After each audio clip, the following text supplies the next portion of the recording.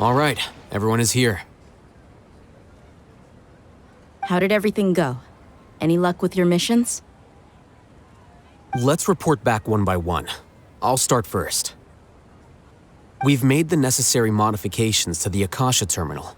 In addition, the props required are also ready. I'll go next. The Traveler and I went to Party's DI. The situation was a bit complicated, but we found Tainari. Unfortunately, he was wounded during a fight. Who was behind it? Well, that's the tough part. What should I say, Traveler? The Fatui or the Balladeer? After some back and forth, we confirmed that the doctor has left Sumeru by boat. He has something urgent to attend to back in Snezhnaya.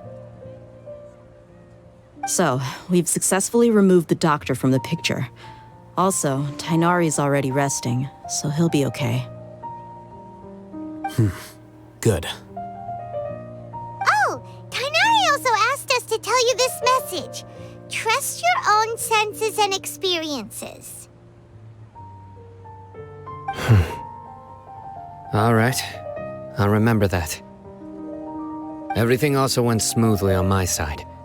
The Eremites should have arrived at their destination by now. To avoid alerting the quarry, they will stay there for now. I can't believe you actually got so many Eremites into Sumeru City. It's all thanks to Rahman and his brave team, as well as their bold strategy. It appears to have been very effective. I'm glad to hear it. Well, is that everything? Okay, this meeting is adjourned. Huh? Wait, you mean that's it? Well, what else is there to discuss? Shouldn't you end with some words of encouragement? You know, to fire us up now? Personally, I'd rather we all go home and get some rest. I'll hate them, you... Ugh.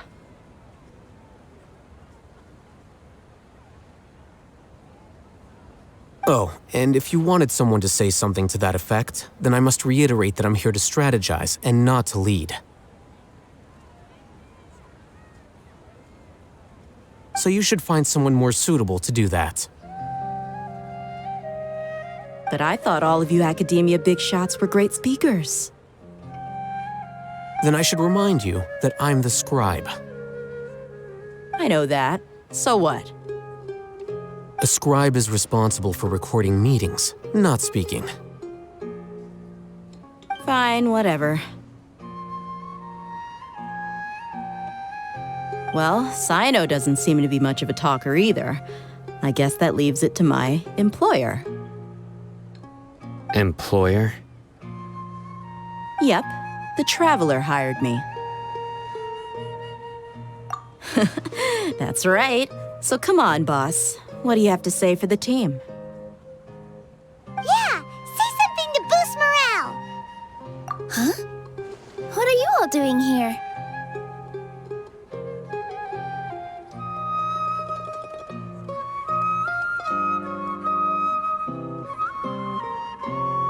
Oh, it's Nilu! Hey, everyone. I'm not disturbing you, am I? Not at all. I was actually just about to go find you. Judging from the group and all your serious faces, you were discussing something important, weren't you? But you also look like you're up to no good. Seems pretty interesting.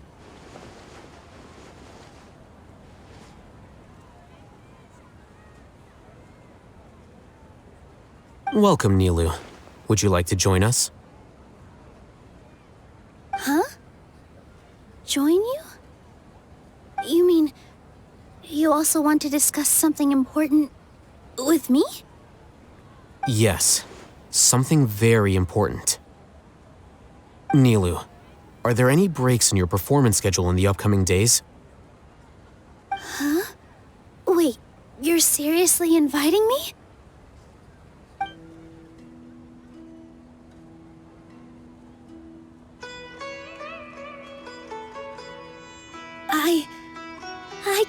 believe my ears.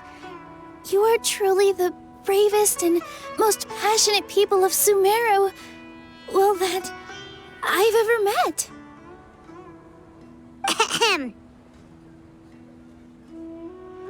Oh, right. The Traveler and Paimon are not from Sumeru, but you are awesome as well. That's right! I must admit that I'm a little scared. But I'll try my best for Lesser Lord Kusanali. If I can somehow use my abilities to help you, then count me in. Remember, believe in yourself. Okay. I'll get my friends at the Grand Bazaar to help us tomorrow. Just remember not to say too much. Be discreet. Yep, you got it. All the preparations are done. Now, can we finally conclude this meeting? So, have you thought up what you'd like to say, boss?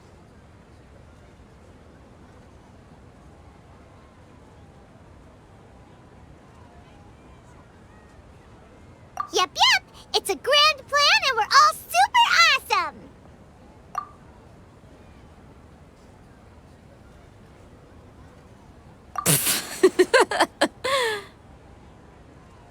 Well said.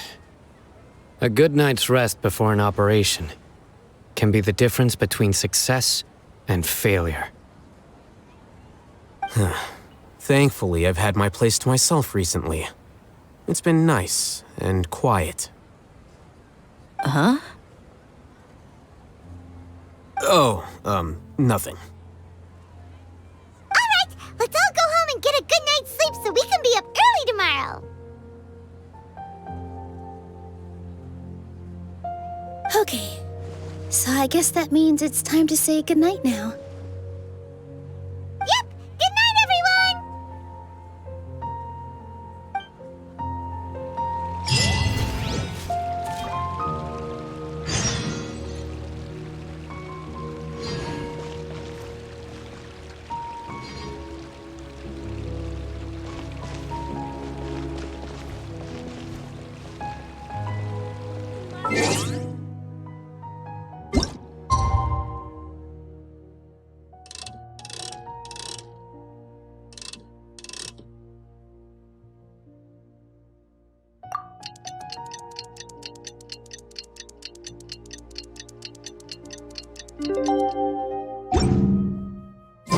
Today is the Academia's Nia Garbaha Day. We can finally put our plan into action. Al-Haytham should be waiting for us. Let's go to the Academia and find him.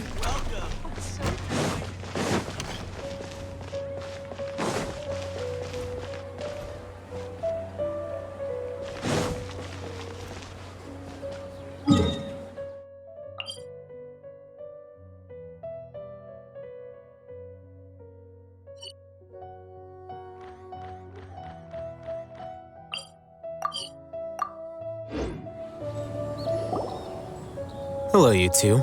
Sleep well? Not really.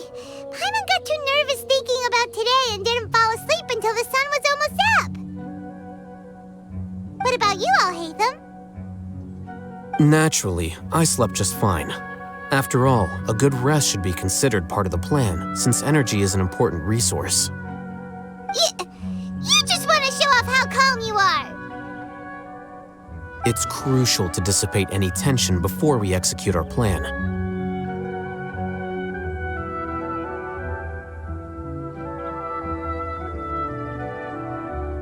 The only thing you're doing is being annoying! Anyway, do you need me to go over the game plan again?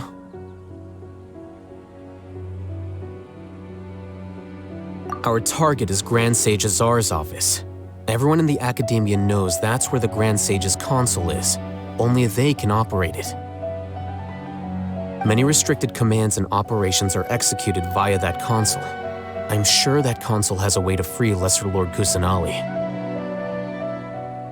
You know, Paimon's been thinking, what kind of technology could let the sages imprison even a god? That isn't something they could have accomplished with their scholarly talents alone. In the sanctuary of Suristhana, there's a device of Greater Lord Rukkhadevata's that she once used to isolate herself while meditating.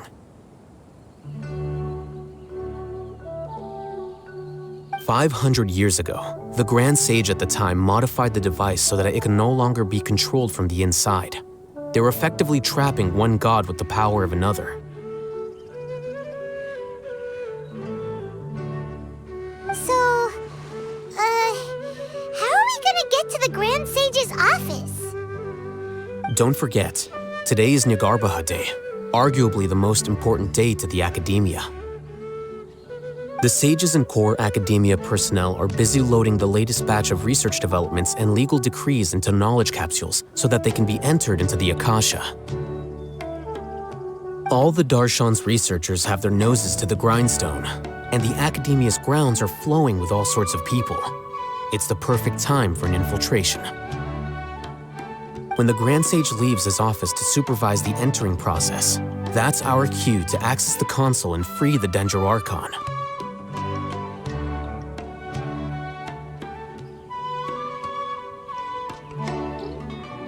Well, yes, that's just the visible side of our plan, after all. If precedence holds, the Academia should have already started preparing for Nyagarbha Day. Everyone should be in position. All that's left is for us to lead the charge. Let's go.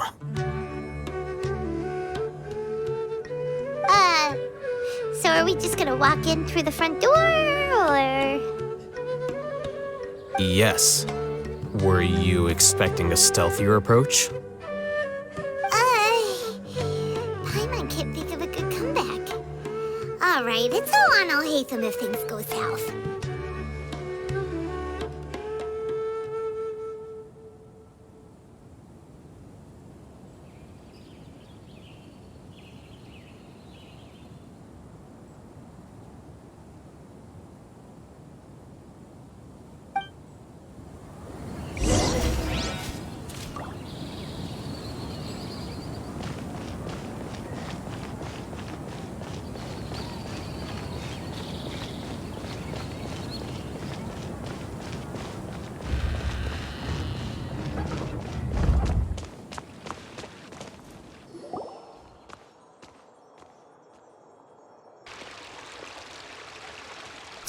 Scribe?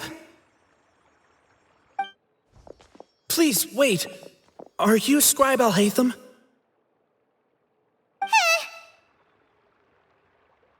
That's me.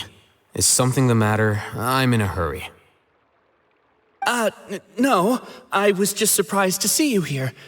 I had heard that the sages were looking for you not long ago, but I didn't know what for.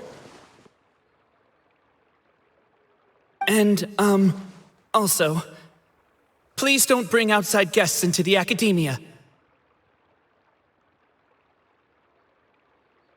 Outside guests? How did you arrive at such a conclusion? Your groundless inference shames the Haravatat Darshan. What did you say?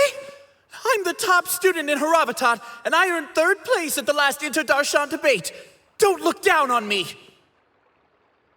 That wasn't my intention. As your Haravatat senior, I just assumed that you possessed a greater aptitude for critical thinking.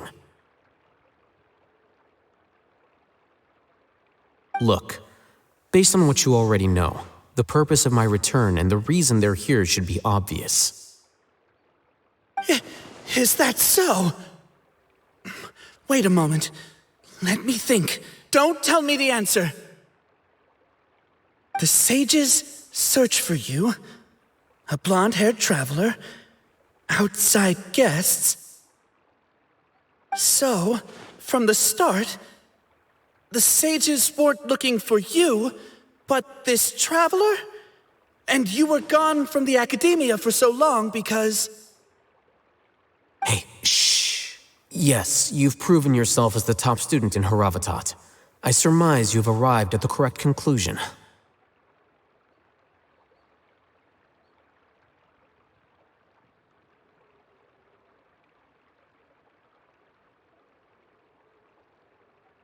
As I expected. Please forgive me. I wasn't thinking clearly just now. Thank you for getting me back on track. It's nothing. We'll be on our way then. All right. Thank you for your contributions to the Academia, Scribe.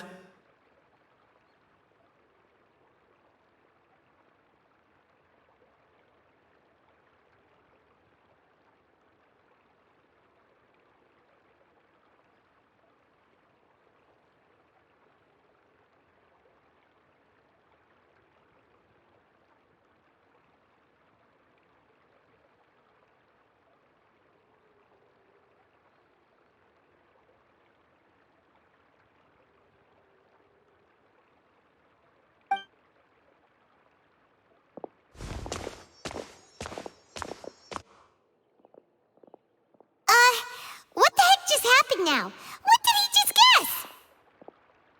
I'm afraid I don't know either. You have no idea? Mm-hmm. He convinced himself of whatever truth he came up with. That is the so-called pride of a scholar. If someone questions their academic facility, they will instantly feign understanding to keep up appearances. Nowadays, the academia is rampant with this type of scholar. Their obvious farces of intellect only serve to highlight themselves as fools. Wow, so there are special ways to deal with smart people. We don't even need to make up our own excuses. We shouldn't waste any more time. It would be problematic if we missed our window of opportunity. Let's go.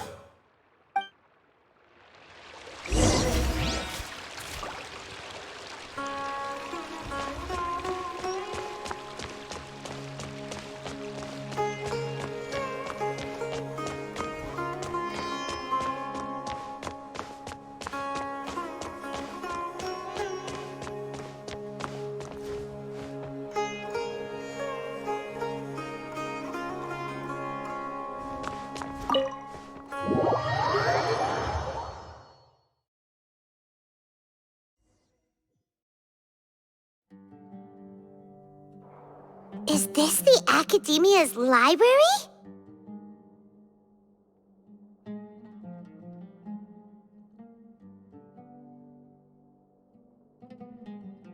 Indeed. Known as the House of Dana, it is quite possibly the most extensive special collections library in Teyvat. There are a lot of students going through here. Is it really okay just to waltz right in? The Academia marches to a fast beat, especially since it's Nyargarbaha Day. They're all occupied with their own matters. Just act natural. Now, hurry along.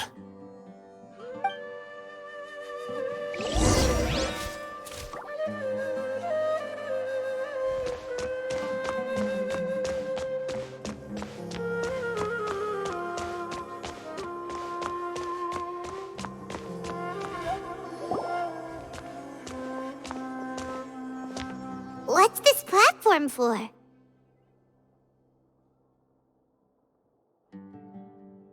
It's a lift that Academia personnel use to access higher floors. Are we gonna take it then? The Grand Sage's office is up there somewhere. No, not right now. We can't guarantee that we won't run into the Great Sage. Let's step back and observe for now.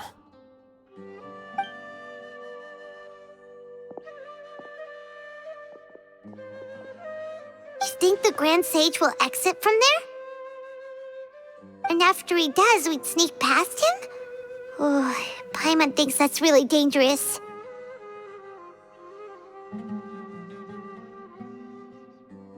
Who knows?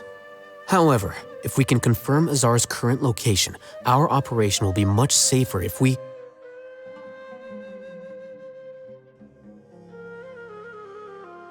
Allow me to offer you a hint. If you wish to know his location, look behind you.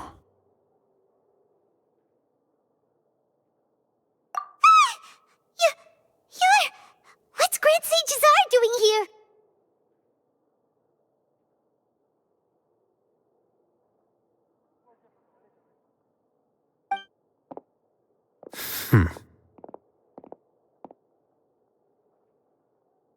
Do not tell me you believed the Academia would not grow suspicious of you after such a prolonged absence, scribe. An eyewitness had informed me of your whereabouts, so I came to personally welcome you. Great sage. I didn't expect you to care so much about me. I'm truly flattered. I'm sure. But compared to you, I am far more interested in these two unexpected guests. You are the Traveler and Paimon, correct?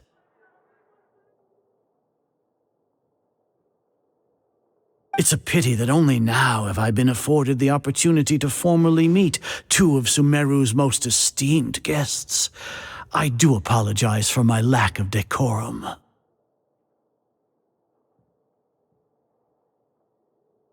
Excellent. You immediately initiated discussion instead of attempting to prepare some perfunctory excuse.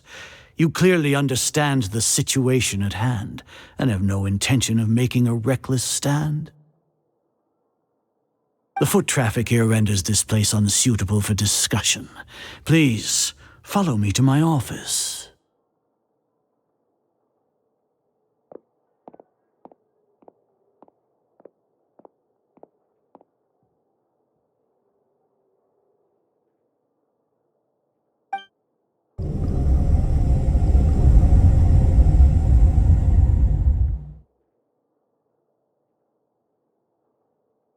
This place is crawling with guards. There's no way out for us.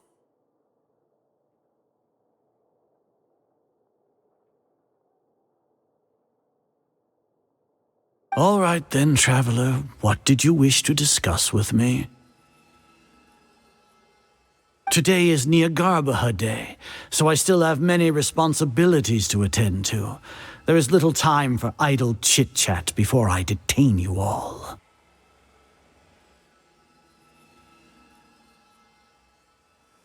You seem to know quite a bit about our endeavors. If that is so, then you should be praising our great work, rather than using your trivial misgivings in a futile attempt to sway me.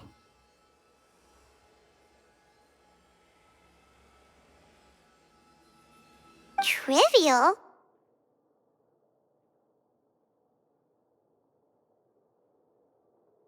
Then tell me, what do the Fatui want from me?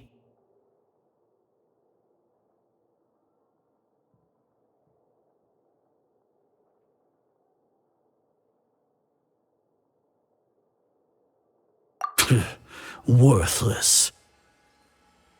Those are all completely worthless. Benefits, divine power. These materialistic words do nothing but debase our great work. Creating a god. Yes, we are using human wisdom to create a god. If humanity cannot attain omniscience and omnipotence, then we shall create a god to reveal them. This is the pinnacle of human wisdom. We shall regain a god's guidance at long last. No longer will we flounder in the interminable void of consciousness and knowledge.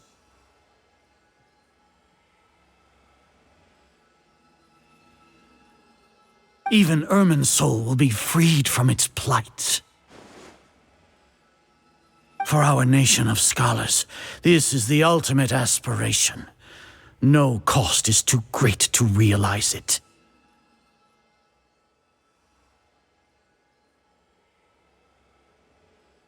You will never understand the rapture of having a god be born within your very hands. With your degree of knowledge, you cannot even comprehend such an emotion.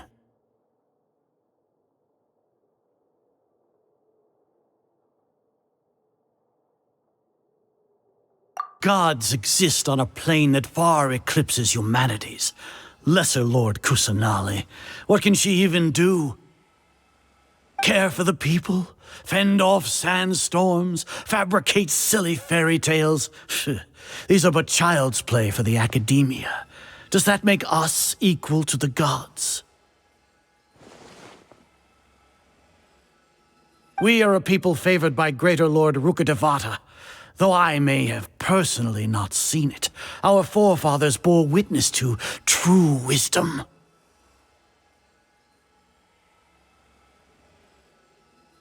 The ascension of the Lesser Lord has brought nothing but bewilderment to the scholars.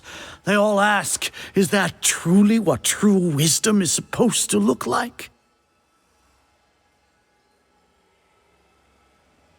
With that in mind, it is better to keep her isolated in the sanctuary of Suristhana, so our academy will not become embroiled in turmoil. What a pathetic justification! Do you really think that only the super smart or powerful should be able to call themselves gods?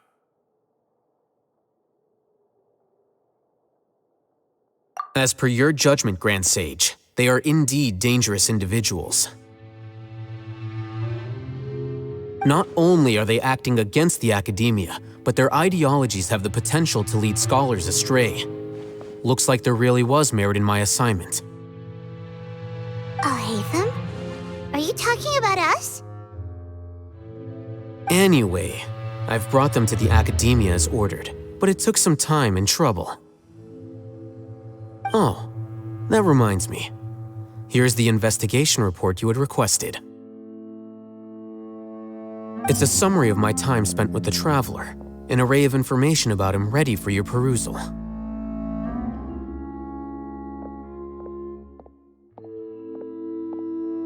Oh, Hatham! So you're still on the Academia's side! We finally started to trust you!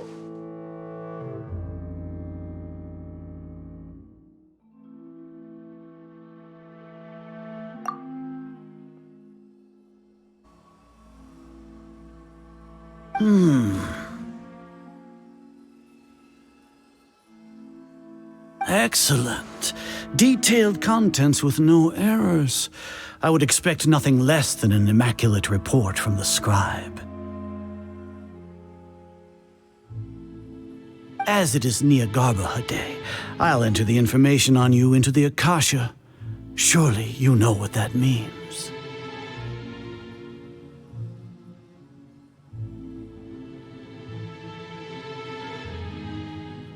We'll be monitored, just like Sino. With the Akasha's calculation prowess, all of your actions will be predicted with an accuracy of at least 98%. Furthermore, your data will be updated in real time whenever new information presents itself. To put it into words you can understand, wherever you go, you will be walking under an invisible leash.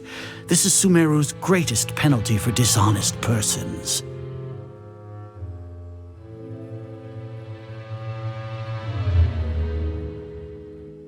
Are you not familiar with the concept that great responsibility begets an equally great suspicion? In any case, you are Sumeru's most concerning external variable. Locking you down will greatly decrease the chance of any undesirable outcomes coming to pass. You're despicable! Despicable? Perhaps from your perspective, but I suppose you had mentally prepared yourselves for this, no? Your ploy was to sacrifice the Traveler here, was it not?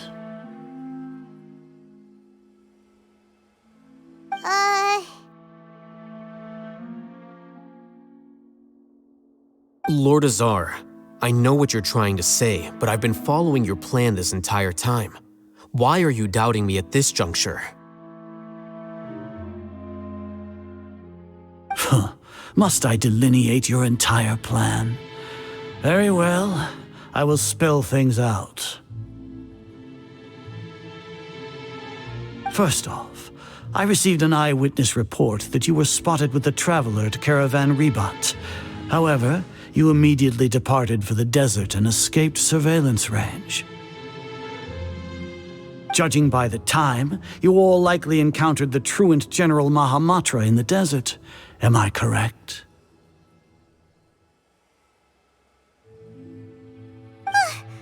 Maybe Paimon shouldn't have mentioned Sino just now.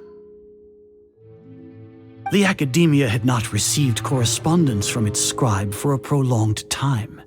You were also in the company of the Traveler, a close associate of Lesser Lord Kusanali and General Mahamatra Sino, who had defected from the Academia.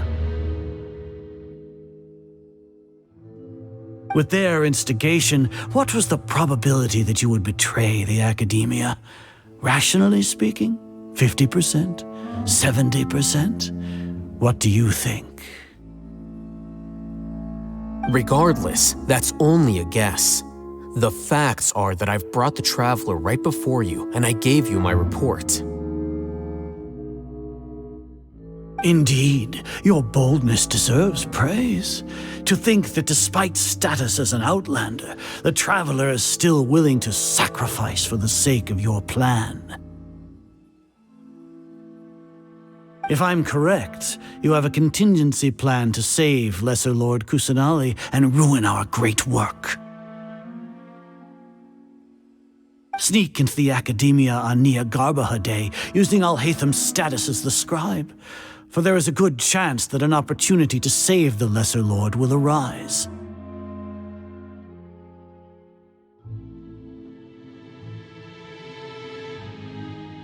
Should your intentions be discovered, Alhaitham will turn traitor and sacrifice the Traveler, thus proving his innocence. He can then stay inside the Academia and continue searching for a way to proceed forward. As for Sino, according to the Akasha's calculations, he will soon return to the Academia and confront me in person. I suppose this is also a part of your plan?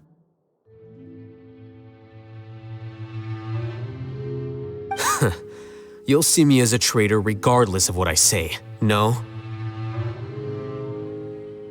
Even if you impugn me, it would have little effect on you all.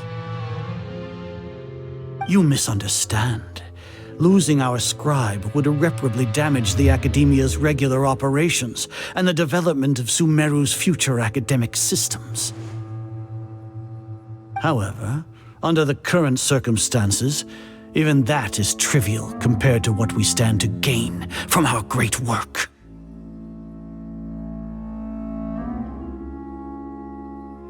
You said that I betrayed the Academia, but you, Azar, you've betrayed all of Sumeru, betrayed its Archon.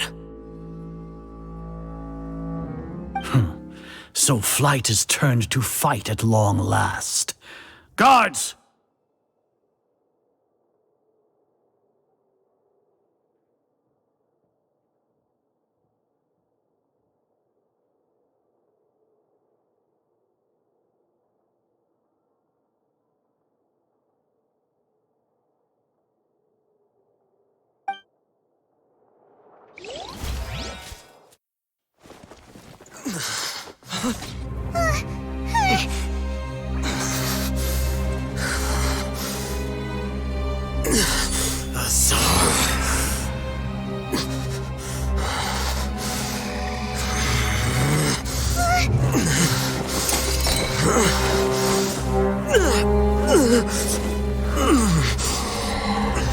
Well, what do we have here?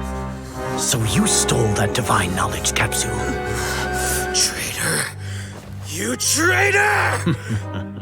Even the most rational scholar will yearn for the power of a god in a moment of desperation. Aren't you doing the exact same thing as me, Alhaitham?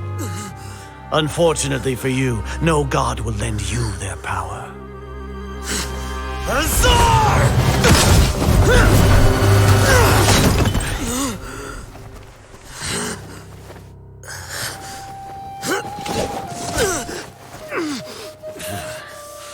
He has gone completely insane.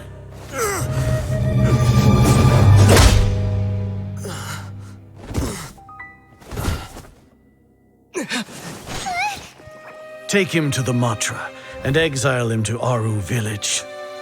Then find someone to take these two to the confinement room. I'll deal with them later. Grand Sage, we've finished all required preparations for Nyargarbaha Day. We may begin to enter the capsules now. Excellent. You may begin.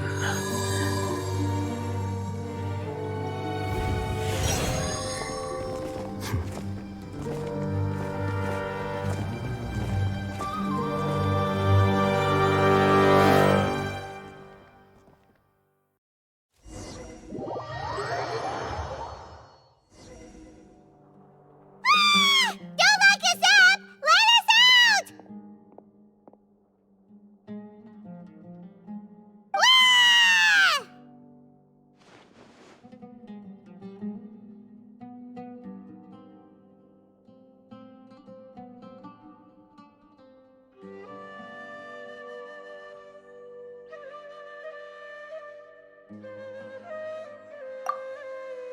Oh, yeah. Paimon got a bit carried away there. How was Paimon's acting just now? Great, huh? Everything's going according to plan so far. We made it into confinement, and Alhaitham's probably done with his part too.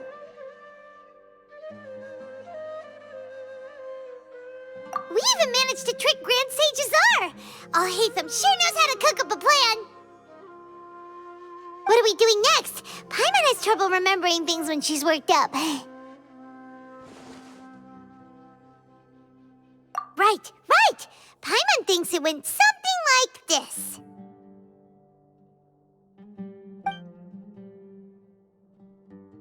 Apart from that, we still have yet another goal in the first stage of our operation, which is to send the Traveler to the confinement room. What?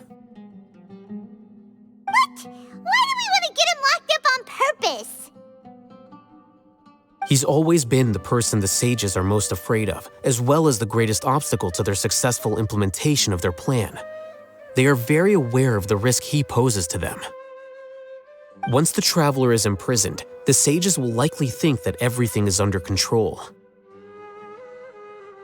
And with their guard down, the next phase of our plan will have a much higher chance of success. I can already see the pompous looks on their faces. Oh, that's a super tricky plan. But Paimon still thinks it's not really worth it. That isn't the only reason, of course. He has a more important task once he's in confinement. According to the Academia scholars in Ramon's custody, Lesser Lord Kusanali has sealed off her consciousness in the Akasha ever since she was captured by the Doctor. That way, they can't pry any more information from her. Even if we break into the sanctuary of Surasthana, it will take time to awaken Lesser Lord Kusanali's consciousness. We need to do that in advance. So our job is to wake up Nahida! Okay, totally worth getting thrown in jail for.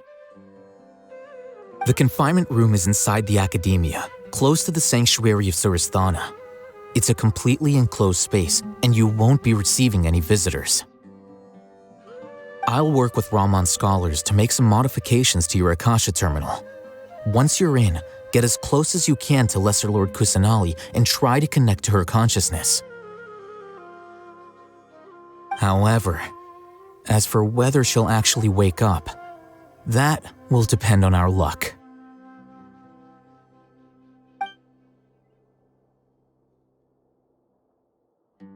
Oh, no wonder you've been wearing your Akasha terminal today. It's the one that Alhaitham modified.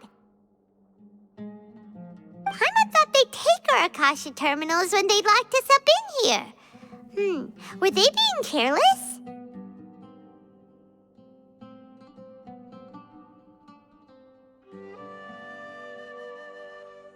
Alright, so what now?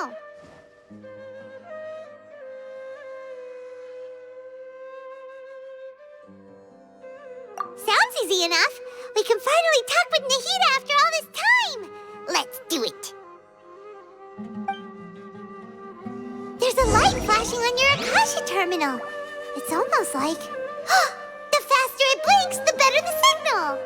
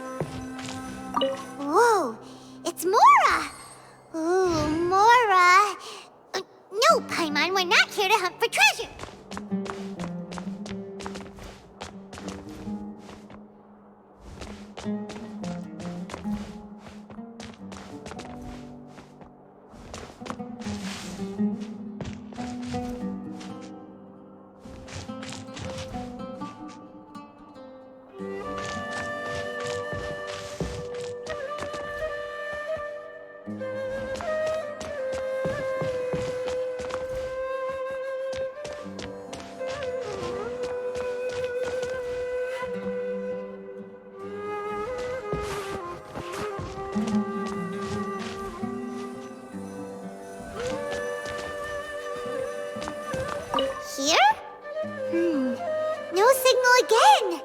Is it getting jammed?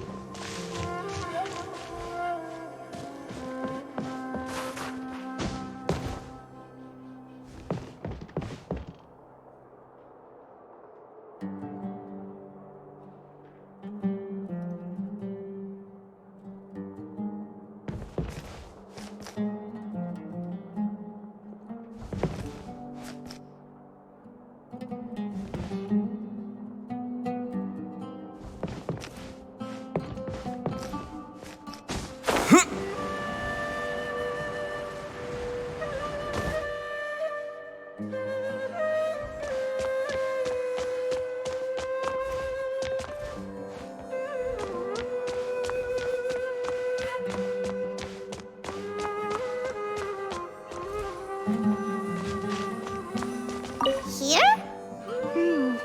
No signal again. Is it getting jammed?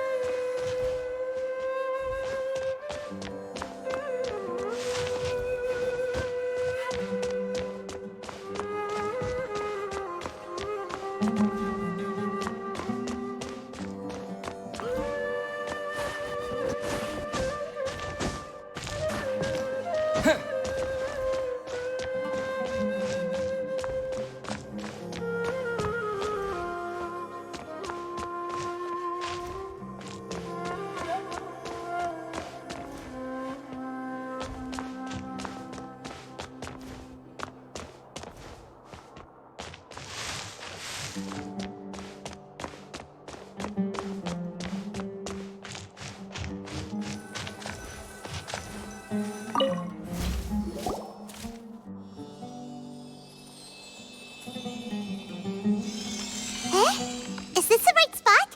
Are you getting anything?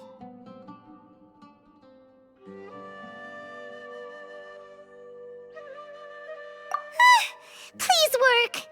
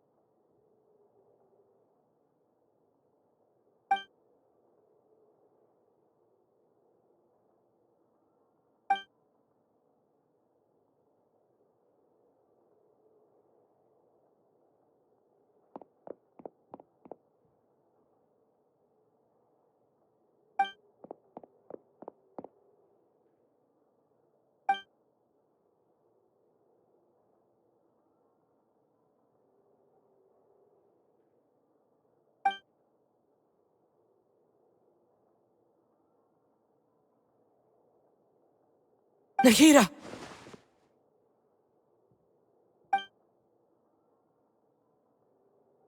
Hey, Nahida!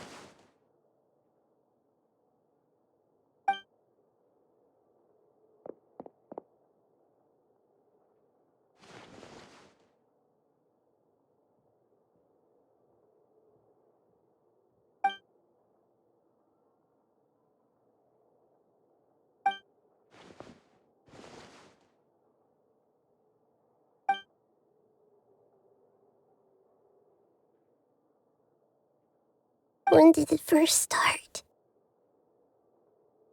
Oh, right.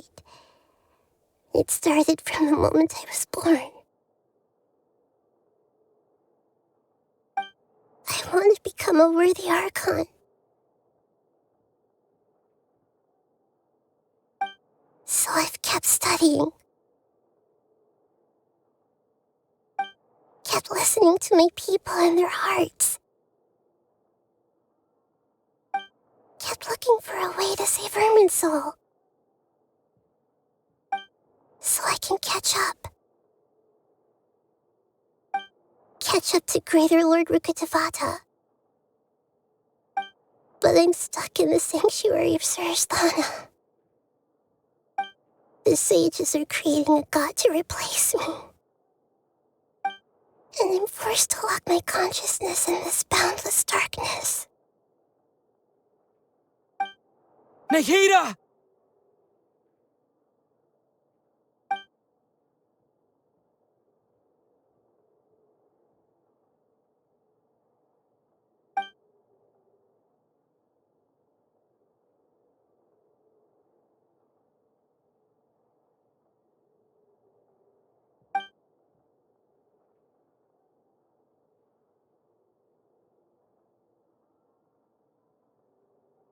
Nahida!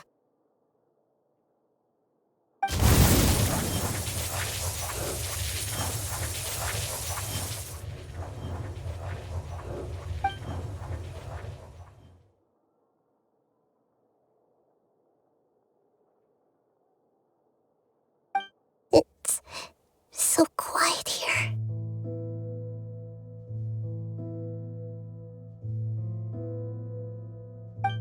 Now that I think of it, I don't think I've ever actually listened to my own inner voice.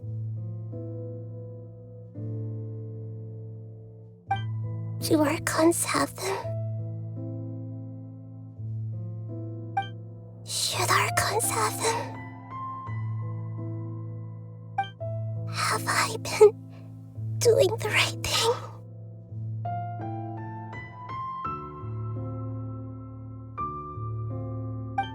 Am I really not needed? How do I really feel about all of this?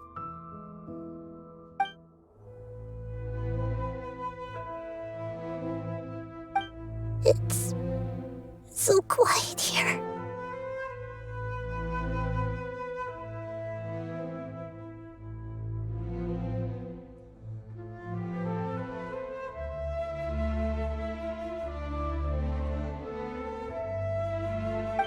Since you're the god of wisdom, you've known the answers to all these questions since the very beginning, haven't you?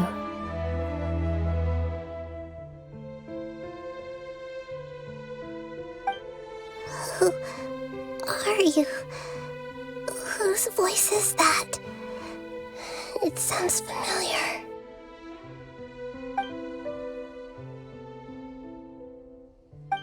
You're right, though.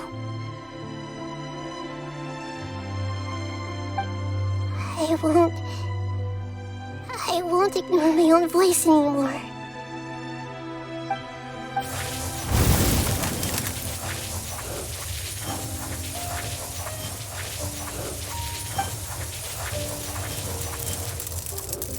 Nahida!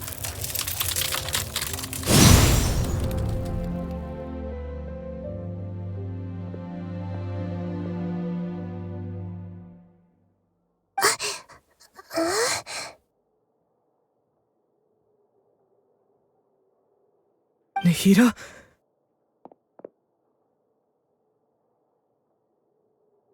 Did you wake me up? Thank you. Why are you here? We're here to rescue you. Are you alright? I'm fine. It's just...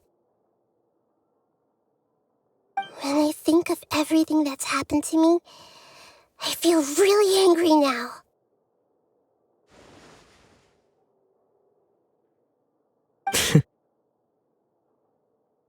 You should have been angry ages ago.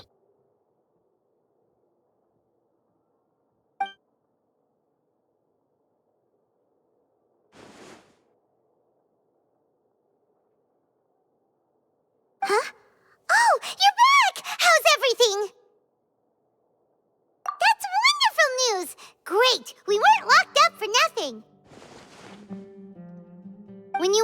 wake up Nahida. Paimon was listening for any sounds outside.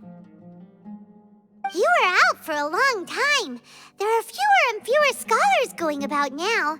You think everyone's done with their Nyargarba Day stuff? Yep, so that means our next act is Nilu's performance!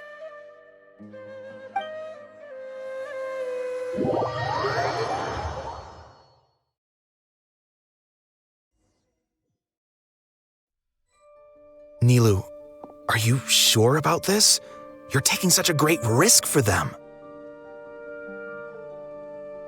I'm sure, and I'm going. You know that I don't like to pass up any opportunity to dance, and this one is especially important.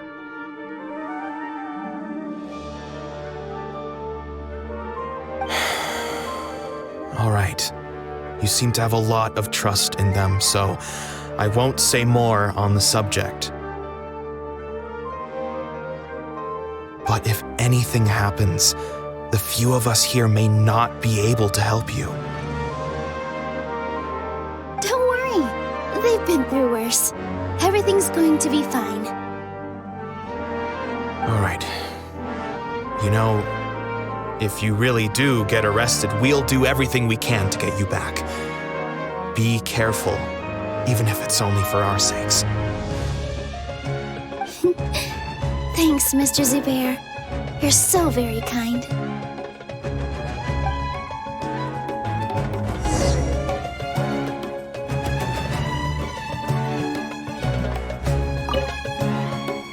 Always remember that your safety comes first. And don't forget that you're the star of Zubair Theater!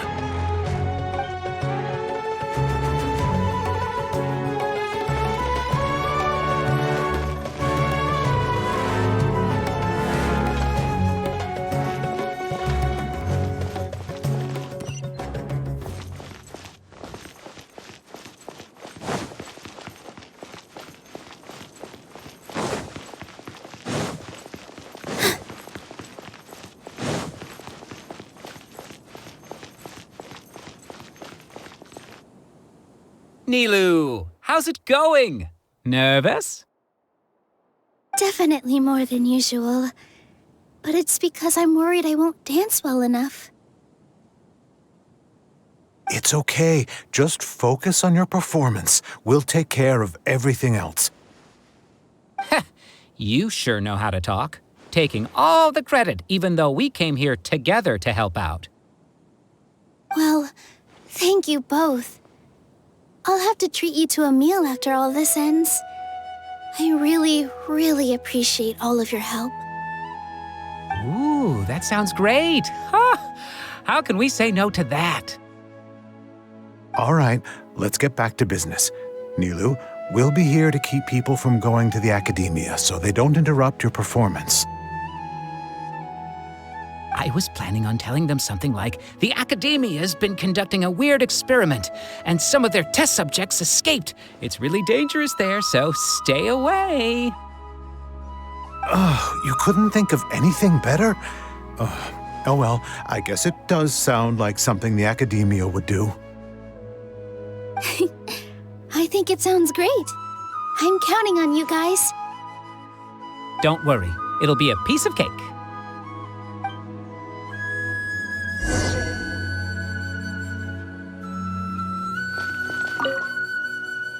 You really like to play cool in front of Nilu.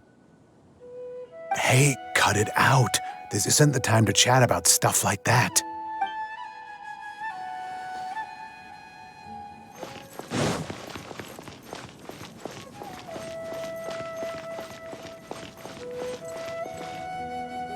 Hey, Nilu! Sorry, it's great to see you, but I'm really busy right now. Our Bait People Away with Yalda Candy's plan is working beautifully. Do you want some candy? We have more than we can give out. Vihar, thank you so much for doing all of this. And even dressed up as the Knight of Flowers, no less. I'll pass on the candy, though. I cut back on sweets in the period leading up to a performance, and I'm about to start one. You have a point. The stage is cleared and everything's ready, so you can start your performance at any time. Yeah, thanks to you. I'm really grateful. All right, time to hit the stage. You're welcome. The honor's all mine, since I'll have such a great view of the show.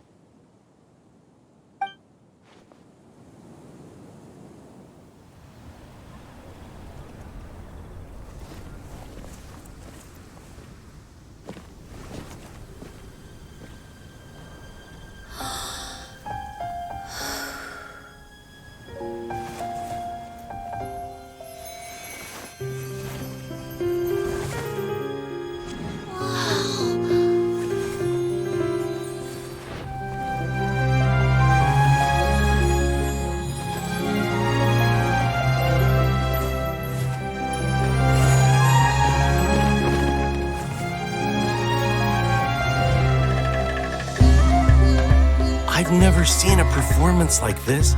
This is incredible. Yeah, but I heard that public performances like these have been banned. I can't believe she's doing this here.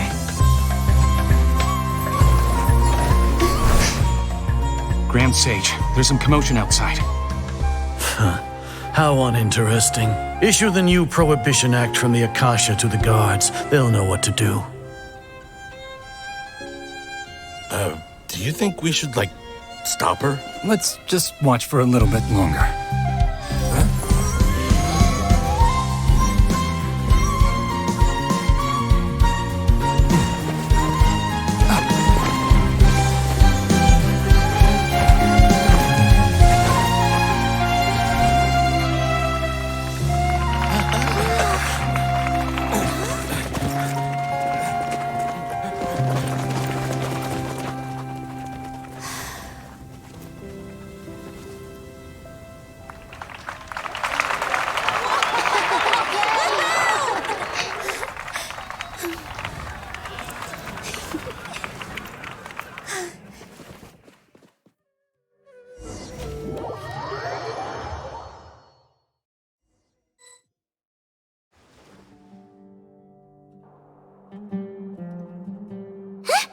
Did you hear that?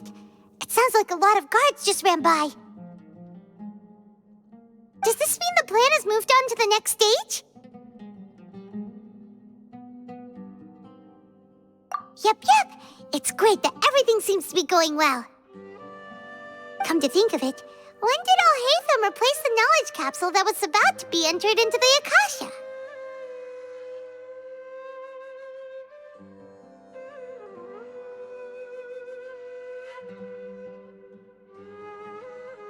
Oh, so that's when he did it!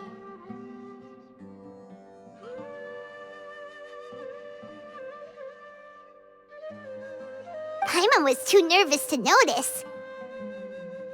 Speaking of, didn't Alhaitham also yoink the divine knowledge capsule from that mercenary leader in Port Ormos when everyone else was distracted?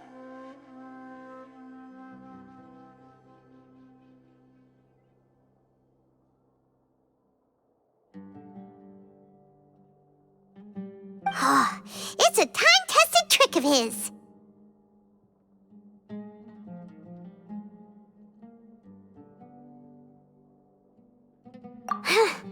Why are we complimenting him? Yeah, he's smart and all, but he still makes Paimon's blood boil. Let's review our plan for this stage again. It's not like we have anything else to do right now anyway, and it'll help us feel more confident. Paimon remembers that Nilu's task was supposed to go a bit like this. Now that Lesser Lord Kusanali's consciousness has been forcefully sealed, the core figures of the Academia and their guards have started to wear their Akasha terminals again.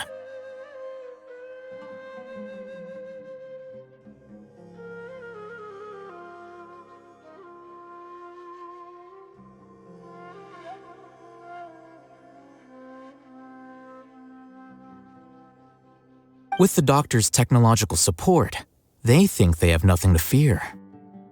How despicable of them to rely on such a person. But this is also our chance. I was originally asked to draft the knowledge capsule for the Artistic Performances Prohibition Act when I was still at the Academia. It should be on the Grand Sage's desk right now, and will be entered into the Akasha during the next Nyargarbaha Day.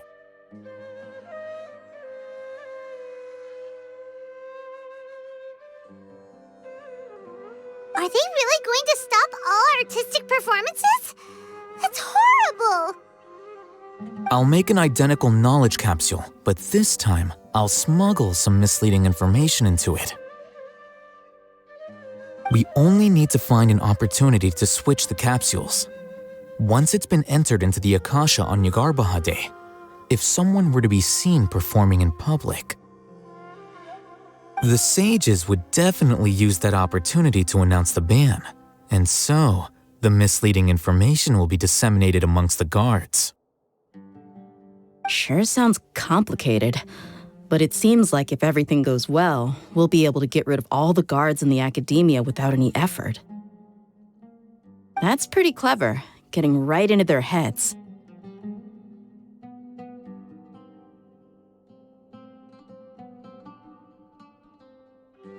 I just have one question. Even if we manage to get the misleading info out to the guards, how can we be sure that they'll believe it? People who are used to relying on the Akasha become less inquisitive, and their ability to distinguish truth from misinformation is significantly reduced. They will view everything the Akasha releases to them as the unequivocal truth. The Akasha will turn humans into machines. I've seen it happen many times. Yikes. Good thing I didn't wear it for long when I was working in Sumeru City. At first, I thought it was a good thing too. By the way, this plan still requires a performer, right? Do you have someone in mind? Nilu of Zubair Theater. I know her really well. We can trust her. I'm kinda hesitant to ask her to participate in a dangerous plan like this, but we can ask her in person. All right. After the guards in the Academia are gone, then it'll be time for me and my stowaway brothers to shine.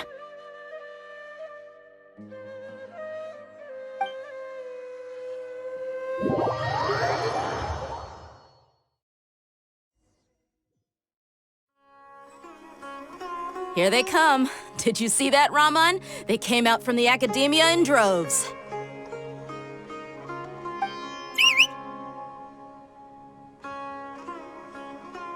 After laying low in the city for so long, this is the moment we've been waiting for. My brothers have already sprung into action. We couldn't do anything to them inside their coop, but outside the Academia, this is our hunting ground. With a lioness like you, the prey sure won't be able to run far. We still need to eliminate the guards as soon as possible. If we give the sages enough time to realize what's happening, the plan's doomed. All they've done is to sit on their cushy salaries and twiddle their thumbs all day while we fought and struggled every day in the desert.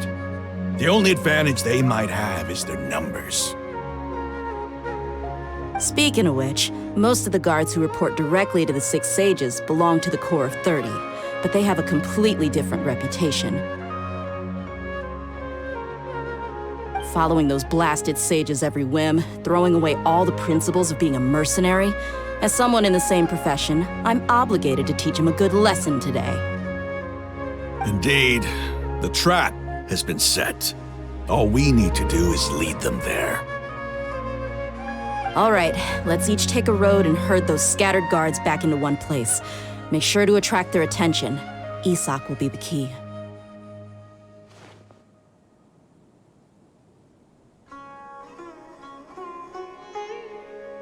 You gave such an important task to that child. Will he be okay?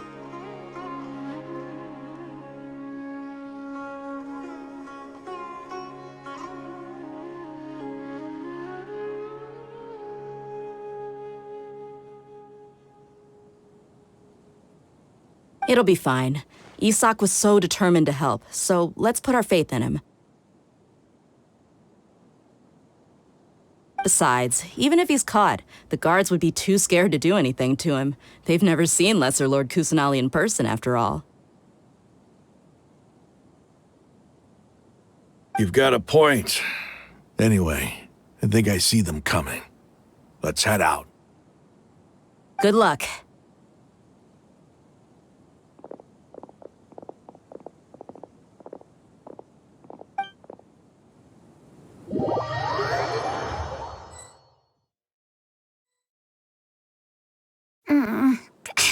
This outfit.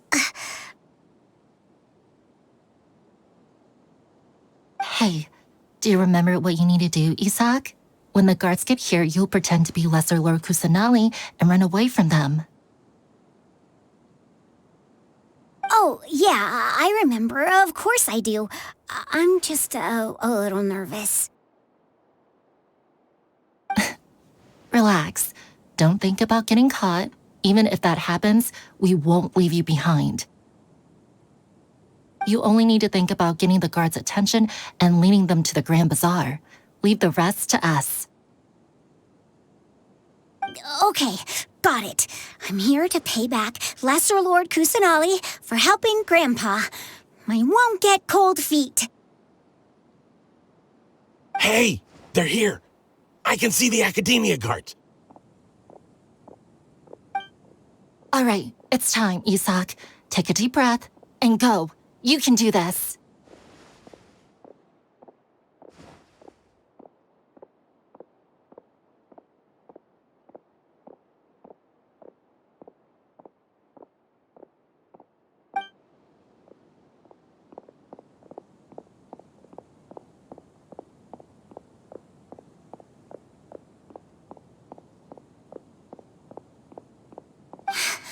Why is there a guard over there? Did he already run ahead of me?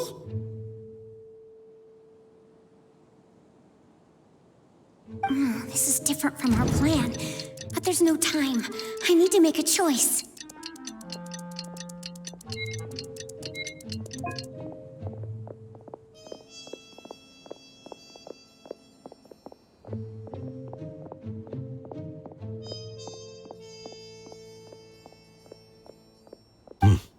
Let's have a look behind the house. What should I do next? Huh. Looks like nothing's here. A wasted time.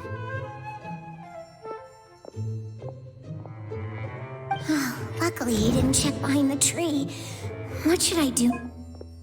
The guard looks alert. What should I do next?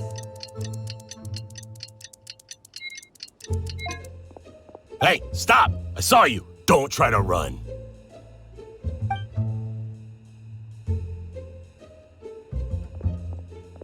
The guard looks alert. Doesn't seem like anything unusual's around here.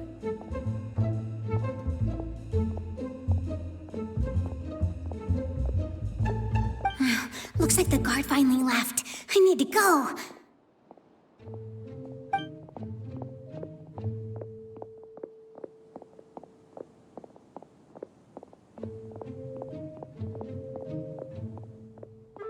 Hey! Lesser Lord Kusanali is over there! Stop! What? Lesser Lord Kusanali? How did I not notice that? They found me. This is bad. Where should I go? The target suspected to be Lesser Lord Kusanali has escaped into the Grand Bazaar. Assemble and arrest her!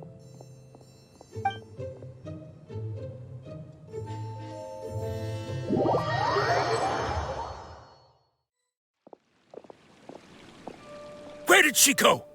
How did she disappear? Did we lose her? Hurry up and find her! Hey, why is your team here? Didn't we say to split up our search? Hurry! Hurry! This place is... Why are you all here?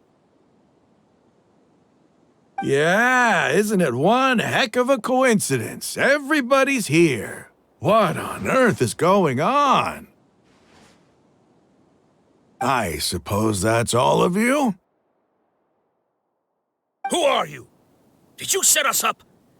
What are you planning? Phew, that was rough. I almost got caught. Little brat! So you're not actually Lesser Lord Kusanali. Who exactly are you all? Eremites from the desert? Just some colleagues. Think of this as a business competition, or a personal grudge.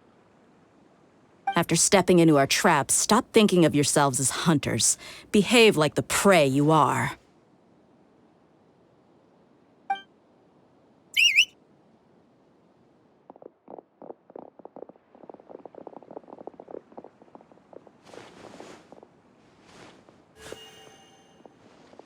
An ambush? How's that possible? This is Sumeru City, but mercenaries from the desert somehow ambushed us!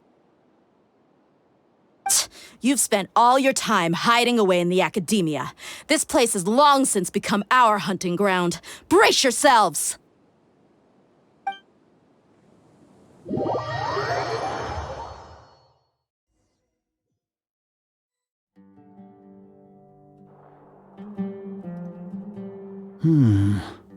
This is odd.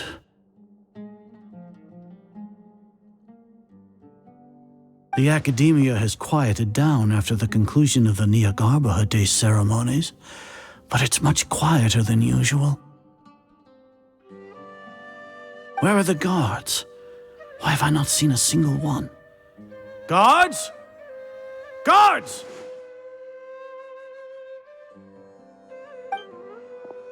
Grand Sage, how may I be of assistance? I called for the guards. Why did you come? My apologies, Grand Sage. Right now, all Academia guards have entered the city to perform the ordered arrest. I thought you knew. Arrest? Who is there to arrest? I have an ominous feeling. Arrest Lesser Lord Kusanali, right? Is that not what the order was? Lesser Lord Kusanali? You mean she has disappeared? Yes. I wouldn't dare make up something like that. Right now, everyone is in a panic, and many are saying that Lesser Lord Kusanali will take revenge on us. What happened? Just what is going on? Lesser Lord Kusanali somehow escaped? Was it Alhaitham and his party that freed her? That's impossible. The Academia is heavily guarded today, and any order to release Lesser Lord Kusanali would be strictly confidential. Besides, Alhaitham and the Traveler are already in our hands. What manner of trickery did they employ? How could Lesser Lord Kusanali disappear into thin air? Disappear? Wait. How was the arrest order distributed to the guards? It was issued by the Akasha earlier today. Only you have the authority to send messages like that, so I thought it was your order. Let me check.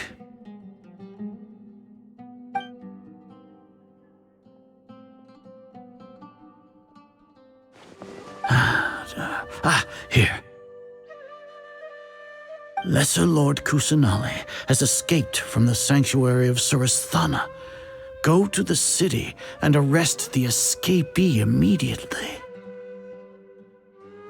The Akasha indeed contains this information, and it clearly appeared in my mind.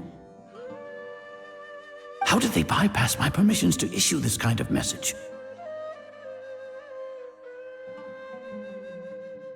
Was it the report about the Traveler that Alhaitham submitted? No. I specifically checked that knowledge capsule before entering it into the Akasha. Could that have been a red herring? Well, even if I figure it out now, it won't make any difference. The important thing now is to confirm Lesser Lord Kusanali's status. Have you been to the sanctuary of Suristhana to confirm that Lesser Lord Kusanali has indeed escaped? Confirm? No, I haven't. It may be a bit offensive to say this, but Grand Sage, what you're saying doesn't make any sense. How can the information in the Akasha be inaccurate? What the Akasha decrees is fact. That is common knowledge to all of us. If we have to confirm the information and knowledge from the Akasha ourselves, then how is that any different from us learning that information ourselves? Wouldn't Greater Lord Rukkhadevata's legacy lose its meaning that way?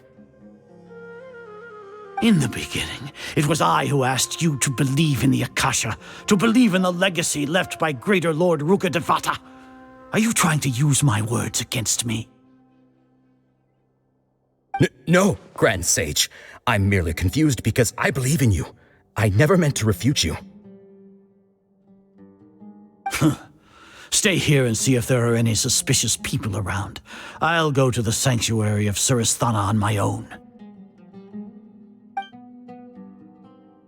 Yes, Grand Sage.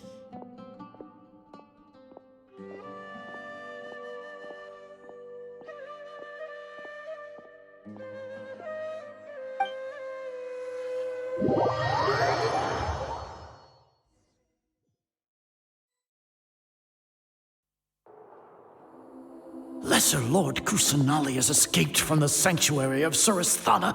Go to the city and arrest the escapee immediately. How can that be? Stop thinking about it. Stop. It must be a trick of theirs. As long as I personally confirm it.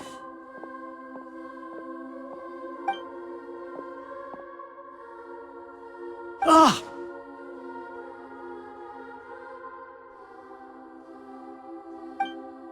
Impossible. That's impossible. There must be something wrong with my eyes.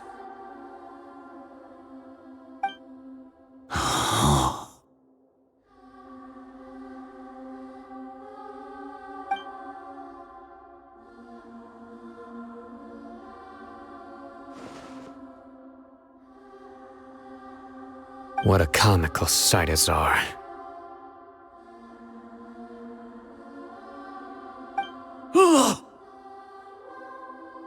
Once the Akasha has put certain thoughts into your head, even the Grand Sage can no longer see what's right in front of him. You all can only see the world in your mind, the one you think you know. And precisely because of this, you disregarded Lesser Lord Kusanali's existence. She has been a wise and worthy Archon. Sino, have you been waiting for a chance like this? The Akasha predicted that you would return to the Academia to confront me, but I didn't expect it to turn out like this. I was careless. No, you were blinded. Your faults stem from your reliance on the Akasha. You're still the same as always. I truly did not expect a proud person like you to cooperate with Alhaitham and the Traveler. People change, Azar. Admit it. The Akasha can't predict my actions anymore.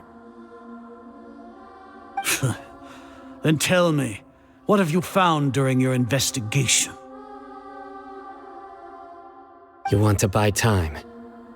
This is the sanctuary of Suristhana. Under your own regulations, even Academia staff are forbidden to come here. No one will come to save you. As for the investigation, I've at least confirmed that you are guilty of insurgency against the Archon, a serious crime. So what? Did you do all of this so I would plead guilty in front of you, General Mahamatra? No. I want you to plead guilty in front of the Archon herself. You once said that I had no standing to judge you. So now, how about judgment in the name of a god?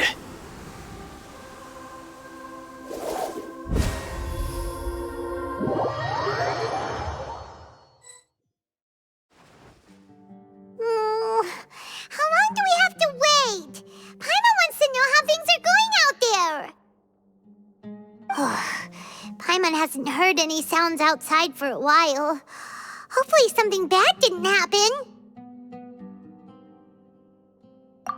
Yeah, but aren't you scared that we might be locked up in here for the rest of our lives? Thinking about it, at least Paimon has you. We could still chat like this. When Paimon thinks of Nahida being imprisoned alone in the sanctuary of Surasthana, Paimon can't help but feel sorry for her.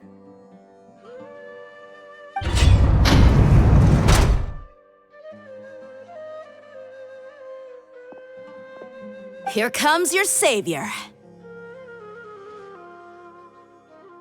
Dia! Paimon just knew you would come to rescue us! You two really owe me some big thanks. I had to search through who knows how many guards to find the key here. It felt even more tiring than whacking them. I'm exhausted. Thanks a lot. Need Paimon to rub your shoulders?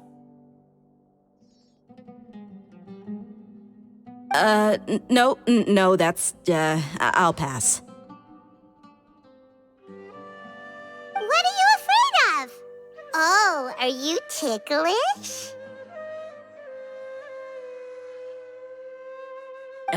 Now isn't the time to talk about being ticklish. Things in the city and on Sino's side are both going well. The guards that stormed out of the academia are all taken care of. The Corps of 30 is in charge of the city's defenses, but we already talked to Asfand. They've been fed up with the sages bossing them around. As long as it doesn't break their employment contracts, they'll turn a blind eye. That's probably because you've been super great friends with them for a long time. So, how's Sino doing? The Grand Sage is in his custody. Even I know how terrible it is to fall into Sino's hands, so he probably does too. Sino forced him to release Lesser Lord Kusanali. He has no choice but to obey. So, hurry to the sanctuary of Surasthana. Assuming nothing weird happened, we should have already rescued our Archon. Honestly, I didn't expect our ragtag bunch to do this well. We just came together last minute to save the Archon, you know? All right, you two better go. I still have to clean up some messes in the city. See you around.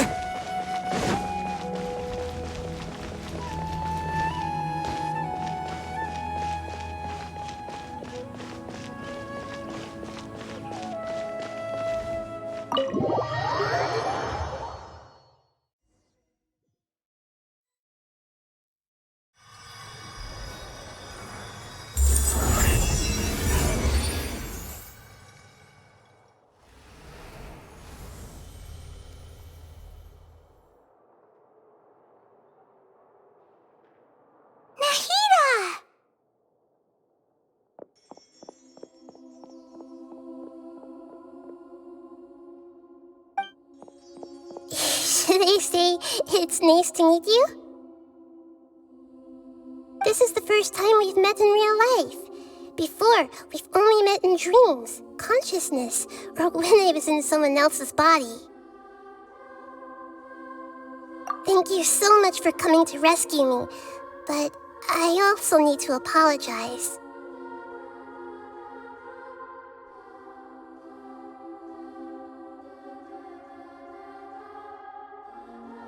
During this time, I did some self-reflection. My sense of inferiority and yielding to the academia led to all of this, and created so much trouble for you all.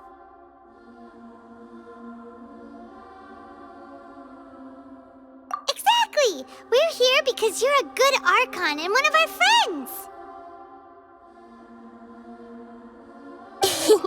Thanks, you too.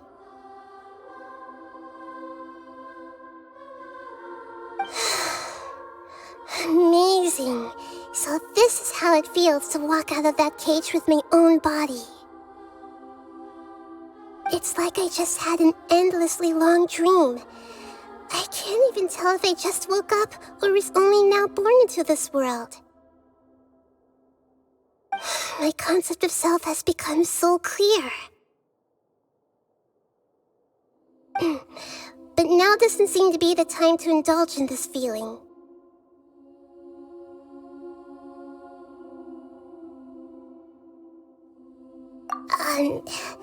This is really embarrassing. You all just rescued an Archon, and now she needs your help to save her country, and even the entire world. It's okay.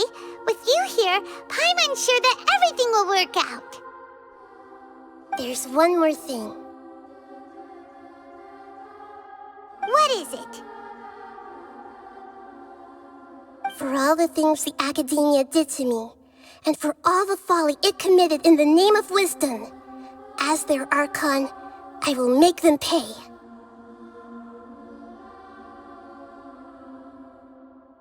Ah! Wow! That's the spirit! You're finally standing up for yourself and not letting people walk all over you! I understand now. To be a better Archon, I first need to better myself. If you haven't even figured out how to be a caterpillar, how can you be a butterfly?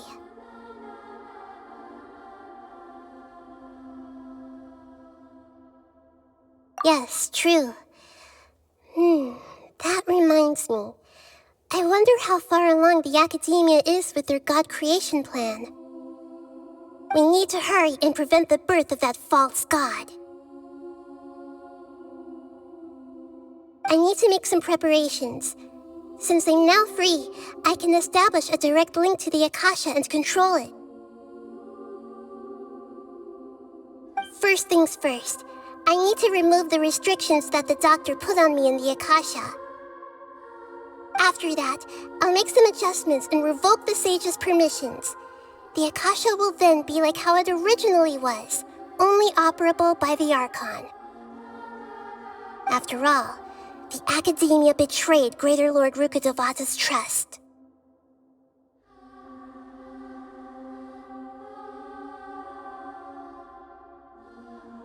This might take some time. In the meantime, you should also work on your own preparations.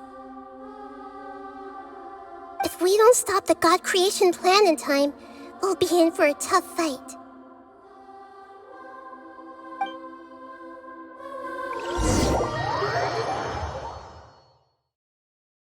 We might as well prepare for a fight. When we're done, we can take a walk around. After all, we missed out on a lot of stuff when we were locked up.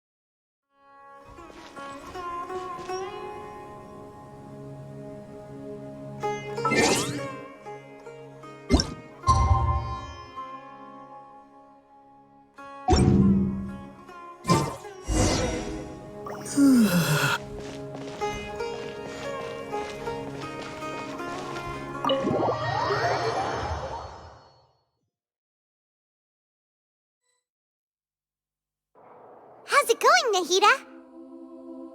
I'm done with the parts that needed my involvement to complete. Although it's my first time working with the Akasha like this, its internal structure and operation procedures are easy for me to understand. Greater Lord Rukkhadevata's design is truly brilliant. Oh, also, this is for you. Huh? What's this little floaty thingy? It's a small device I put together just now. You can think of it as an upgraded Akasha terminal. You may not need it right now, but it should be helpful in certain situations. Wait! This thing has the same characteristics as Paimon! We're both small things that float! Oh, all the things that make Paimon special got copied!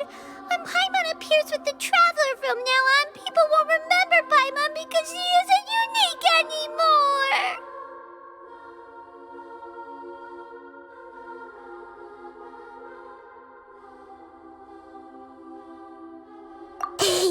It's alright, Paimon.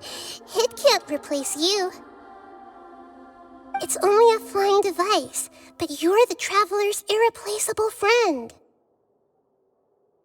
You're so good at comforting people, Nahida. If only the Traveler was as smart as you.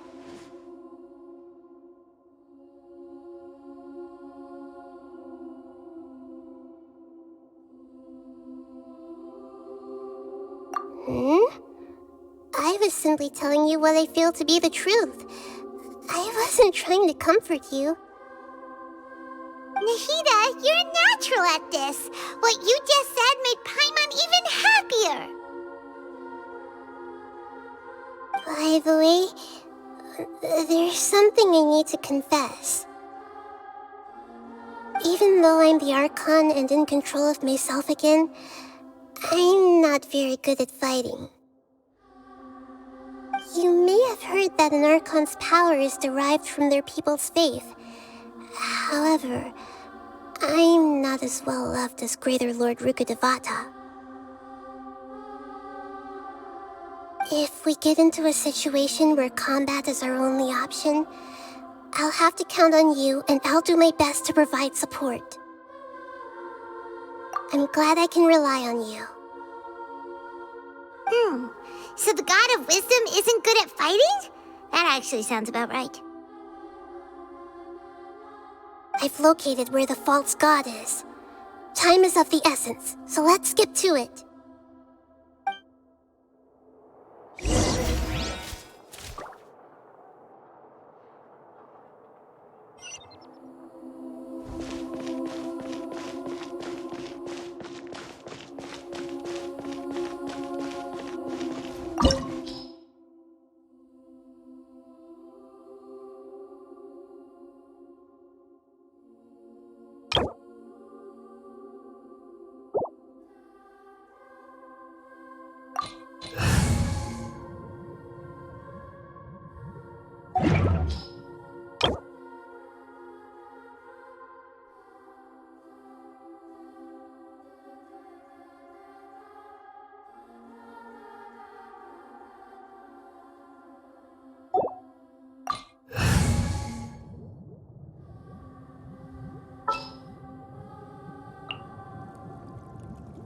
I'll take care of it.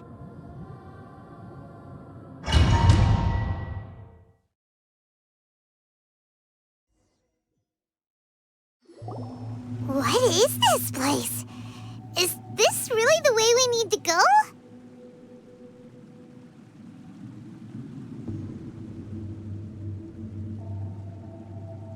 Wow. Who would have thought there'd be a place like this hidden right slap bang in the middle of the city?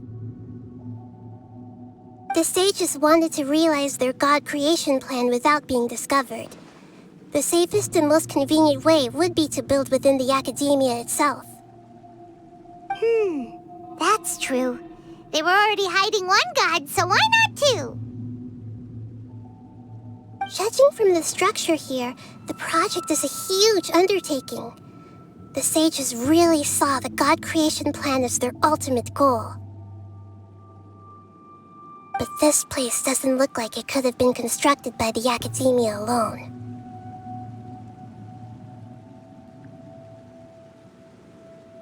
The Fatui under the Doctor sure didn't hold back. They provided a lot of technological support.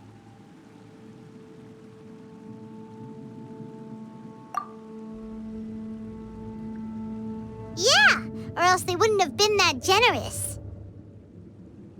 Is that it, though? I've always felt that this Doctor is different from the Academia sages. He doesn't seem to share their sense of urgency. Instead of being interested in the end product, it's like he's enjoying the experimental process. The Fatui Harbingers are all such weirdos. So, the Doctor being weird is actually normal. So, this Fatui that they're trying to turn into a god is called the Balladeer? We had previously come into contact with his consciousness. He harbors particularly strong obsessions. One is the desire for a gnosis, since he was created to be the vessel for one. The other obsession is probably related to his past. I can't quite explain it. Paimon knows that he was a prototype puppet for the Raiden Shogun before he became a Fatui Harbinger. That's why he wants a gnosis so badly. There's no way he'd willingly be a test subject.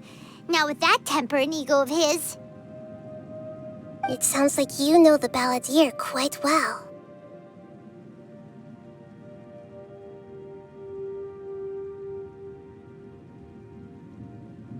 I see.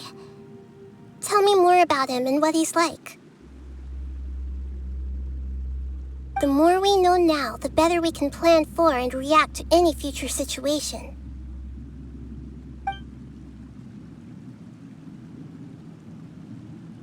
Ah, I see. How fascinating. All right, time to go. Let's get through here and meet him in person.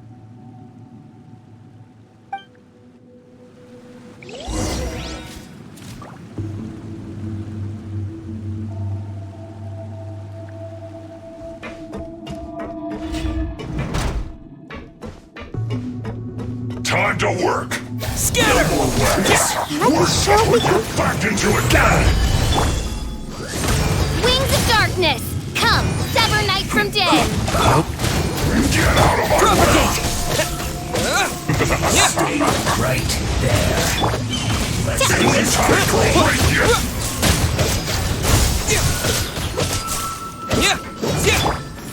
Stabilize! Not breaking a sweat! This is order.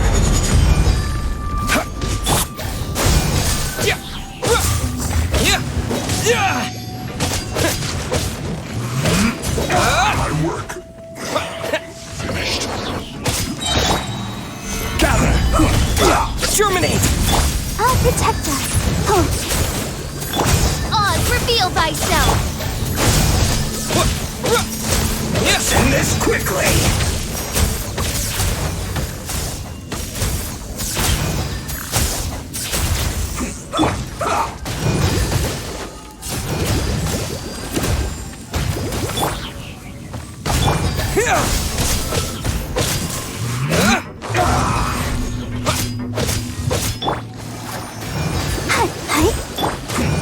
Stabilize!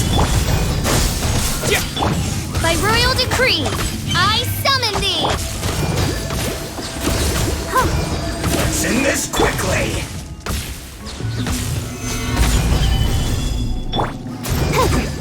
Propagate!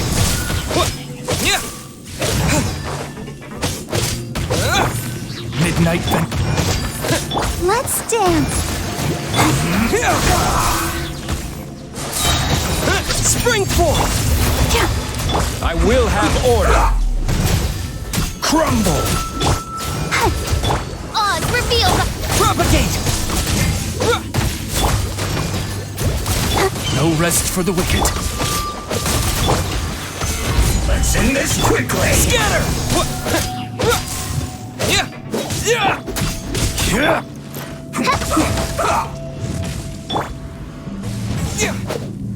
I'll protect us.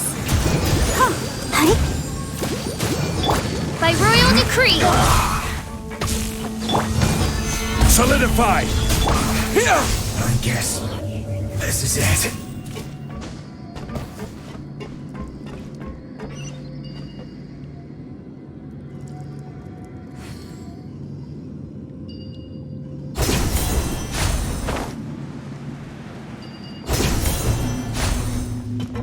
It looks like we can climb up these pipes.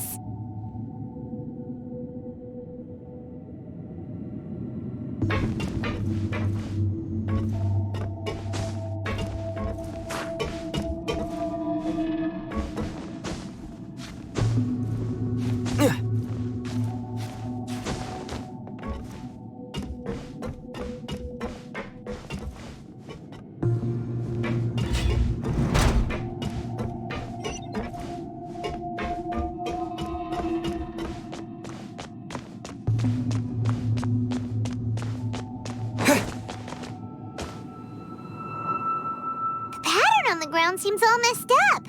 Let's go around and see if there's a way to fix it.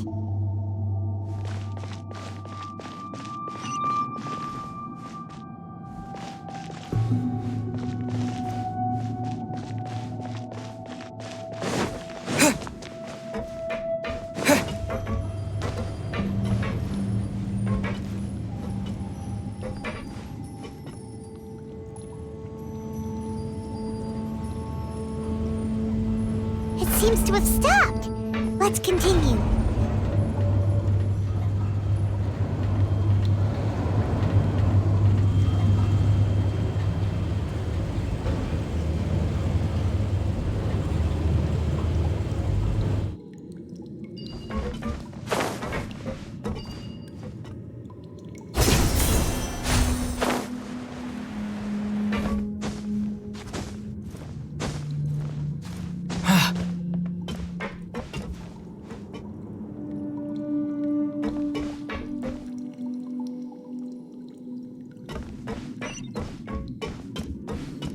Let's begin!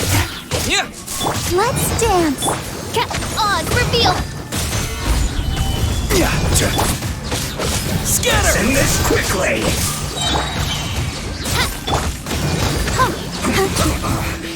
I guess this is it.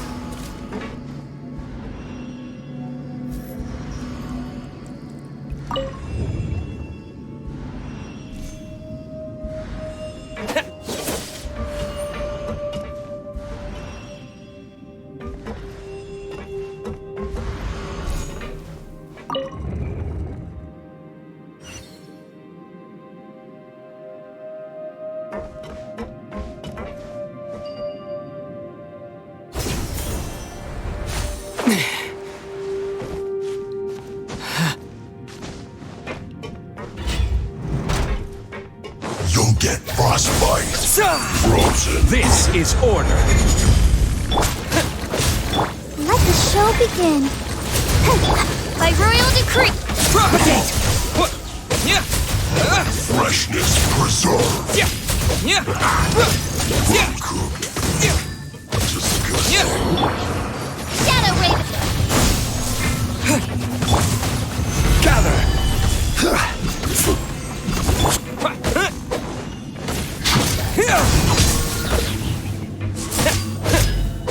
Let's dance! Leaving so soon! Oz, reveal thyself! Scatter! Can't run from dead.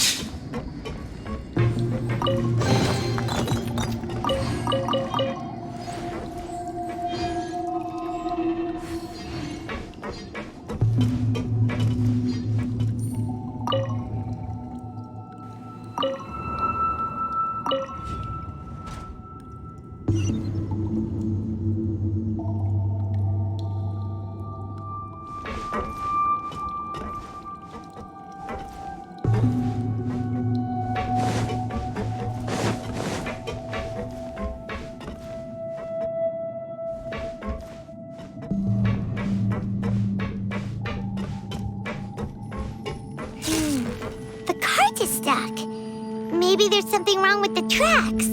Let's try adjusting the direction of the device to clear the tracks.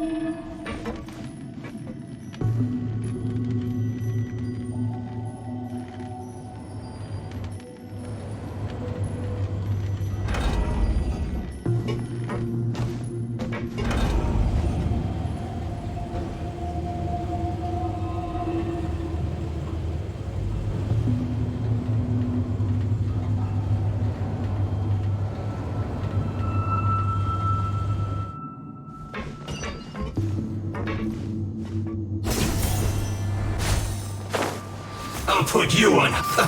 Let's move. By royal decree. Stabilize.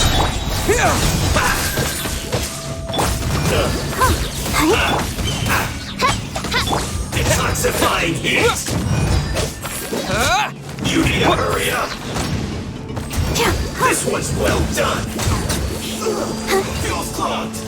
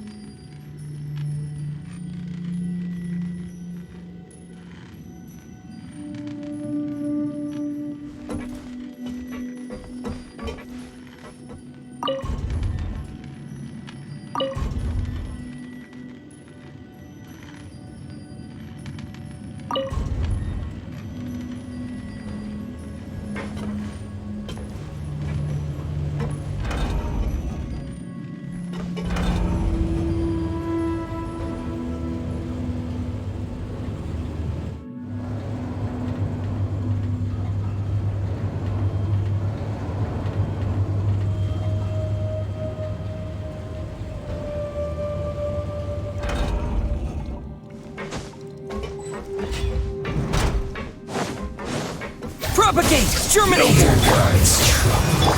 Oz, reveal thyself! Midnight Phantasmagoria! I will have order! Scatter! Yeah! Stay right. I summon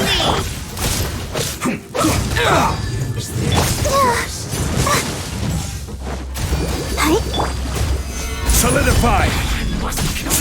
Propagate! I'll protect us. No rest for the wicked. Scatter! Stabilize! Let's end this quickly! I guess.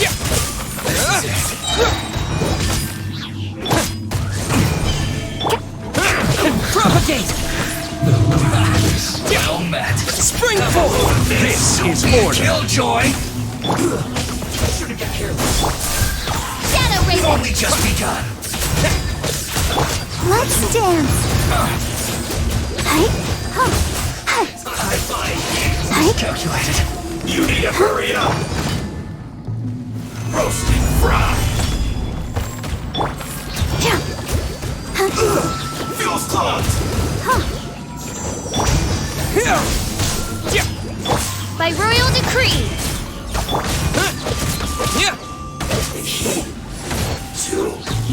Propagate! I summon the... Solidify!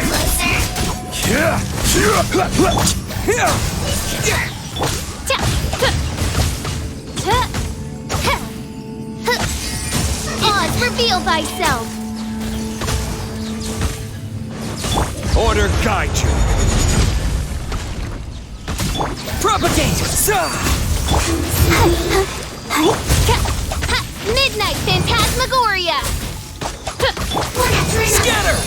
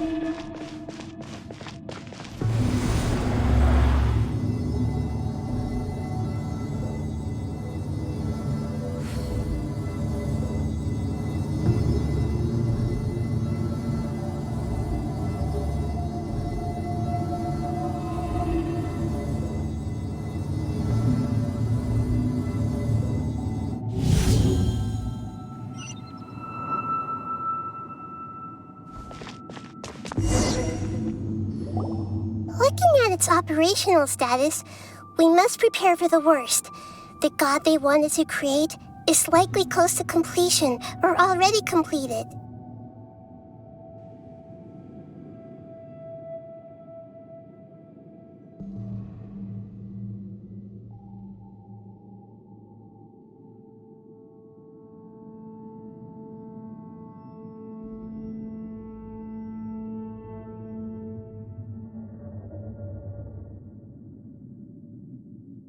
Oh no!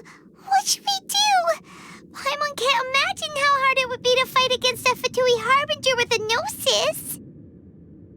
Are you nervous, Paimon? If you really want to know, of course Paimon's nervous! Aren't you too, Nahida? Yes, I am. This is probably the first time I faced with a calamity of this degree since my birth. I feel not just nervous, but curious as well. Curious? Curious about what? Curious about our fate. To me, everything we perceive in this world, everything we learn, and everything that happens to us is considered knowledge. And if it's a form of knowledge, then it can be understood. However, only fate is about that which has yet to occur, so it has always drawn my curiosity. So to me, fate is the ultimate knowledge. That's also why I love observing humans and all the things that happen to them. It all brings me great satisfaction. And now, at long last, I'm not just an observer anymore. I will personally experience my own fate with you by my side. Isn't this such a wonderfully exciting thing? Ah, so that's what you mean. Paimon thinks she understands what you're feeling. Agreed. Okay, let's continue on. I can sense his aura from here.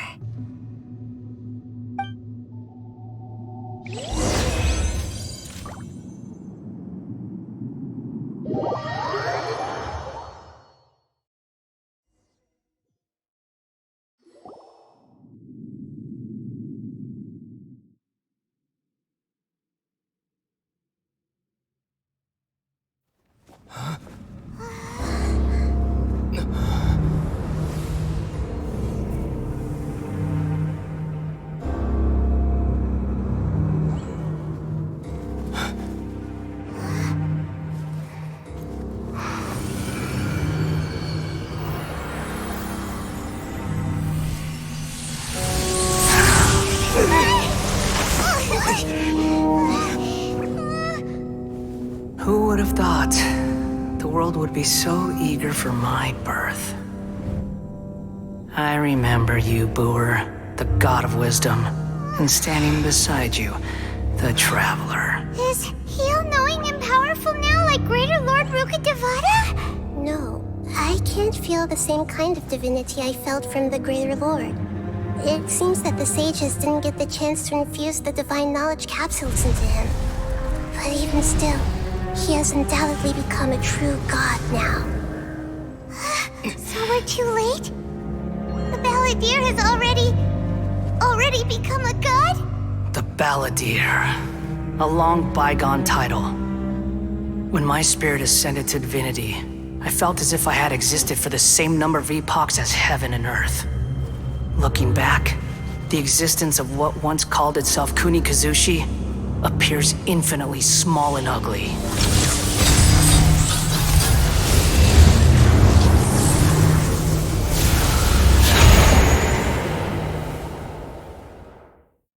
This imposing aura, it really feels like the gods! A body that capitalizes on the Balladeer's original construction as a mechanical puppet, with the Gnosis serving as a constant power supply. How much effort and resources did the sages put into this? From a purely technological perspective, it's a commendable achievement indeed. It's no exaggeration to say, this is the culmination of human wisdom.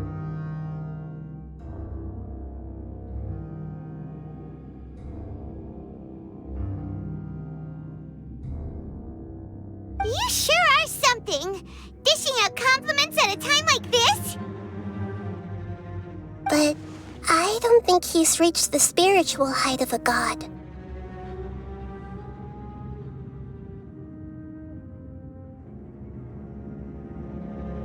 Strife is engraved upon every god and every gnosis brought forth into this world. Can you feel it? The exhilaration of such power, and the thrill of anticipation for our contention. Nahida wouldn't feel the same things as you! Do you not realize that you are interrupting a conversation between gods? Lowly creature, know your place. The strife engraved upon a gnosis. You're talking about the Archon War. Tevat's current peace was not easily won. I didn't personally participate in the Archon War, but the way I see it, all those losses were meaningless, driven by the demands of the laws. There's no point in bringing it up again. Is that so?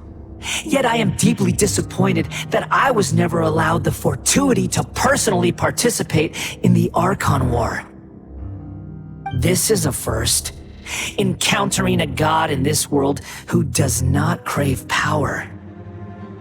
No wonder your own people have abandoned you, God of Wisdom.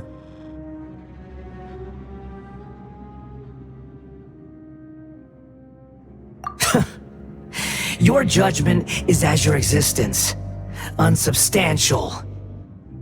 This is where everything ends, Booer, the God of Wisdom. You should know that wisdom cannot solve every problem. Like now, where your only option is to face me in combat.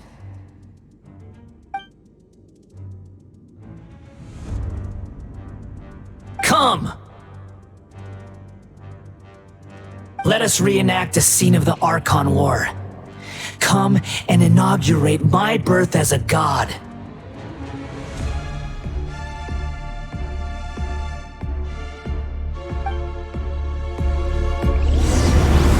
Churn! Propagate!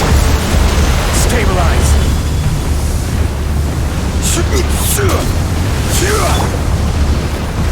Feeble human!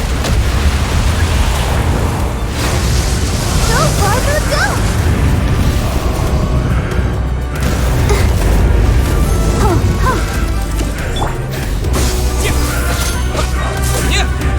Insignificant pest!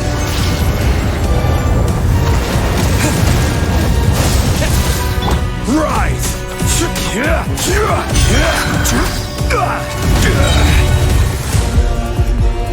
My endless cycle begins!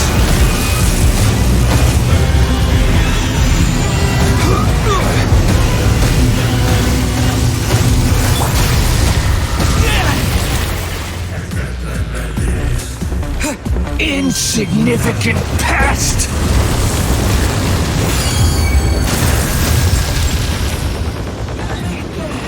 Scatter! Spring forth! Feeble human! I'll protect us. Ready, steady, go!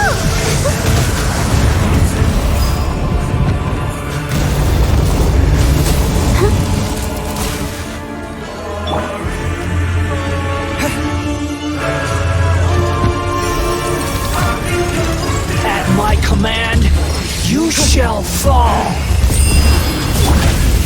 Solidify!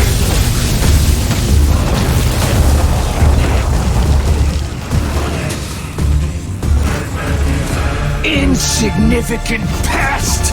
Propagate!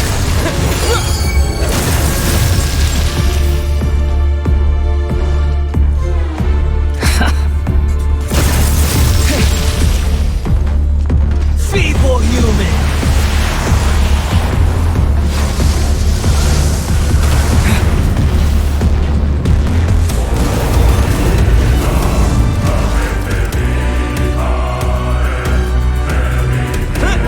My endless cycle begins! Let's dance!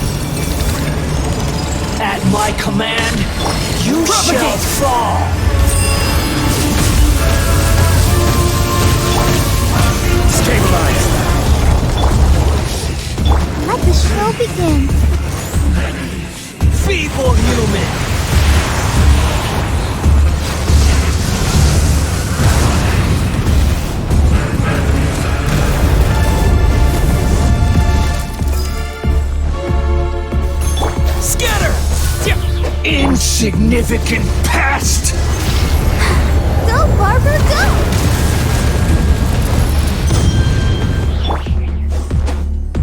Let's dance. My endless cycle begins!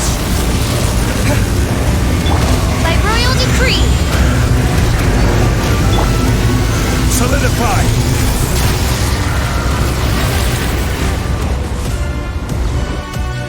Feeble human!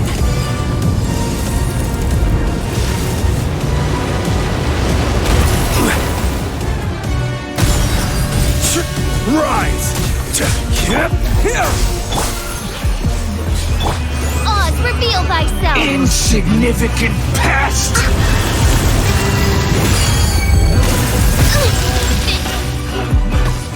Subordination!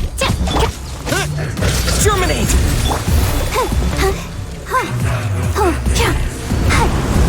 Churn!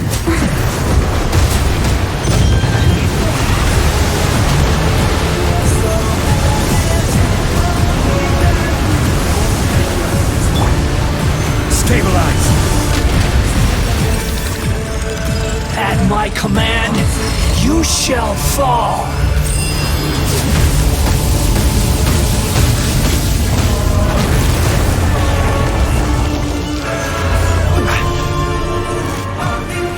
Insignificant past! I'll protect us.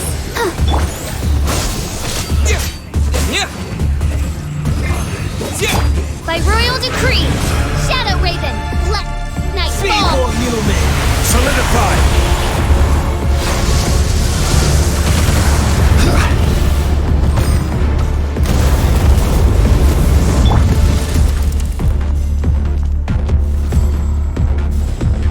My endless cycle begins! Let's dance. I can't stop now, they need me. Please, everyone, start singing.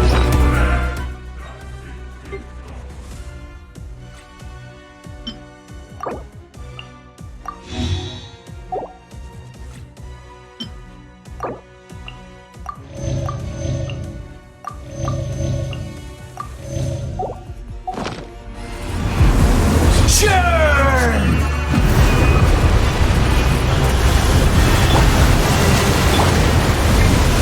Gather! Feeble human!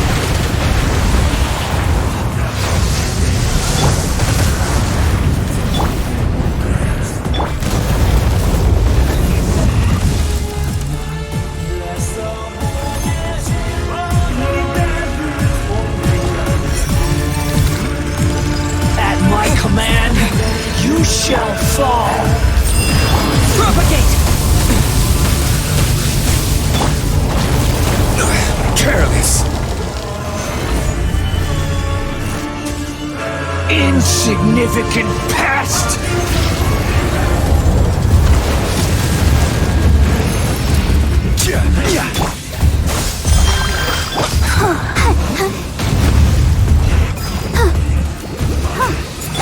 Oz, reveal thyself! Perish!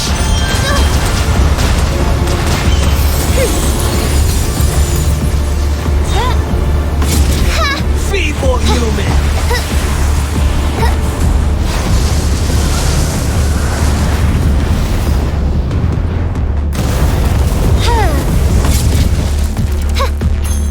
I will have order. My endless cycle begins!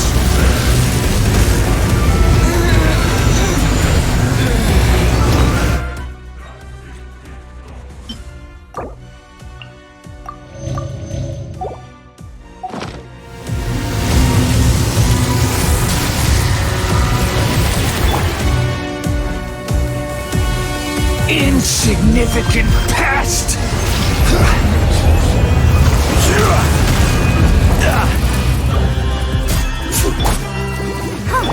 By royal decree! Feeble human!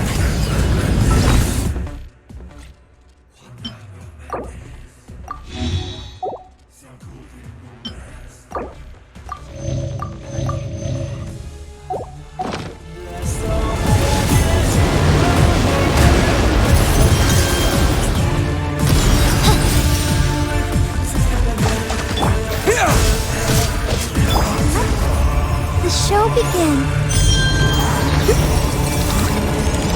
At my command, you shall fall.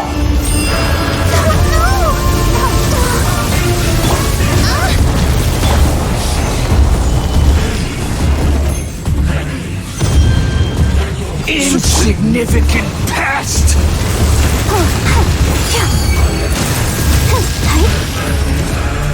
Propagate!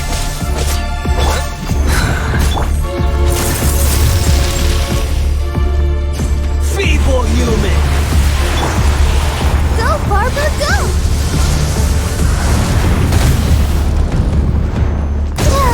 Ouchie! Crumble! My endless cycle begins!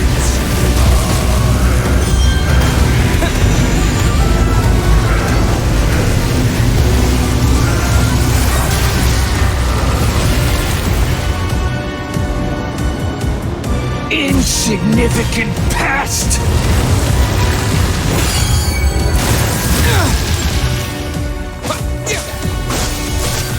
Let's dance.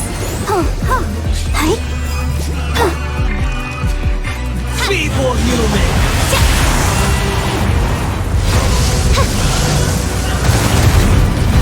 This cruel fate. It's not one of Stabilize! Insignificant past!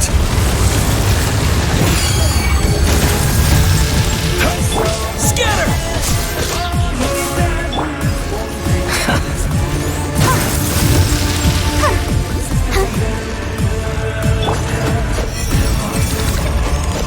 At my command, you shall fall!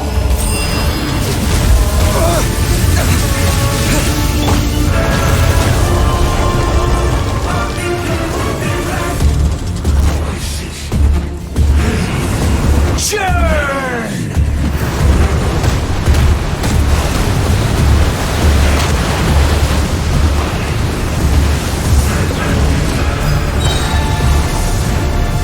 Insignificant past! Order guide you.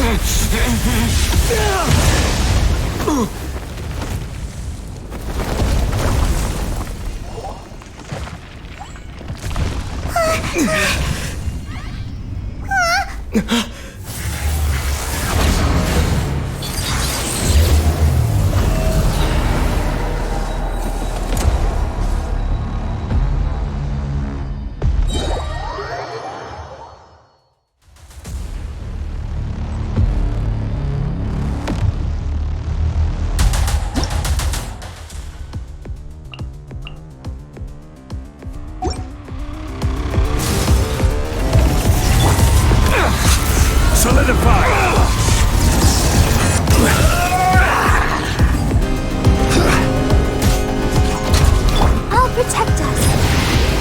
Burn to oblivion!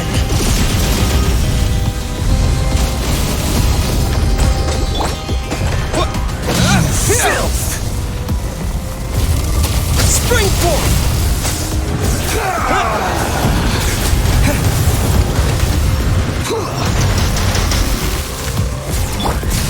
Gather! Kneel! Propagate! Yeah!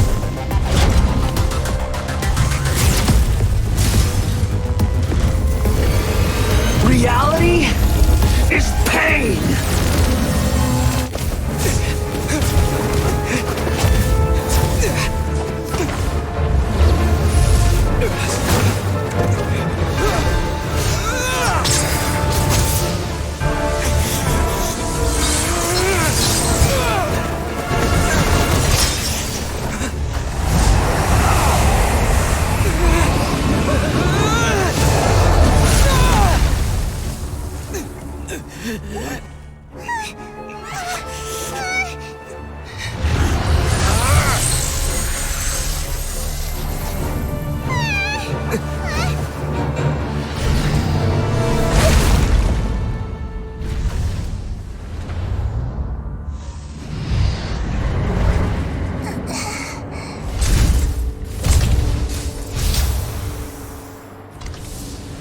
This is supposed to be a battle between gods, yet you choose to hide behind a mortal. And now, you're acting like you'd sacrifice yourself for a human. Are you having fun proving a false sense of heroism to yourself, Boor?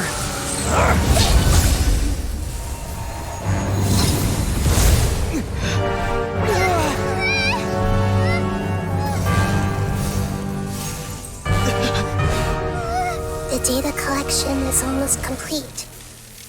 Do you even know how many times you've tried to take my gnosis from me?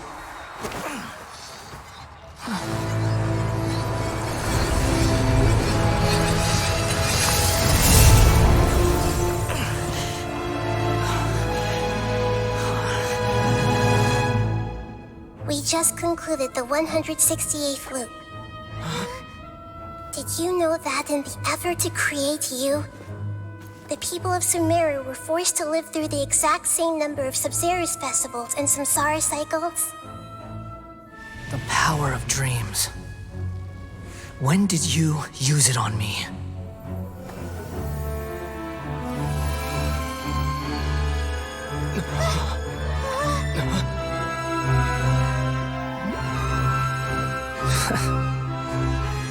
You can't even defeat me in a dream. What do you hope to achieve with this little trick? Come, Traveler. Just like before. Allow me to awaken the memories in your dreams. All that battle experience! It's more than that. Compile everyone's wisdom in the name of the Archon. That is the original function of the Akasha. I've sent everything that happened just now to the people of Sumeru in the form of knowledge. I've asked them to help you find a way to defeat the false god.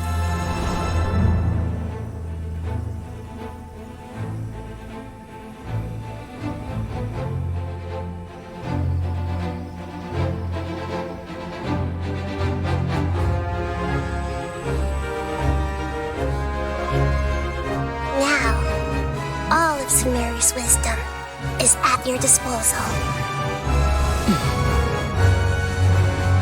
Meaningless tricks won't save you.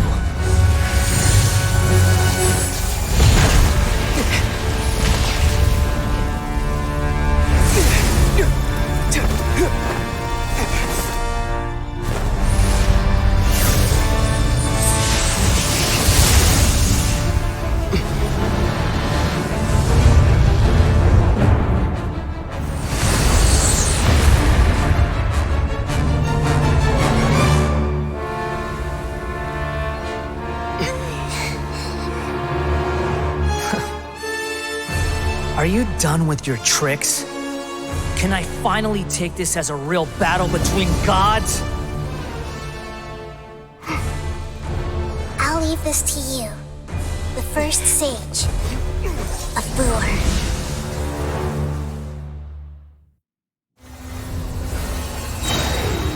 I am the all-knowing God!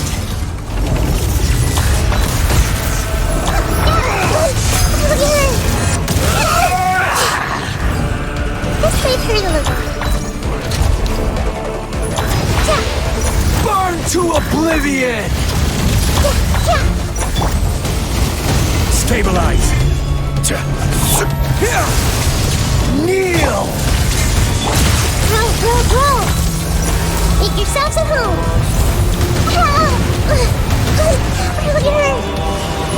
Tremble!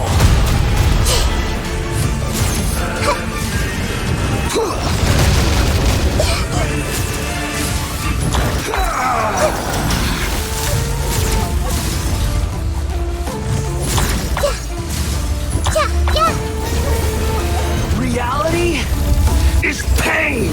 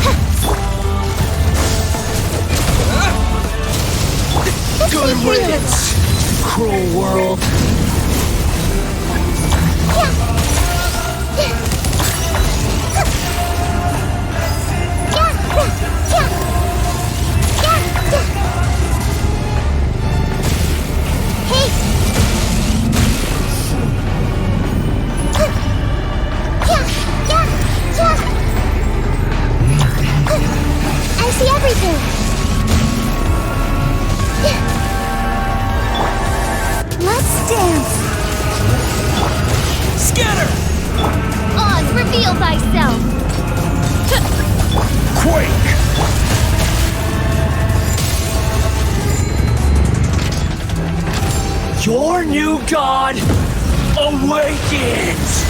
Maybe I wasn't meant for this world. Now, your eyes have been opened.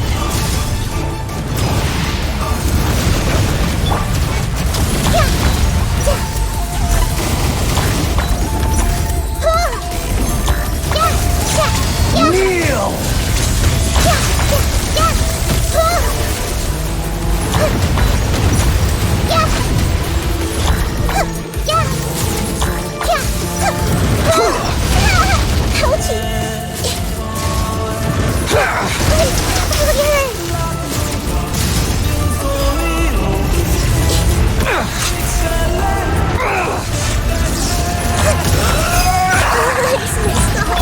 Let the show begin.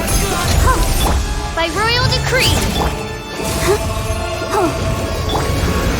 Reality is pain! Gather!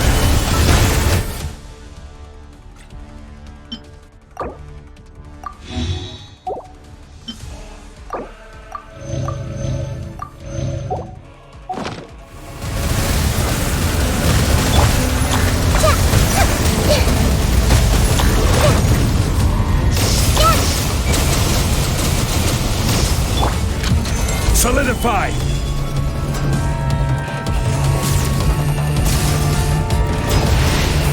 Burn to oblivion!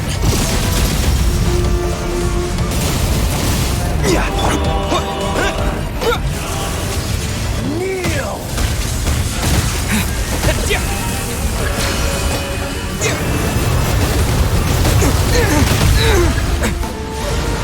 Tremble!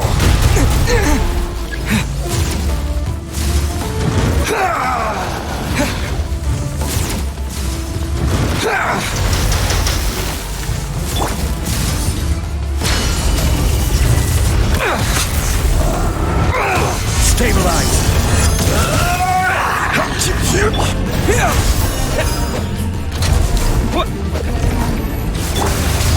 Kneel!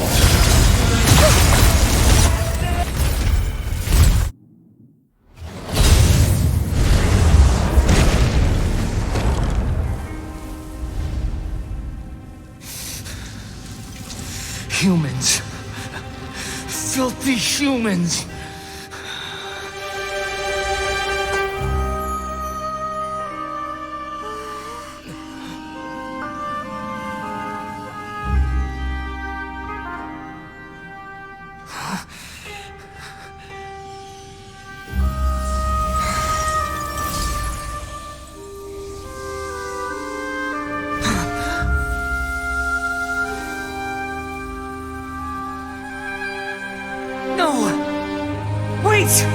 Please!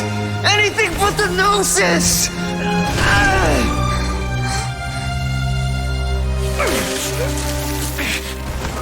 That's mine! Don't even try! I'll never go back!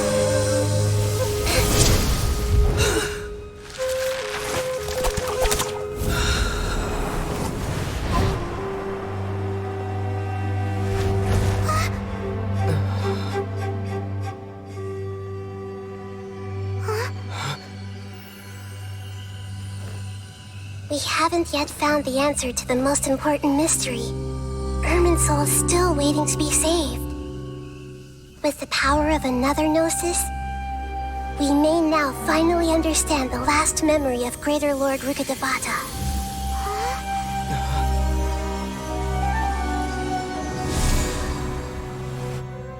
This is... That's right. This is the last memory of my predecessor.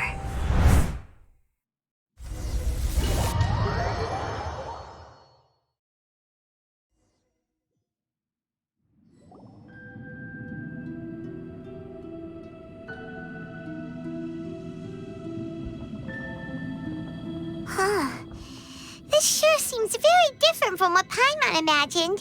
Shouldn't Irminsul be in this realm of consciousness? Yes, that is our destination. But I didn't expect the remaining consciousness of Greater Lord Rukkhadevata to be as polluted as this.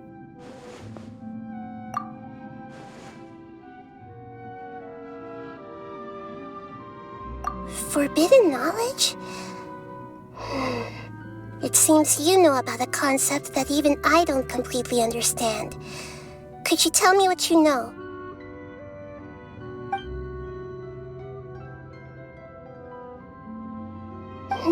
Your inference seems logical enough. Forbidden knowledge once polluted the desert thousands of years ago, but was successfully repelled thanks to King Deshret's self-sacrifice, and Greater Lord Rukkhadevata nearly exhausting her power. Then, a second instance of forbidden knowledge pollution occurred during the Conria Cataclysm 500 years ago. But I'm afraid it is much more serious this time, with Irminsul itself already in danger.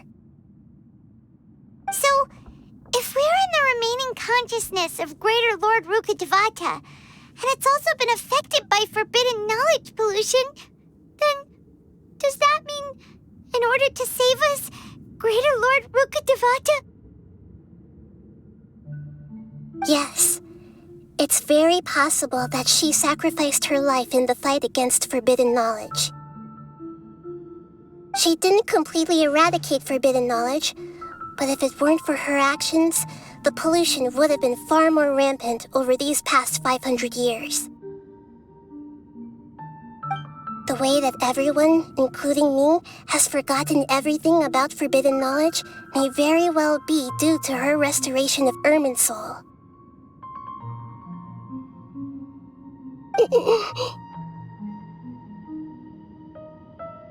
Aww.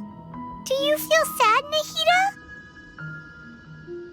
I'm just sharing her pain. The pollution of her consciousness here is severe.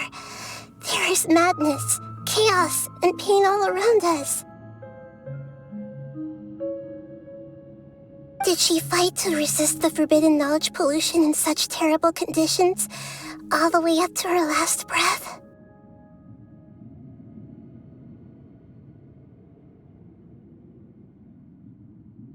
She even used her last remnant of lucid consciousness to leave a clue for us to follow.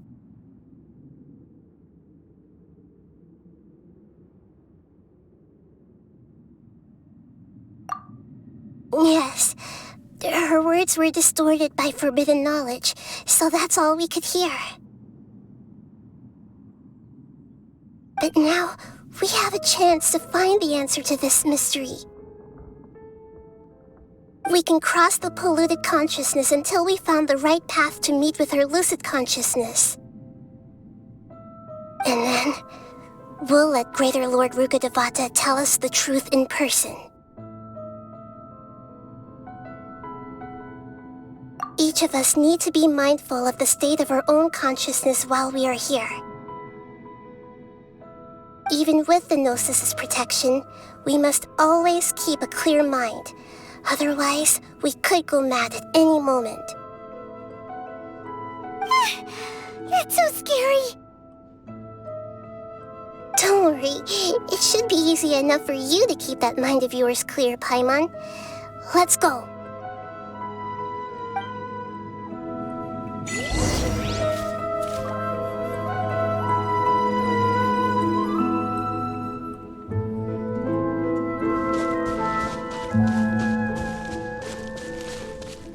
Are we in the air? And why is there a huge boat? That's the boat of consciousness, which symbolizes reason here. Its course is the direction our consciousness is traveling towards. If we lose control over our consciousness, we will fall into madness. So let's make sure the boat stays on course.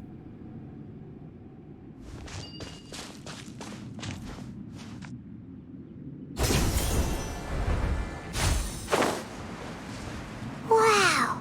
What are these? The monsters seem to have been affected by them.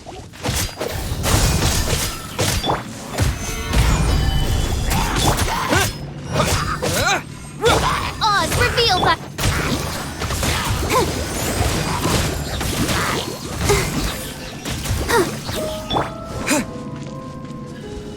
Propagate!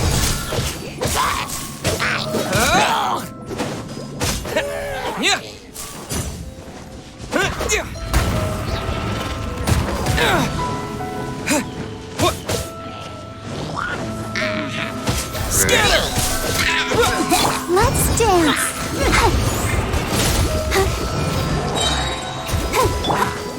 Solidify!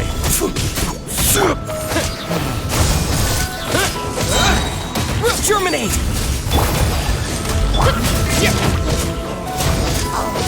Propagate! Rise! This is order!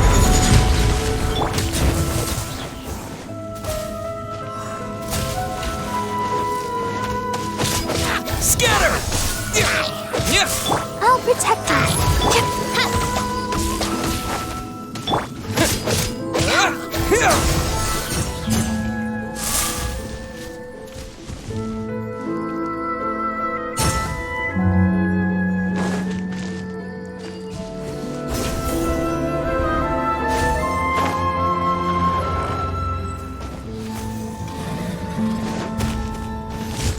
Quake! Scatter! By royal decree! As you wish, main Fräulein.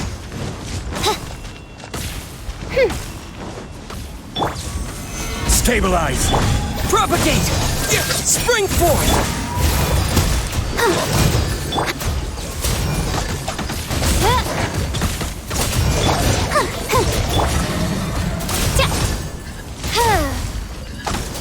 Scatter! Oz, reveal! I will have order! Come on, we can do it. Let the show begin. Crumble!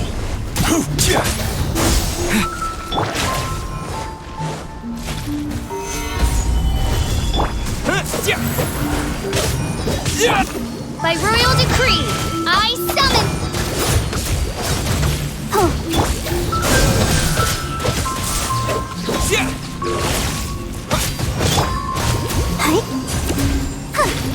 Midnight Fin...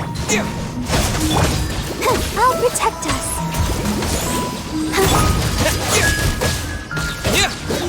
Scatter!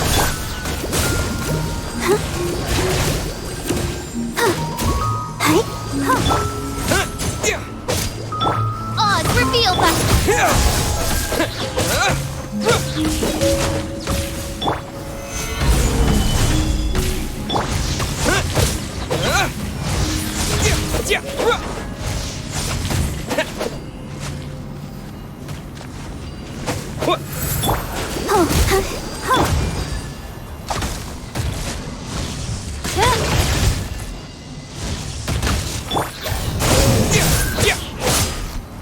Let the show begin.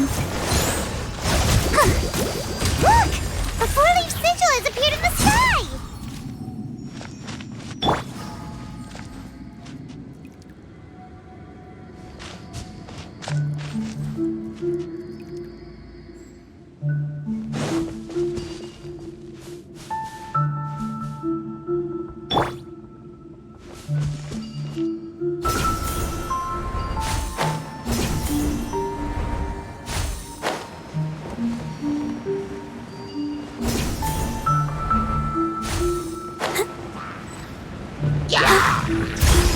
Scatter! Germinate! Gather! This is order!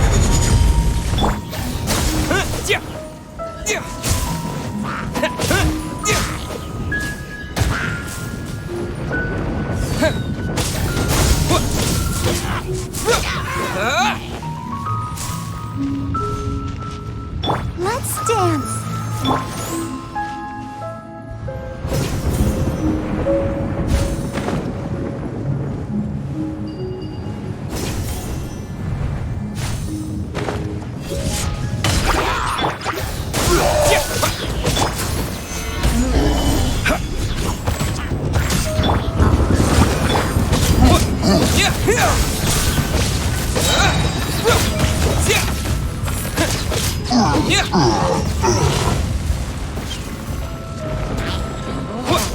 Spring forth!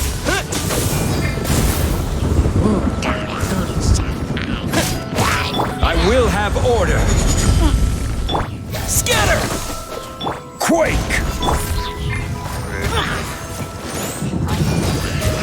Ready, steady, go! Propagate!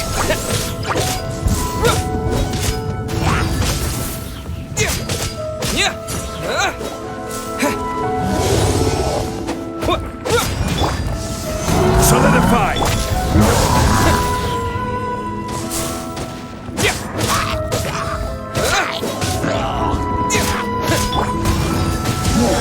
Don't worry about me. I feel a little weak.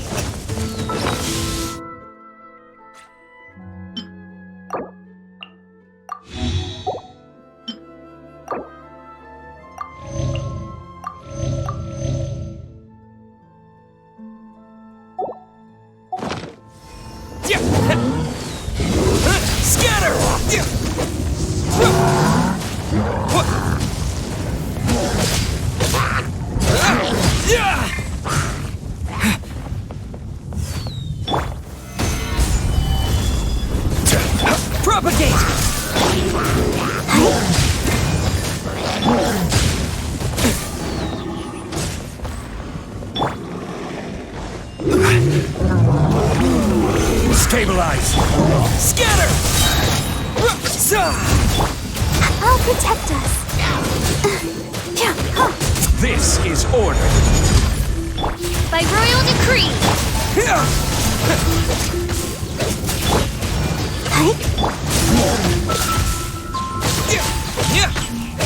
Scatter! No rest for the wicked.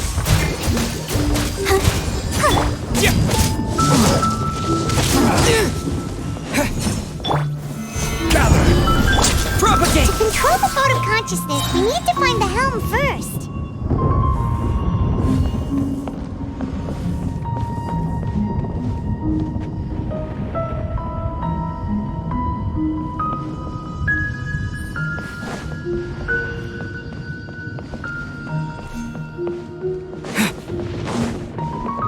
Let's dance.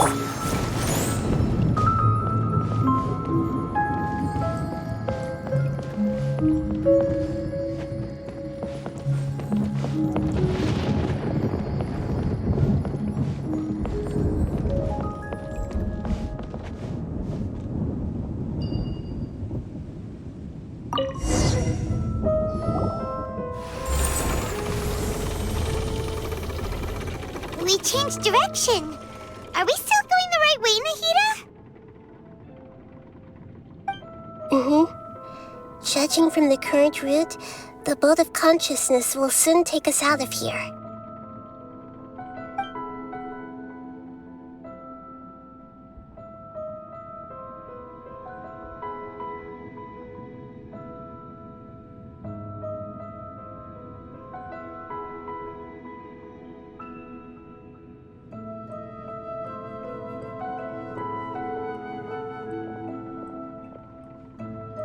We'll be arriving at our destination soon. How are you feeling? Are your minds still intact?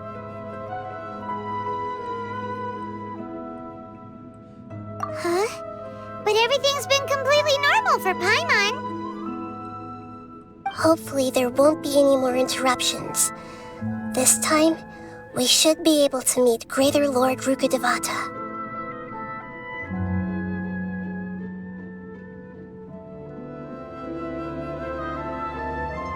Are you saying you've never met Greater Lord Rukkhadevata before? No, it seems that my birth and her death took place at the same time. Otherwise, I think she would have given me a little more guidance, and I could have done a better job.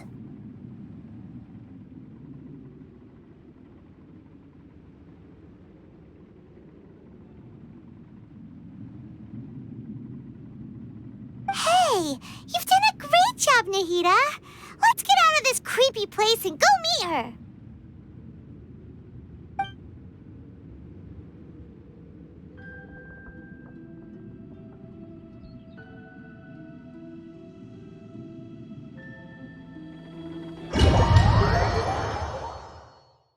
So, is this the place you were talking about? The base of Irminsul?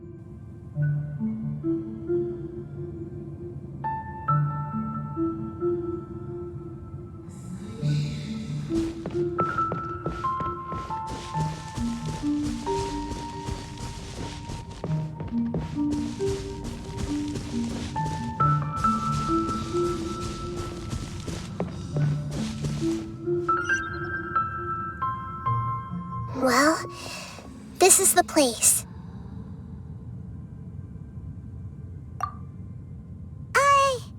We're here to find Greater Lord Rukkhadevata, right? But the one standing over there is... Is that me? She looks exactly like me.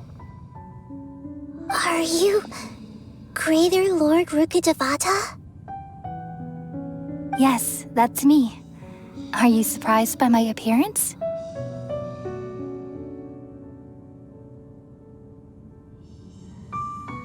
Irminsul and the surrounding lands have been reproduced here as they were years ago. But this is just a realm of consciousness. We are manifestations of the same nature, hence why we would appear exactly the same. We're of the same nature. Why? Because you are me, and I am you. You are me in the new samsara. The new samsara? As Greater Lord Rukkhadevata, I'm the avatar of Irminsul, and you are the purest branch snapped from Irminsul. Imagine it this way. Even if a tree dies, its branches will eventually take root and grow, continuing the tree's life in another form. I'm merely the remaining consciousness of Greater Lord Rukkhadevata. The real me has presumably died a long time ago.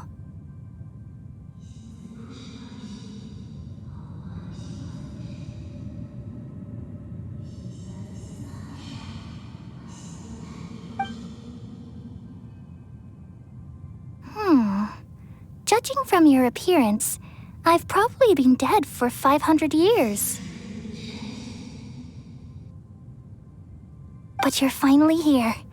My new self in the samsara.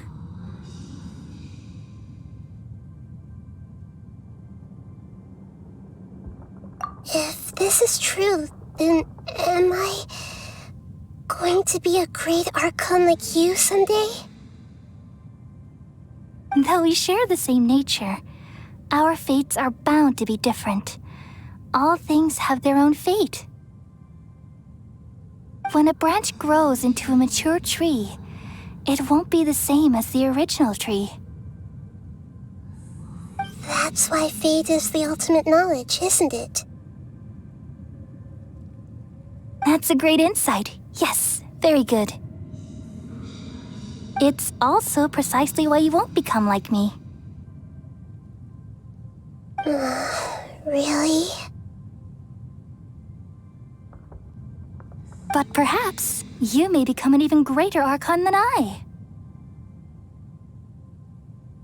I already see a determination in you that I didn't possess in my time, and the future that it leads you to will be yours alone.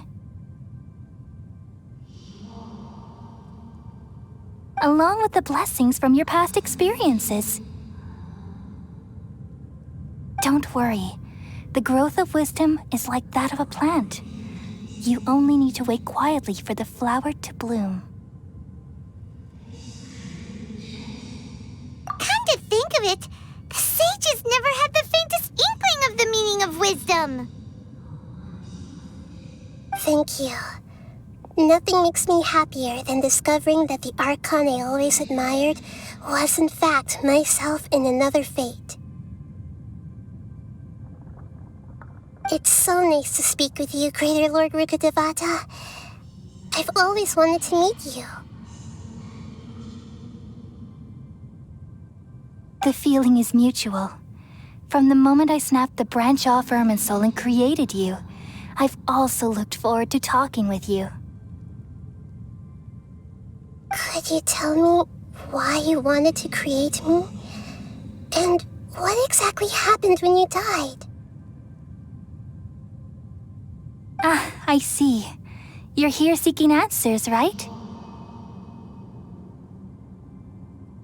everything that day, even the sky itself, changed into a color like this.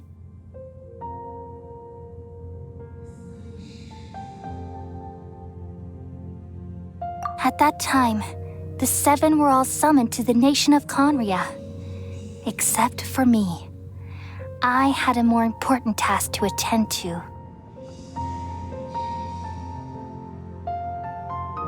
I had to protect Irminsul.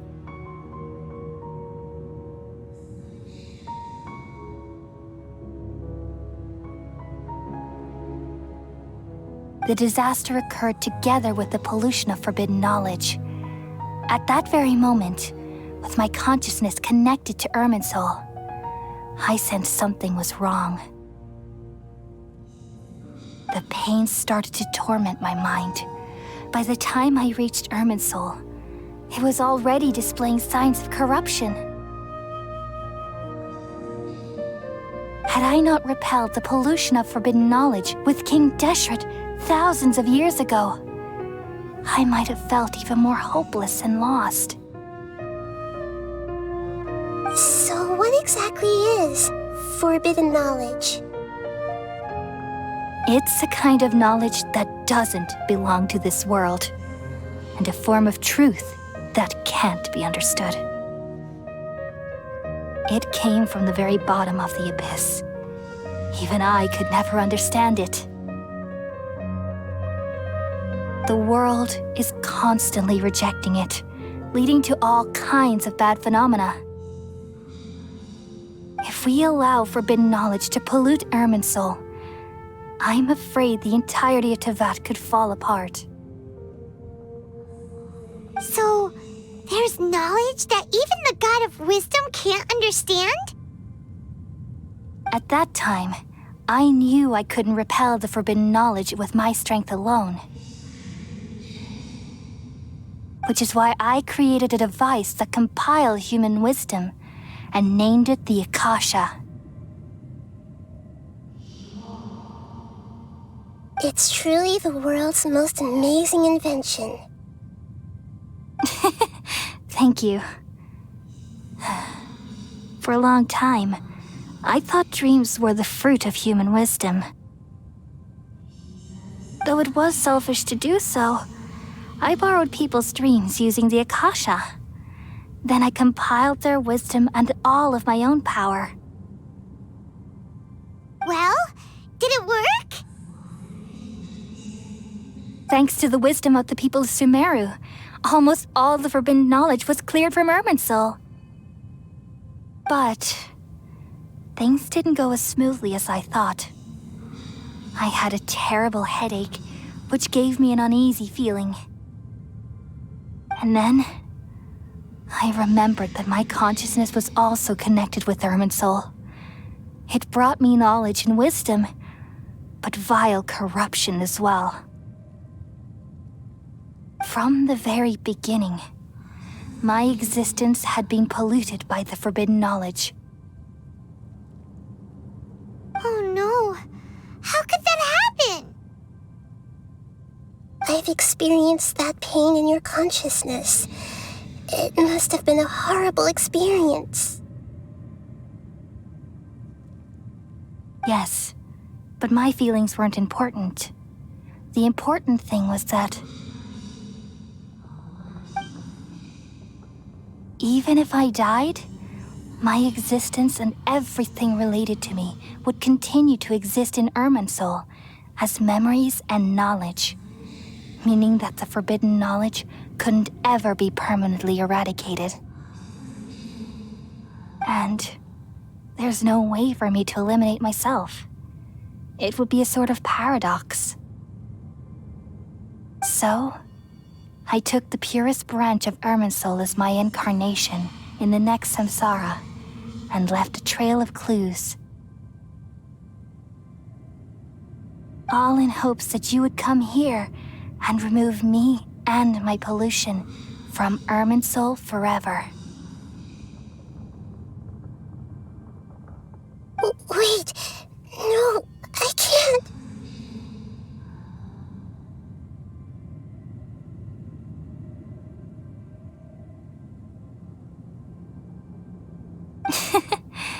So you realize what that implies. You are very smart indeed.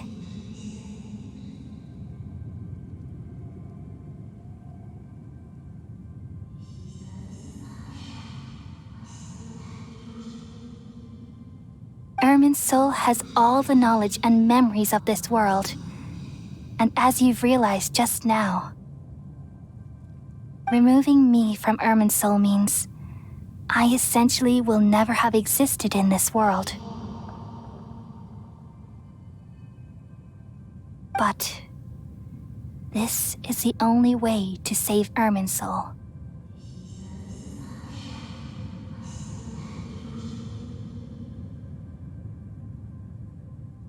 People love you so much, and they've missed you so much over the past 500 years.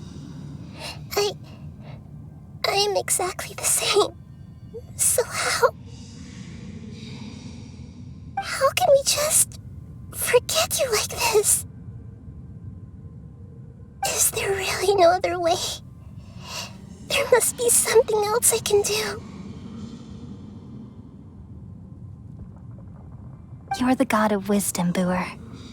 You should know that there is no other way.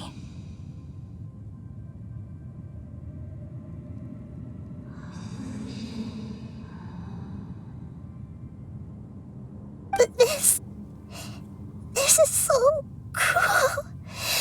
I don't want to forget you. No need to feel so sad, Buer. As someone who delights in wisdom, you should feel joy at finally finding the answer.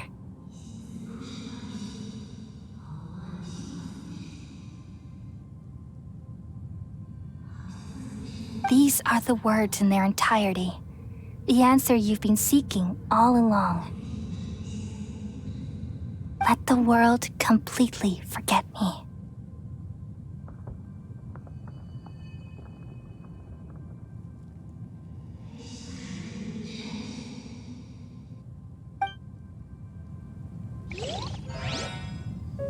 We all nestle under the great tree of wisdom, peering out to perceive the world.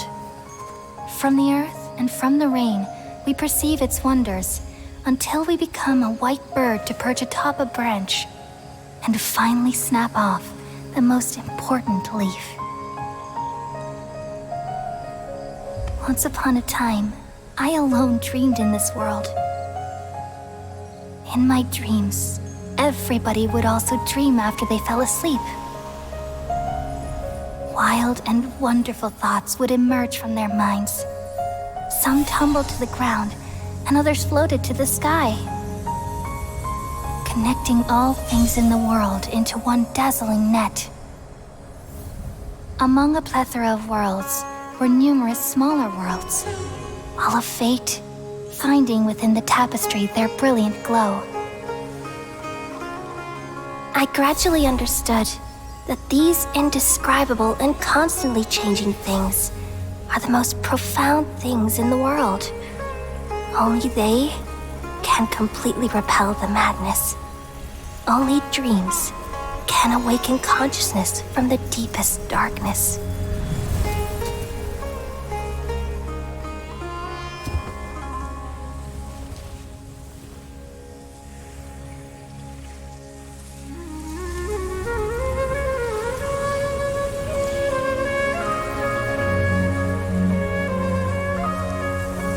I'm the one who posed this question, yet also the one who sought a solution. Saving the world with the dreams of the people used to be my answer. And now, you've also found your own answer, and I shall return all the dreams to the people.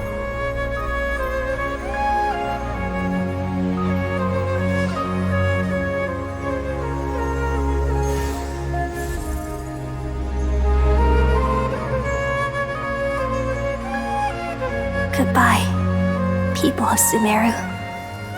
May you be blessed tonight with the sweetest of dreams.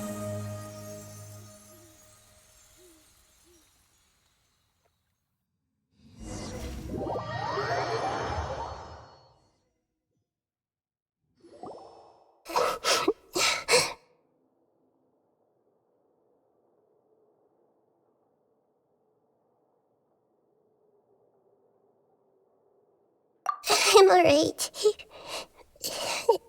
I'm just a little confused. We've just saved the world, right?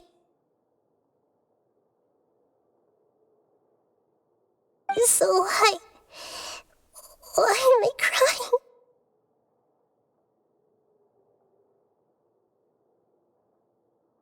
I don't know where this feeling inside of me is coming from, but I feel very sad.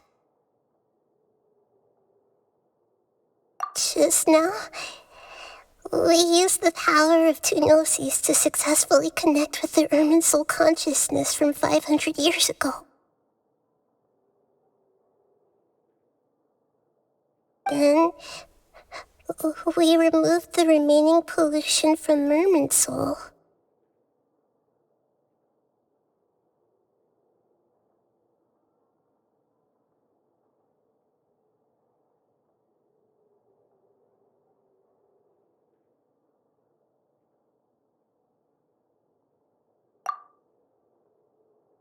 Yeah, what's wrong? Weren't you there just now?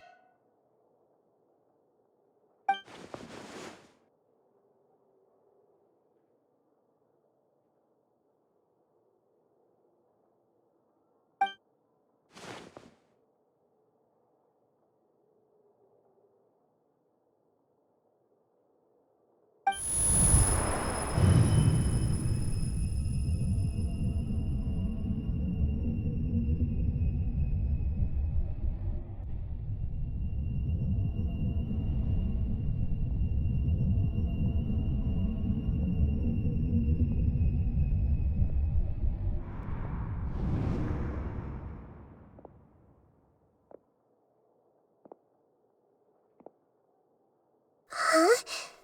That sound. Traveler! Paimon! I've been waiting here far too long, but finally I have the chance to be alone with you. All the precious time I wasted has finally paid off.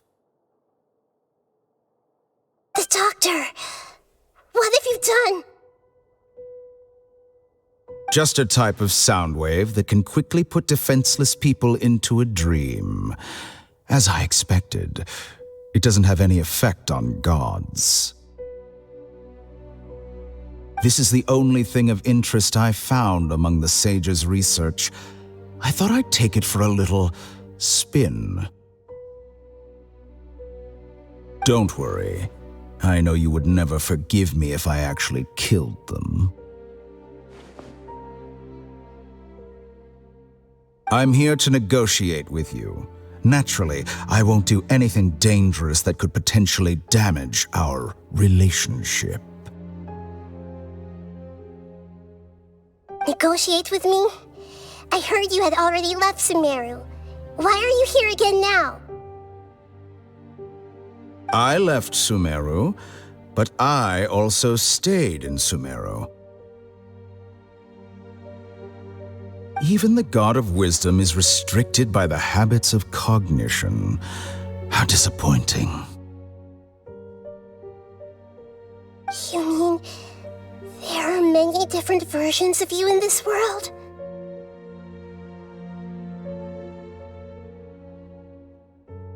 An astute guess. Even the same individual will have different cognitions at different ages. A long time ago, I made a major decision in hopes of preserving all my perspectives of how I observed the world. Observation is the first step of any experiment, but observing the current world doesn't satisfy me. It lacks an important dimension, that of time. So I saved segments of all my ages and made them into independent individuals. That's all there is to it. Indulge me. How does the God of Wisdom find my method of seeking knowledge? It's an insult to the very concept of life. Life inherently has many rules and restrictions, each with its own significance and reason to exist. They can't be broken on a whim. Good. Amazing, even. Indeed, it's difficult for humans to make peace with themselves, not to mention oneself from a different period.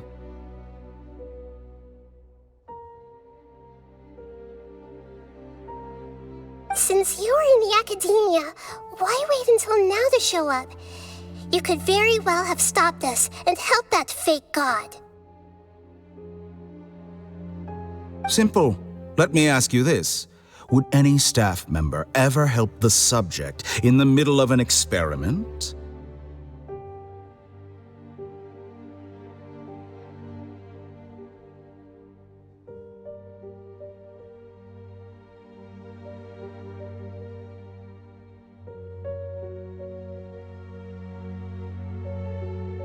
It was my experiment, so why should I interfere with the results? The academia saw the plan to create a god as their ultimate goal, yet you only saw it as an ordinary experiment. You really are crazy.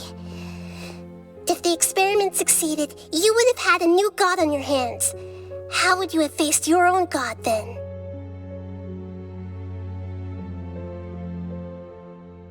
Would you still take the same stance? Would you still hold the same view of yourself? I'm first and foremost a scholar. These results should be left to the judgment of the hypothetical me confronted with that outcome. But you're right. And that's exactly why I'm disappointed with the conclusion of this experiment.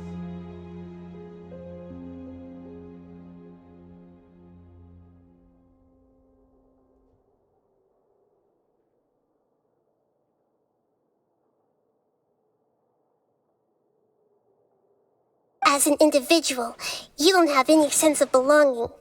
You seem to have even fewer convictions than a typical scholar. Oh no, I certainly have my own convictions. They just don't fit your standards, that's all. All right, that's enough conversation for today.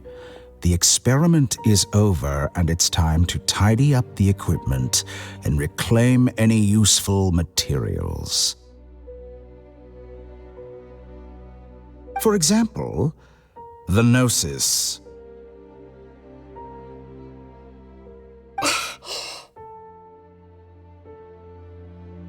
Lesser Lord Kusanali, you're an intelligent Archon. I'm sure you understand the disparity in our combat abilities at this time. Besides, you have no way to use that electro-gnosis in battle. Didn't you say you were here to negotiate with me? Somehow, it's starting to seem like you intend to take it by force now. I'm merely stating a fact. After all, I'm also a scholar. Naturally, I hope to show proper respect and dignity to the God of Wisdom. Your hypocrisy is built on absolute confidence. I understand your scheme, but... what if I were to destroy the Gnosis now and awaken the heavenly principles?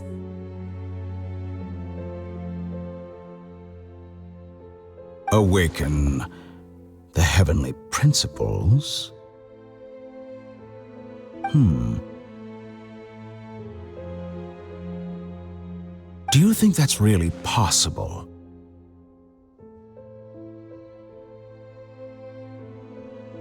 The heavenly principles have been silent for many years, but the Gnosis are symbols of their control over Tevat and all the laws. Will the destruction of a Gnosis attract the attention of the heavenly principles? And if so, how do the Fatui plan to deal with the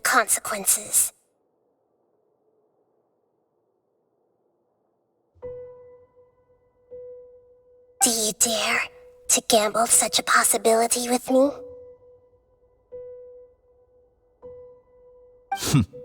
Gamble? How surprising. I thought you would show evidence or use rigorous reasoning to prove your point. The word gamble is the last thing I expected to hear from the god of wisdom. But this is a clever move. You must have seen through me when I first captured your consciousness.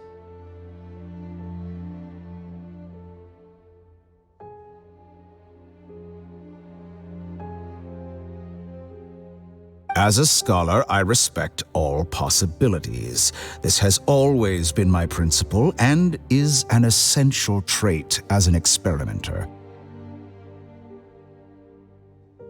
Indeed, I can't ignore this possibility. So tell me then, what are your conditions?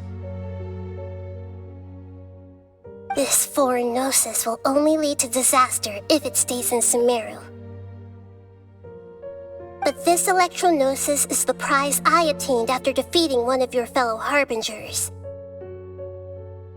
Now, as the one who initiated this cascade of events, shouldn't you pay the corresponding price? Price? Interesting. What price would you have me pay? How about erasing all your other segments?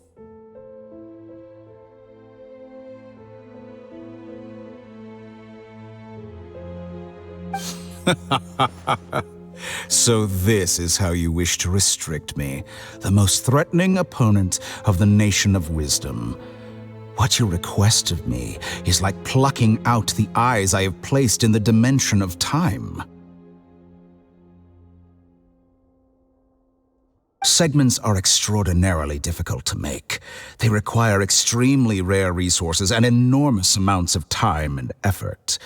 Requiring me to destroy them all here and now. Bravo. A suitably wise decision on your part. Yes, how very interesting. Can I assume that you have long been wary of me?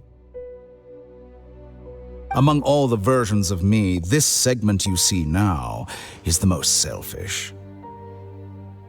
If it weren't me, your idea wouldn't have worked.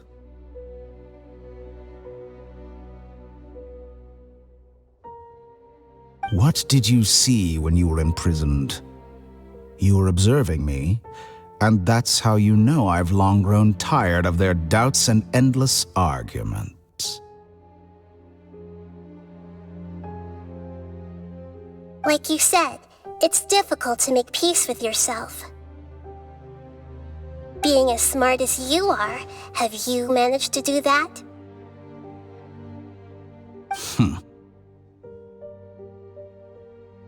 I see. If you think all those versions of me are worth a gnosis, then deal.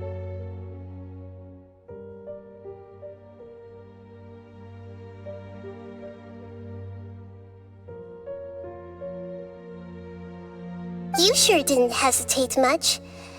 Is the relationship between all the versions of you really that bad?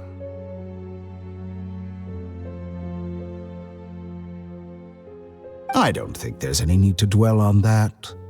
The surplus versions of me can be exchanged for a gnosis. Do you think anyone can offer themselves at a higher price?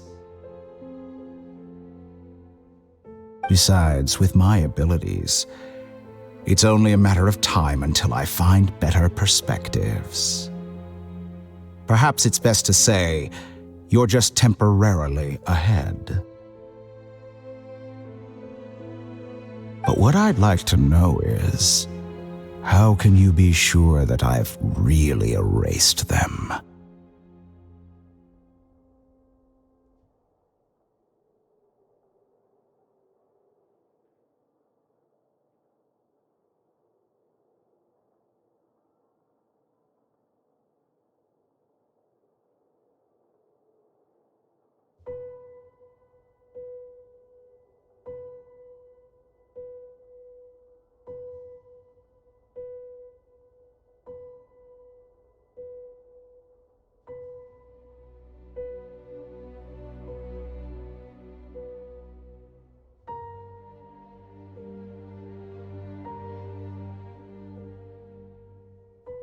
I can see your remaining honesty.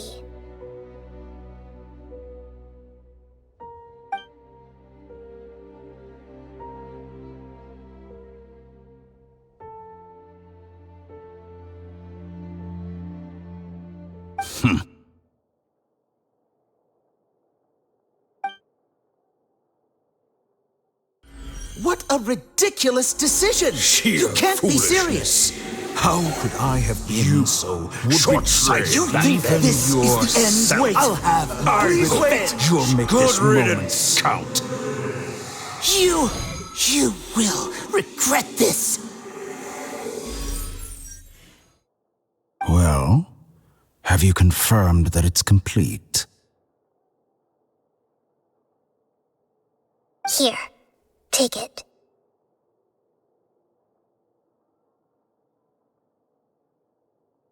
The future of Sumeru City will be in my hands alone.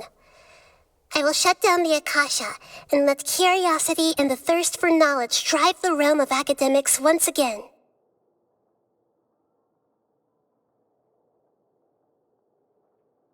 There won't be any further gaps for you to exploit. It truly pains me that my academic achievements have never been appreciated in my homeland. Of course, I have no interest in being rejected by this city for a third time. Another chess piece. And where is your dendronosis?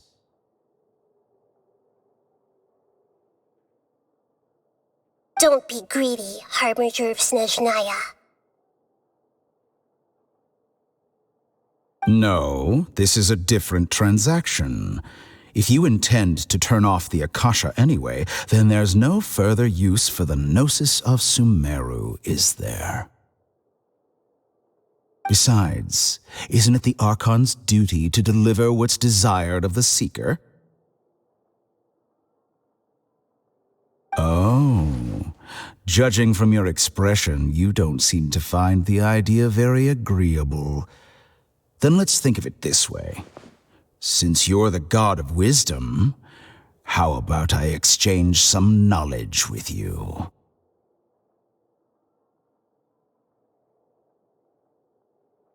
People exchanging knowledge with the god of wisdom is the stuff of legends.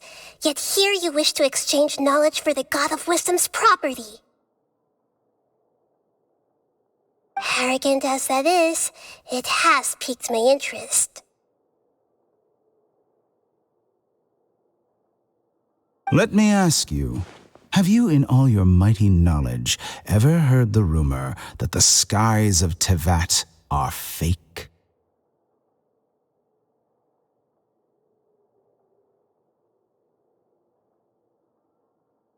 Huh? That's the secret hidden by Ermin's soul concerning the truth of this world.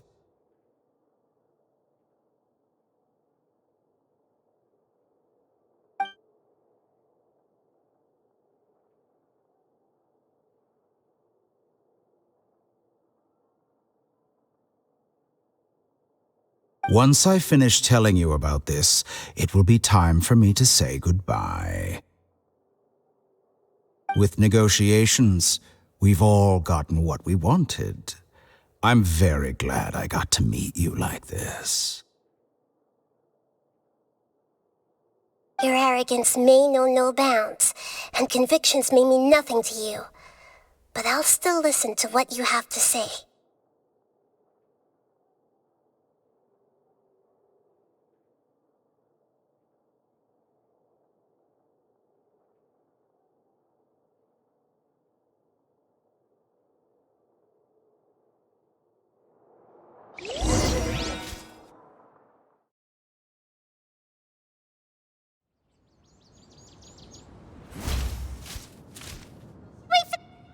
Together!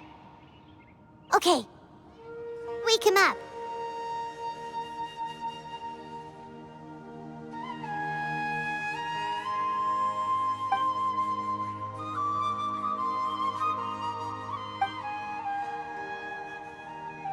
Are you awake?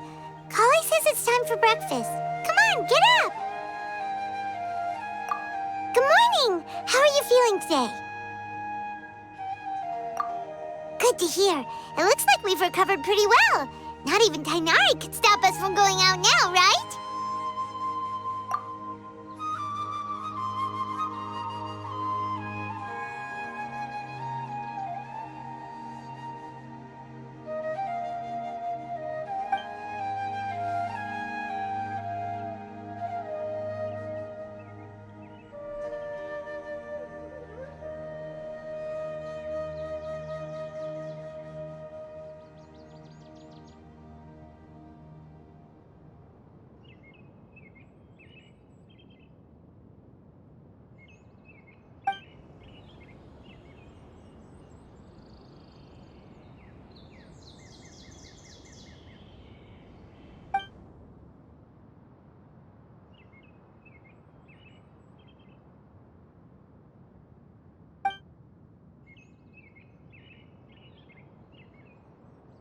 Come on, Traveler, let's go!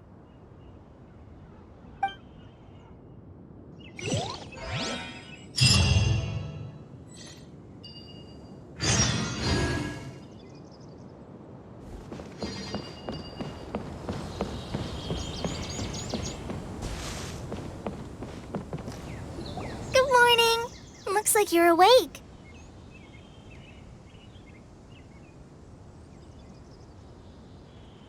Yep, yep! I prepared some breakfast today. Please have a taste. I hope you'll like it. It's nice to have you here so we can eat something yummy. Well, now that I've recovered from Elazar, I'm feeling better than ever. I can even prepare 4 or 5 meals a day now. And Paimon bets they're all delicious.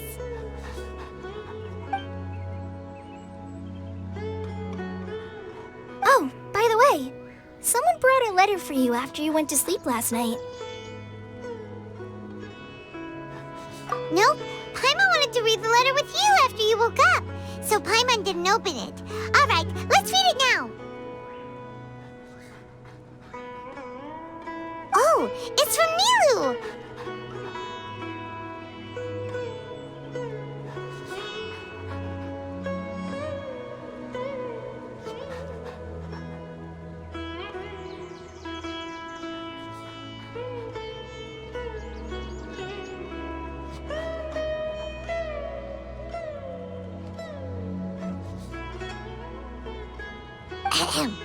We're going to hold a feast at the Grand Bazaar and celebrate Cyano's reinstatement as the General Mahamatra. As heroes of Sumeru, please be sure to attend. I'll wait for you. The date of the banquet is written on the back. It's in 2 days. Oh, I've also heard that you've become heroes here as well. That's amazing.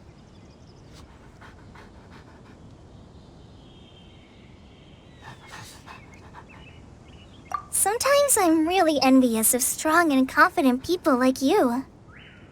Oh, you're embarrassing me. Anyway, let's go to the Grand Bazaar to have a look.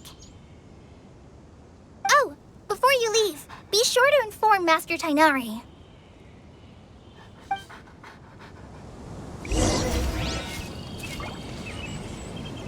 Everything has been getting better lately, and my mood has been improving as well. You can come find me anytime if you need anything. You're welcome. I was just doing my duty. Remember to talk to Master Tainari before you leave.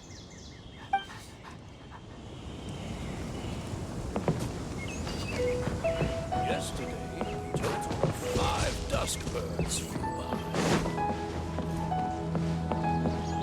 Rainforest is Tainari!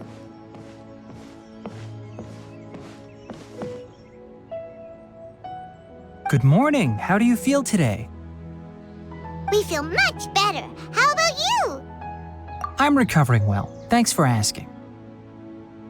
But from the looks of it, you seem to be already busy with work again.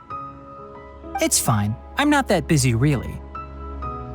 The Elazar patients have recovered, as well as Hypatia. For now, I only need to tend to my Forest Watcher duties. It seems once Irminsul started getting better, everything else started to recover too. Yes, but there are still some residual effects. The withering is one example. Though it won't spread anymore, the existing zones won't just disappear. We forest rangers will still need to do the work. By the way, we have some good news. Sino got his position back. This news is hardly new. He had already mentioned it to me before. Huh? You mean he was already here? Why didn't he come to say hi to us? He visited once, but he was afraid of disturbing you while you were resting. He just asked me a few questions and left. Then you probably already know all about the celebration feast. Celebration feast? No, I haven't heard anything about that. Huh? But didn't Nilu say in her letter that they would celebrate Sino? He didn't tell you? Perhaps, or alternatively, he doesn't know about it either.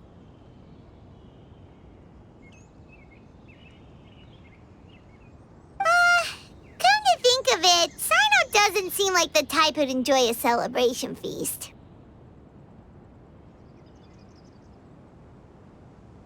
You and Kale are both Sino's close friends. Why don't you come to the feast with us? Kale has taken over some of my tasks these days.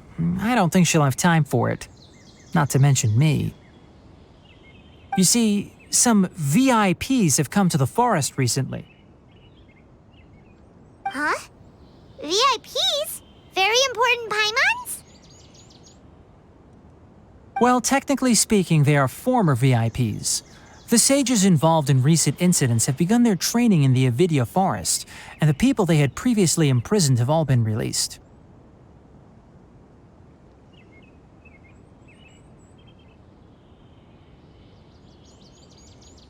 Huh?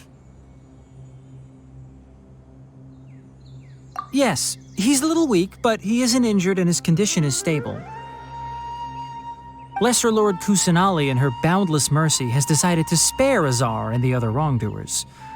Supposedly, they were ashamed of their shallow ideologies and have decided to dedicate the rest of their lives to cultivating wisdom in the Avidya forest.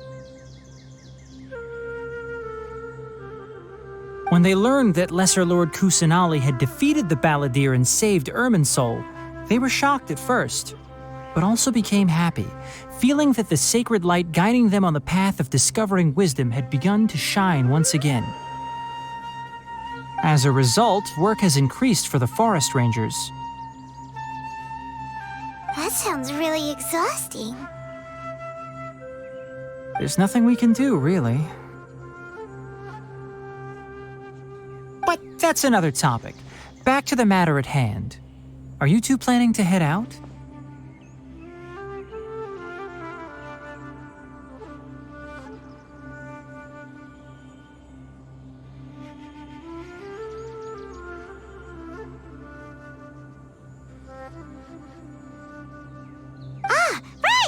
We're here to request permission to head out. Would that be okay? You've recovered well. You may go, but be careful. Yay! Will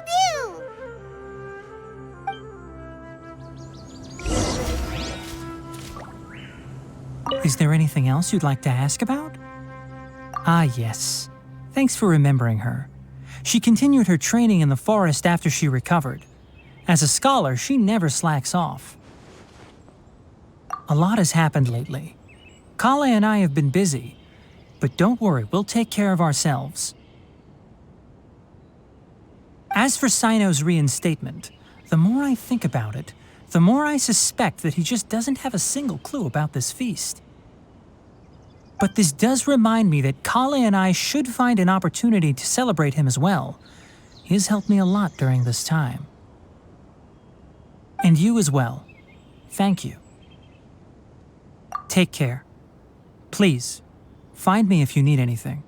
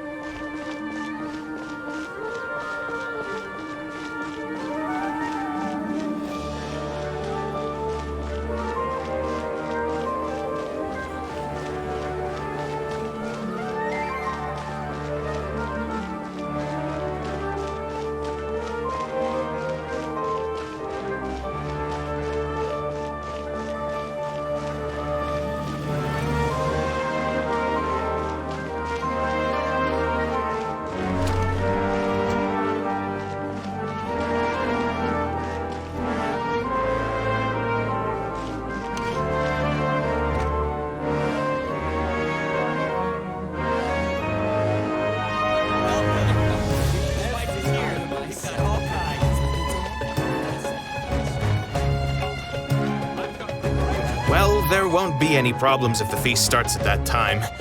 Everything has already been prepared. Mr. Zubair, I finished telling things up here. Well, except for the guests. Is a simple reply really that much to ask of our guests? It's affecting our arrangements.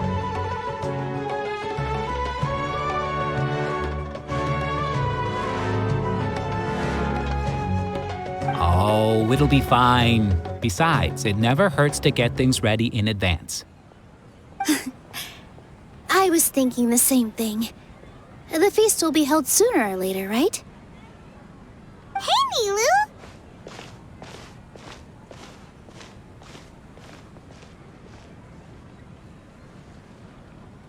Traveler, Paimon!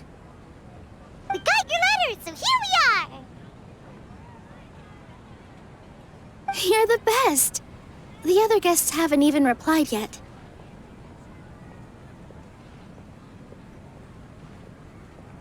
Huh? Are we the only ones that have arrived? Yeah, I had someone deliver letters to all of our guests. But maybe everyone is still busy with other things. Look, I get it. Sumeru is in an extremely important period of transition right now, but even if your friends are important figures, they shouldn't just ignore your request like this. Nilu is Sumeru's #1 celebrity, after all. You have no idea how happy I am to talk to people with good taste. If you consider enjoying Nilu's dances having good taste, then almost everybody has good taste. Because Paimon thinks everybody will love her performance. That's right. We all think she's amazing too. Nilu is an absolute favorite among those of us who frequent the Grand Bazaar. For Outlanders, you have a great eye. Master Zubair, let's have a vote for the most outstanding audience members next time. I think these two may win. Nonsense. It is not for us to determine the value of an audience. But indeed, we could try giving gifts to people with particularly good taste. I heard there's a device in Fontaine called a camera that can record people's appearances as pictures. Such pictures would make superb gifts. Ooh, good idea. I wonder where we can find one. I don't want you giving pictures of me to everyone. I'm satisfied just being able to perform here. There's always a lot going on at the Grand Bazaar. Yeah, and that's why I love it here. Traveler and Paimon, could you help confirm if the letters were actually delivered? If for some reason they didn't receive the letters, then please tell everyone that there will be a feast here. Yeah, we can also check out how everything in Sumeru is going now. When I wrote the letters, I heard that Dia was in Port Ormos. and Alhaitham was at the Academia. As for Sino, we've only heard that he appears at the Academia from time to time. I'm not too sure about Rahman's whereabouts. My guess is that he's with Dia. As for Dunyarzad, I just hope she's feeling better. I sent her a letter, but I was afraid of disturbing her. If you have time, please ask about her for me. Okay, got it. Let's go, Traveler.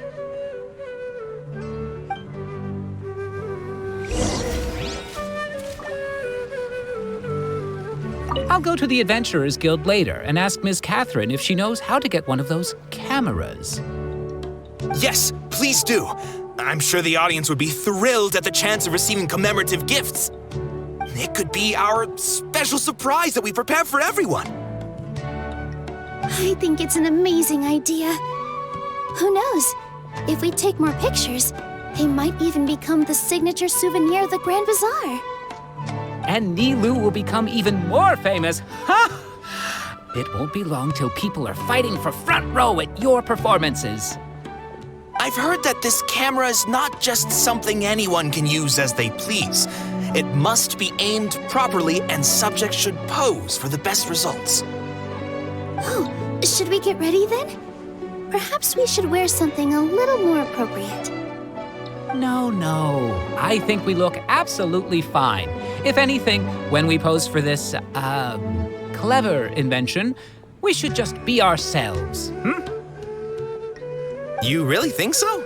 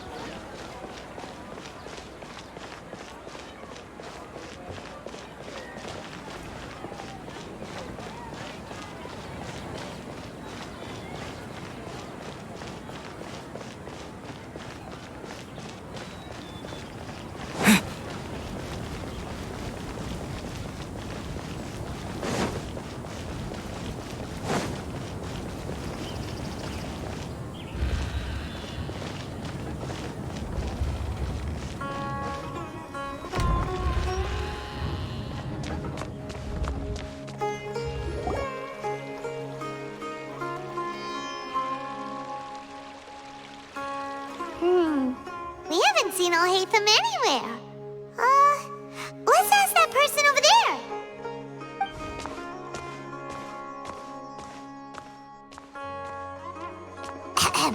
Hey there, have you seen Alhaitham around? Yes, it seems Scribe Alhaitham has gone to the House of Dana. You should be able to find him there. But you're already the second group of people I've seen looking for him today. He must be quite the busy man. Oh? Who else was looking for him? Mr. Cave was just here asking about him. You wouldn't believe how terrible their relationship is. And now you two are here.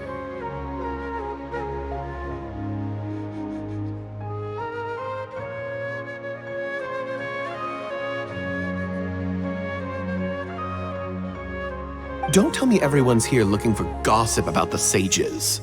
No way! We're strictly here on business. Ah, I see. Sorry, I thought maybe everyone's as interested in rumors about the sages as I am.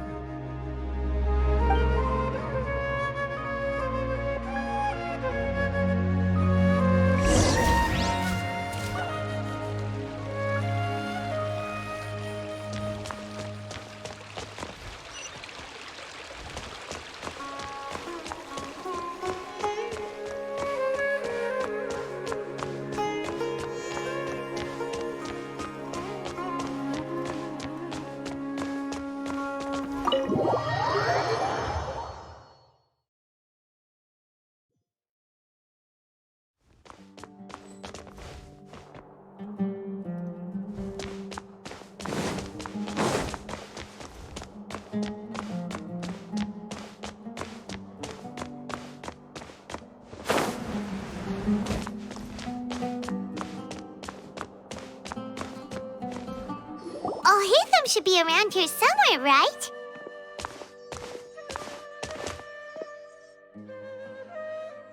Oh, he's over there! But it looks like he might not have time for us. Just put down that worthless book and tell me what happened in the academia.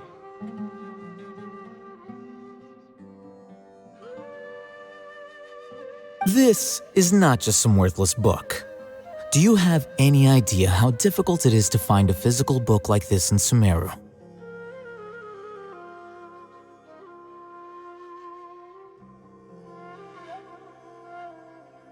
It doesn't matter. It's probably just another thing that you used your authority to get your hands on anyway. Just put it aside. Listen, I came back today only to hear that the sages have disappeared.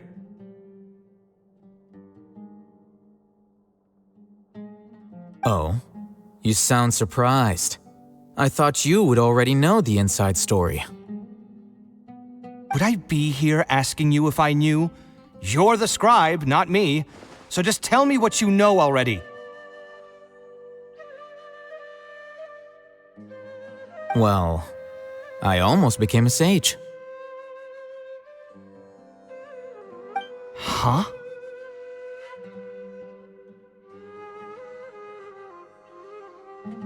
Oh, don't sound too surprised now. You're the renowned Kaveh, light of the Kasharawar. Besides, as a master builder and craftsman, chances are you'll be appointed as a sage too. Why do I feel like you don't really mean it? Huh. What makes you say that? Why would you question my heartfelt sincerity? Maybe it's because you've never said anything good about me before. Yeah, well, I share a similar sentiment, and anyone who knows you as well as I do would surely do the same.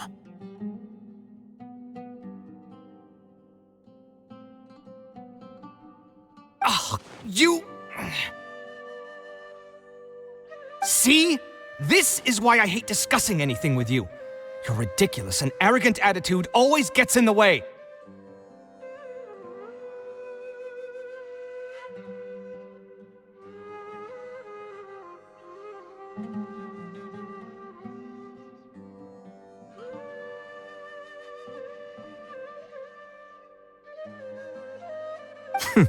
It seems that you really can't stand my personality. Ha! What was your first clue?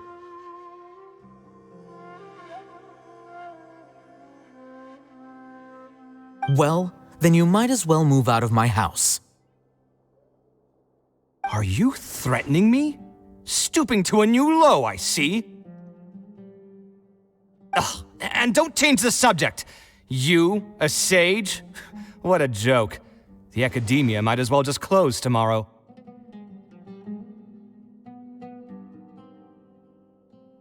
Are they having a fight? Forget what's going on with the academia. Haven't you been busy with your construction project? Tell me, when are you going to build yourself a mansion? Don't get me started. I get angry just thinking about it. So, what great building did our master architect work on this time? Like I need to tell you. Keep your nose out of my business. No, I think we deserve to know. Where were you when Sumeru needed you most? I was in the desert for a large project, but considering Haravatat's utter ignorance of architectural and aesthetic matters, you probably wouldn't understand. Which is truly unfortunate. I can only pity the man who doesn't understand the first thing about beauty and romance. Unlike a true...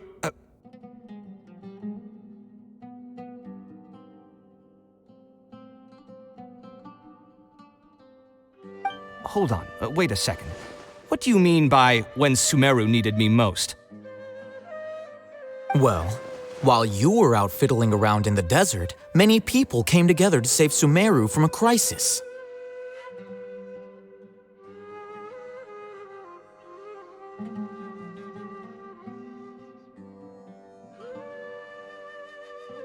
Ha! And you think I'd believe that?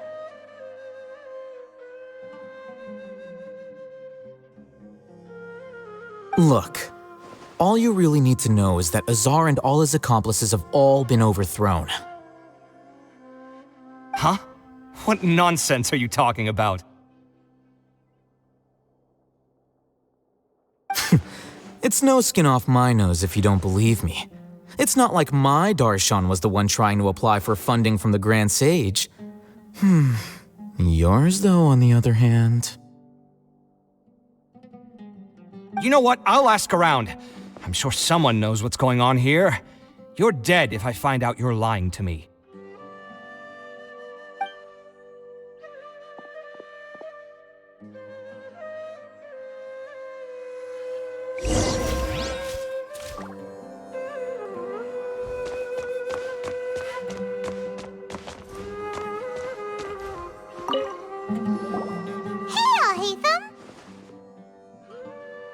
Oh, it's you two. What's the matter? We're running some errands for Nilu. Have you received her letter?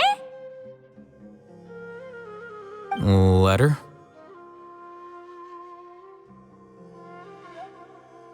Nilu said she sent out a letter inviting everyone to a celebration feast in 2 days at the Grand Bazaar. We'll also be celebrating Zaino's reinstatement as General Mahamatra. If she addressed the letter to all Hatham of the Academia, then the letter should have gone to my office. I've been busy these days, so I haven't had time to check for any new mail at my office. I only now have some free time to attend to personal matters. Have you always been so busy with your work?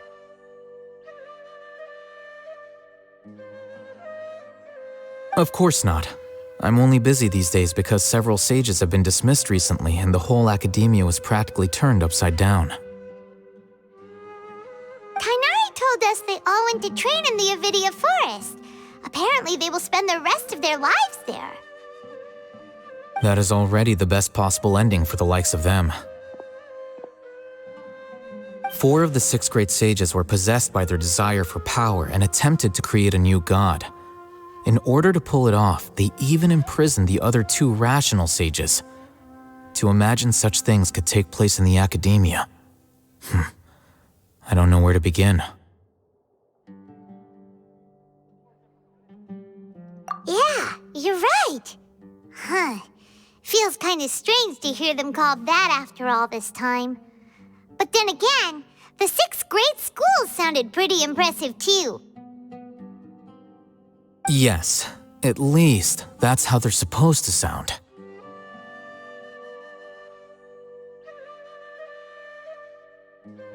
It's said that when the Academia was first founded, the Dendro Archon herself established the 6 great schools, each representing one of the 6 different types of wisdom. Numerous Darshans have sprung up and faded.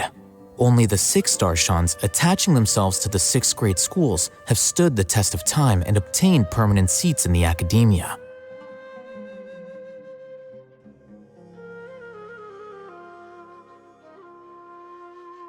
Now, the 6 Darshans are nearly synonymous with the 6 great schools, and the leaders selected for the schools are the 6 great sages. Among the 6 great sages, there is one central leader, the Grand Sage. Unfortunately, only the sages from Vahumana and Amorta remain now. They were imprisoned for opposing Azar and were only rescued after Azar's downfall. So who's managing things in the other 4 schools now? Do they need to find someone new? Yes. Normally, new sages are selected based on a strict set of criteria. Oh, didn't you just say something about becoming a sage? If they pick you, then we'd have a huge connection in Sumeru.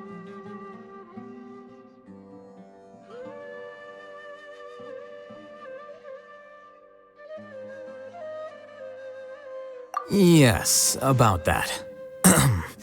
You didn't let me finish my sentence.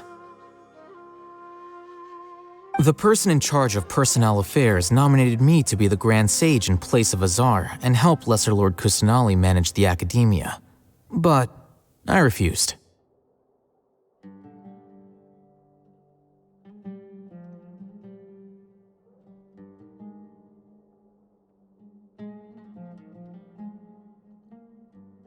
Huh? But why? Ugh, can't you be a little more ambitious? I'm not even interested in being one of the 6 great sages. Like I said before, I don't like being a leader. Oh, all right. So are you busy these days trying to find others to take the job? That's not my job either. I'm only responsible for handling important affairs within the academia before the new sages take office.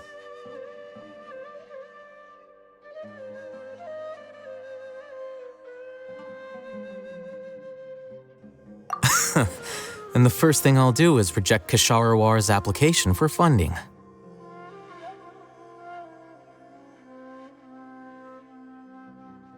the way, who was that other person just now? Is he your friend? Do we look like friends? Paimon doesn't know. That's why Paimon's asking. His name is Kaveh, my roommate.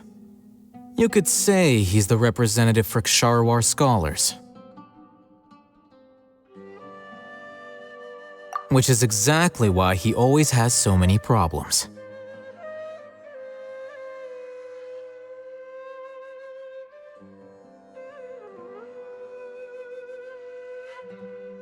So everything that's happened recently must be a huge change for the people of Sumeru. Such is the work of the Academia Scribe. Well, anyway, no matter how busy you are, since you are our planner, remember to attend the celebration feast in 2 days.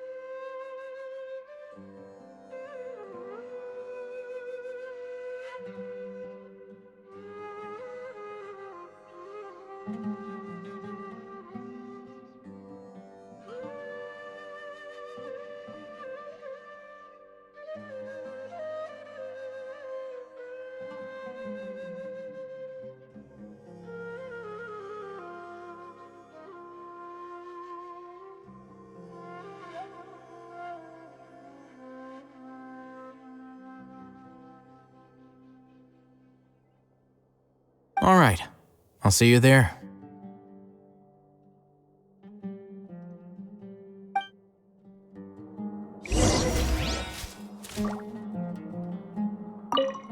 The House of Dana is the last quiet place in the whole academia now.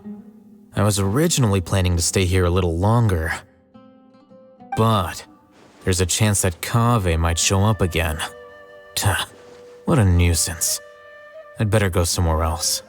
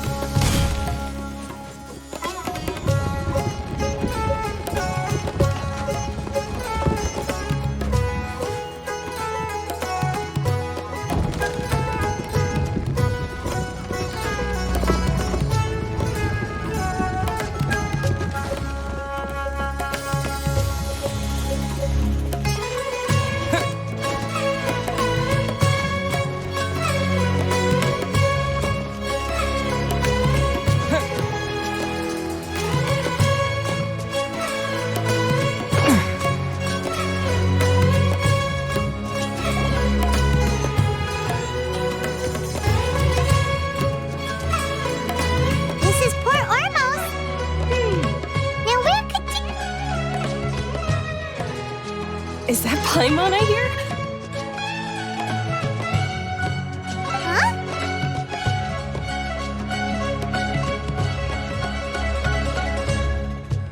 Oh, it's been a while. How are you doing? Dinnerzad! It's been so long since we've seen you! I'm doing well. I can go as far as saying I have never been happier in my entire life. I don't know if you've heard, but Elazar has completely disappeared, and all the patients have recovered. You kidding?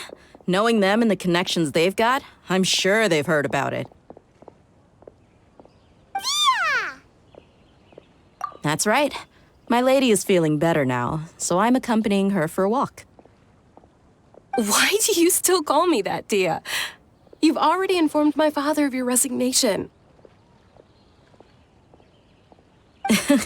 I guess I'm just used to calling you my lady. Old habits die hard. Resignation? You mean you're quitting? Yeah, I might start losing my edge if I keep being a bodyguard for the Homayanis. You know that my parents and I are fond of you, and that we appreciate you very much.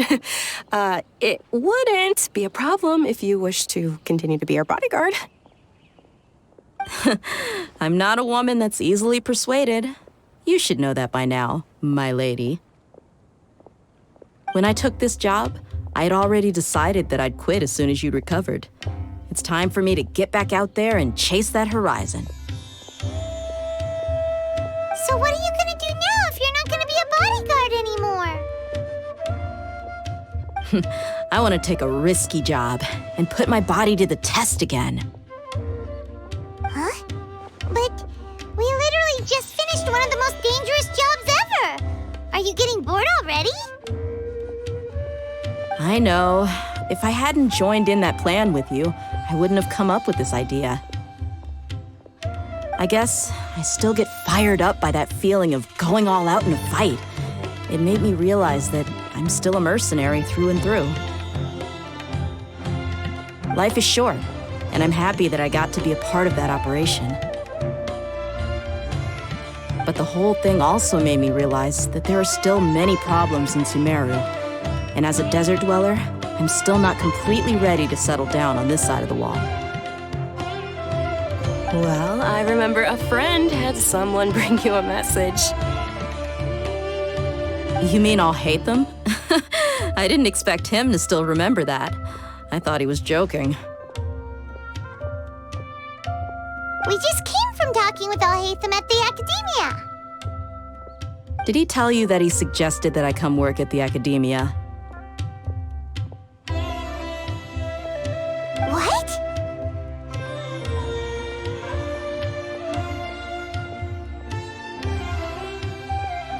I heard that Azar and his cronies fell from power, and Alhaitham told me that now was a good time to find a job in the Academia, but only if I wanted to. Whoa. Paimon can't see you being anything other than a mercenary. Me neither. But I think Dia would look great dressed up as a scholar. Ugh, forget about it. I wouldn't last 10 seconds in there. Alhaitham probably just liked the way I worked and knew I'm good in a fight, so he suggested I find some work in the Academia. But you know, If you take him up on the offer, Sino might actually agree and let you become a Matra. Because you're super amazing! The Matra have all the talent they need as long as they have Sino. I prefer to be free to live however I choose. In fact, I chose this job from the very start because I knew it'd be right up my alley. Even if being a mercenary means facing all kinds of danger. A lion has to return to the wild sooner or later. If anything, being your bodyguard has been unfamiliar territory for me. I don't want to see you go, but I'll respect your decision. I'm glad to hear you say that. Come on, no need for the sad face. It's not like we'll never meet again. Once the whole Dendro Archon thing is settled, everything in Sumeru will take a turn for the better. That makes me happy too. But a peaceful society will probably mean less demand for mercenaries like me. Before long, we'll be a dying breed. So I'd better get to work while I still can. Huh? But wait a second! You make it sound like you're leaving now! Well, no, not yet at least. I promised my lady I'd stick around until next week. So, have you been in Port Ormos this entire time? We were wondering if you had received a letter from Nilu. Oh, did Nilu write to us? She heard that you were seen in Port Ormos, so she sent the letter here. Huh. It was probably sent to the inn that we're staying at. My lady has been very energetic lately and keeps taking me on hikes, staying out even into the night. By the time we get back, the receptionist is usually off napping on the job. Right, and we tend to leave quite early in the morning, so the old man on duty is also usually dozing off. So what it really sounds like is that the person on duty is always asleep.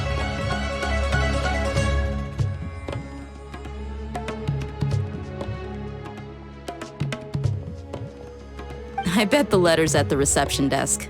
I'll go check later. No wonder there wasn't a reply. You never received the letter. Good thing Nilu asked us to come and check on that. Sorry to make you two come all the way out here. It must be something important for Nilu to specifically write to us like that. Yes, she said they were preparing a victory feast in the Grand Bazaar, and will also be celebrating Sino's reinstatement as General Mahamatra. She was hoping you could come. Great! I'll be sure to attend. Count me in too. But is there some sort of dress code or anything for the feast? Can I just show up looking like this? Since it's being organized by Nilu, I don't think she'll be too picky about that. If anything, I think she wants to see us as our most natural selves. All right, then this is how I'll show up. The feast will be held in 2 days, so don't forget. Sure. Thank you so much for letting us know. We'll see you there. Oh, by the way, do you happen to know where Sino and Raman are?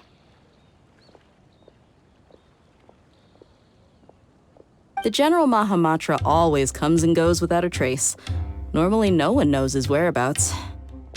Oh. But last time we met, he mentioned that he had something to do in Aru village. You can try your luck there. As for Raman, your guess is as good as mine.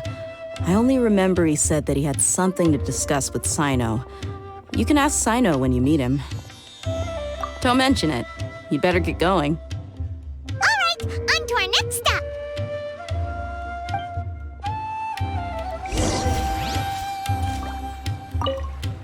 After recovering from Elazar, everything seems so different to me. When I look at the scenery I visited before, it has a completely different feeling. Yeah, you need to be stronger than an ox to take life by the horns. I think I've heard you say something like that before. But today, I finally understand what you mean. Is there any place you'd like to go? I can accompany you. I've got time. What if I tell you that I want to go to the desert? Fine by me. If we go to the desert, I can introduce you to my friends there. But we should prepare and get everything we need before setting off. Let's go! I'll go pack my luggage now. After we're done with the feast in 2 days, we can go have fun in the desert. You can count me in.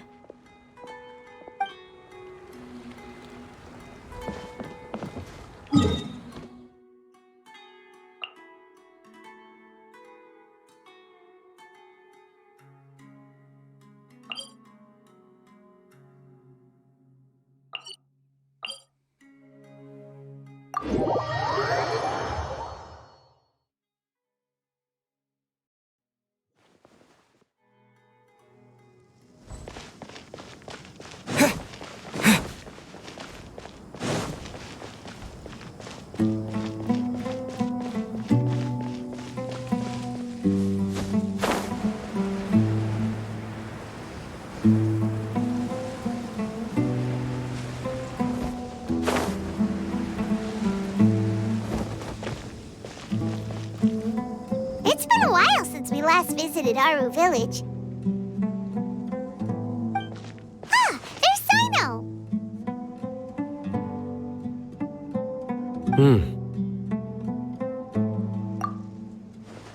What brings you here?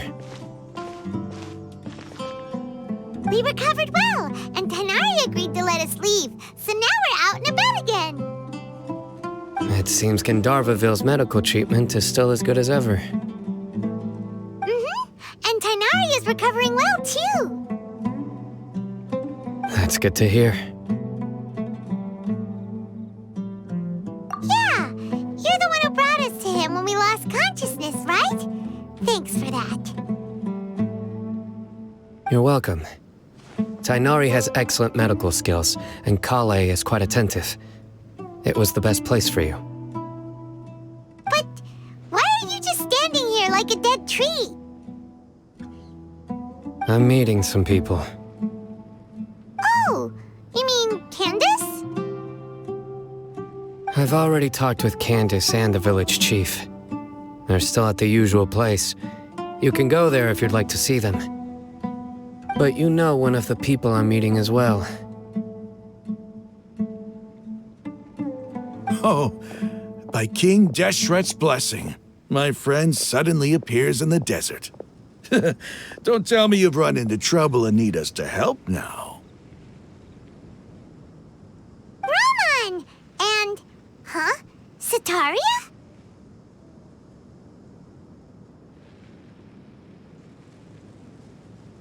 Oh, you know me? Oh, well, you're pretty famous in the academia. Don't worry, these are our friends. No need to be so guarded. I see. I'm doing well. Many good things have happened recently.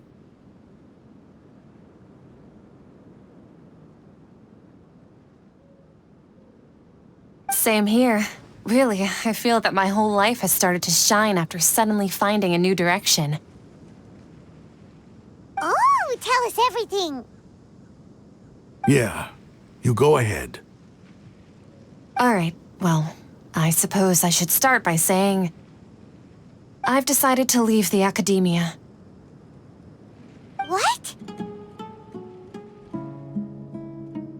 It's not that I've given up on being a scholar. Instead, you could say I've found a new identity. I will no longer pursue research like a typical scholar, but I have not completely given up on my relationship to knowledge either. I can see what you're saying now. What do you mean? I plan to leave the academia and return to teach here in the desert. Wow, so you want to become a teacher? Sataria will return to support education here and teach people from the desert. She can't teach everyone on her own, but there are many of us eremites all over Sumeru. She came to discuss a collaboration with me and hoped that I could bring her ideas to the eremites. Yes, It's my hope that the Eremites can help me select a group of smart people with the best aptitude for teaching. I'll teach them, and after they've finished learning from me, they can go educate more people. That is the true meaning of education and the spreading of knowledge. The people of King Deshret suffer from sandstorms, exile, and ignorance. Miss Itaria is more than welcome to come teach here. Her arrival is like a star shining in the desert night.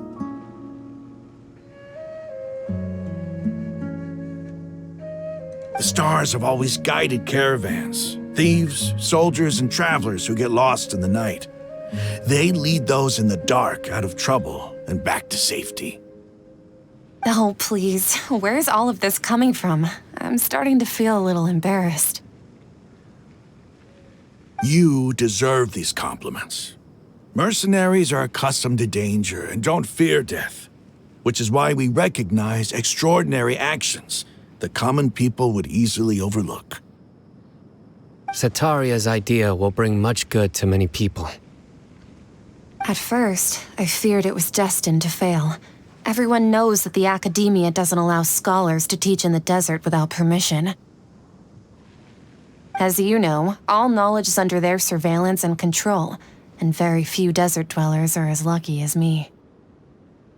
But what I heard at that time has been haunting my heart, as if there were lightning bolts constantly bombarding my soul. Setaria, you tread a treacherous path, and the longer you ignore it, the tighter the Academia's grasp on you will become. Setaria, why haven't you gone home? Never forget that the desert that belongs to you lies elsewhere. Miss. These words sparked something in me, and I knew that I had to bring something back to my people after going home. I gathered up the courage to approach the Grand Sage, only to find that he was no longer at the Academia. Lord Sino told me that Azar didn't belong there anymore. Azar has received much-needed punishment. Though, if you ask me, it may have been too light. You probably have already heard. Lord Sino helped me obtain permission to leave the Academia for the desert, and accompanied me here to discuss collaboration with members of the Eremites. My plan was able to go smoothly thanks to him and Rahman. You're all doing so much for the desert. Aside from that, I also have some other business to discuss with Sino. Lesser Lord Kusanali has allocated many resources to support and develop the desert. I've done some business for her, and part of it required the assistance of the Eremites. I applied for a few batches of educational materials from the Academia, and sent them to several groups in the desert, as instructed by Lesser Lord Kusanali. I believe the people will make good use of them.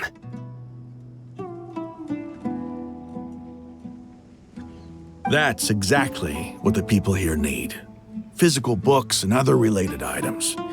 If it weren't for Sino and Lesser Lord Kusanali, I'm afraid we'd never be able to get our hands on them.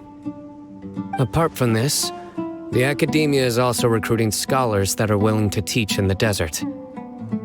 I'll let you and Setaria know as soon as I have any more news.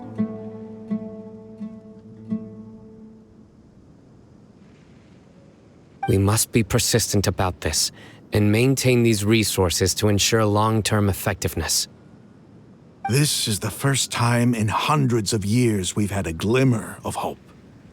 I think this may be the turning point for the desert. Remember these words. Here lies our faithful priest, Kasala. His wisdom is a miracle among the people, deserving of high praise and admiration. I hope people with wisdom like that priest will rise again among the desert dwellers. Then we'll once again see the wisdom and glory that once shook the world. Enough about us. Are you here to discuss some business too? No, not at all. We're actually here on behalf of Nilu. Nilu wanted to write to everyone, but she wasn't sure where the letters should be sent, so she asked us to come find everyone personally. A celebration feast will be held in 2 days at the Grand Bazaar. She hopes that all of you will be able to attend.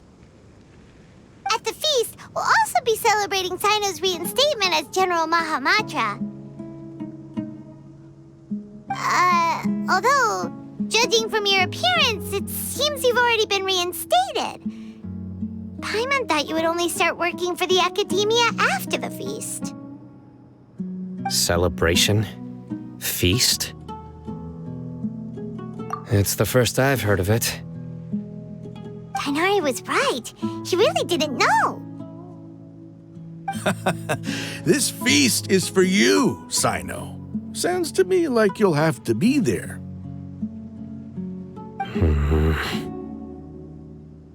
It's rare to see that kind of expression from Lord Sino. You must not like feasts very much. No, not really. But I'll go. Well, I still have a lot to handle here. Besides, I need to look after Miss Sataria in the desert, so I'll have to pass. I'm afraid I won't be able to join you. Although, if you'd be so kind, please give a message to Miss Nilu for me. The message is, I'm sorry for how I treated you before, but now I understand the beauty of your dance. It's like a light shining in the sky. You and the art you symbolize are not only beautiful, but also lively and powerful, so much so that it was prohibited. Please keep dancing, and someday I'll be able to appreciate your art in person. Okay, we've got all that down. Our job here is complete as well. Oh, Sino, remember, party's in 2 days. Make sure you're there. Got it.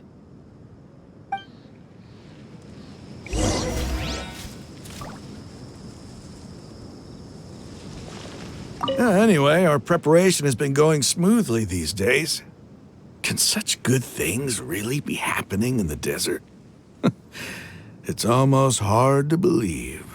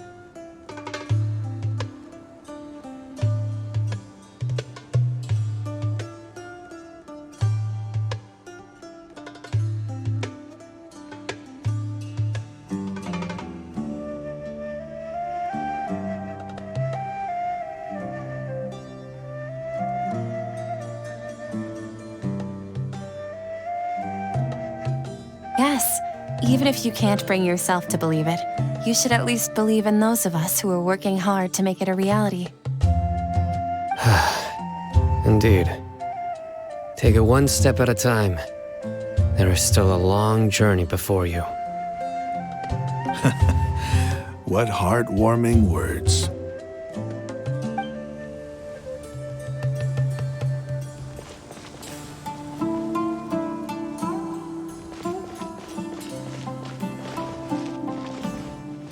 Unauthorized personnel are prohibited from entering the warehouse.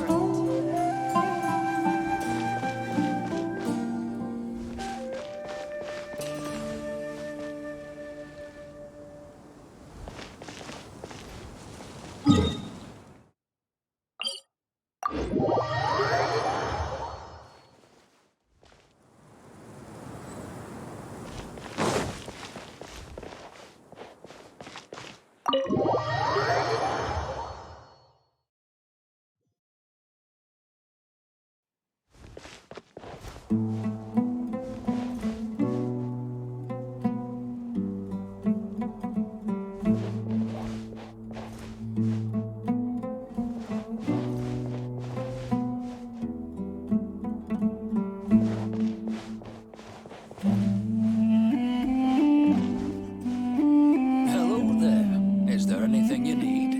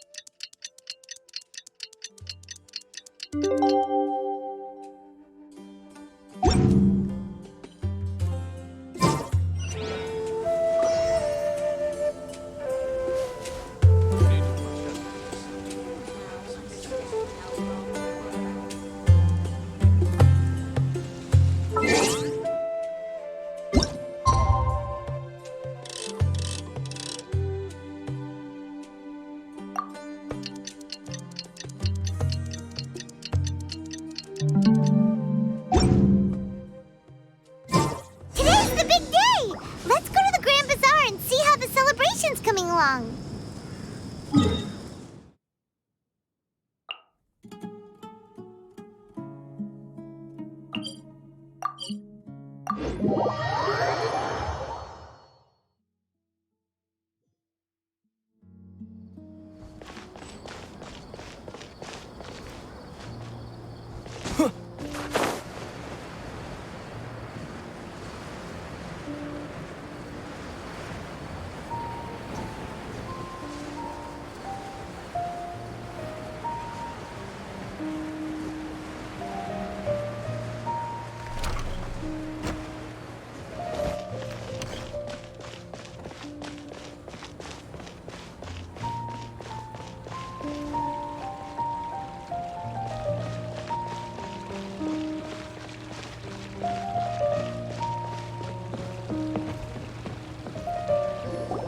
Everybody's already here. Looks like we're the last ones to arrive. I'm here. Ah, there you are. Well, look who finally decided to show up. You look like you came here immediately after finishing up some work. I'm very happy to see you here. But we're not late, are we? It's just that everyone else arrived ahead of time.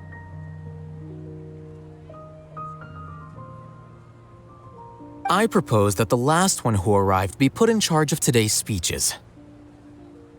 Nah, there won't be any speeches today. Oh, really? Well, even better. Come join us over here. Let's share some great food and drinks, and chat about all sorts of fun things. Everything looks quite good. Wow! Paimon can't wait! Traveler, just look at all the delicious food here!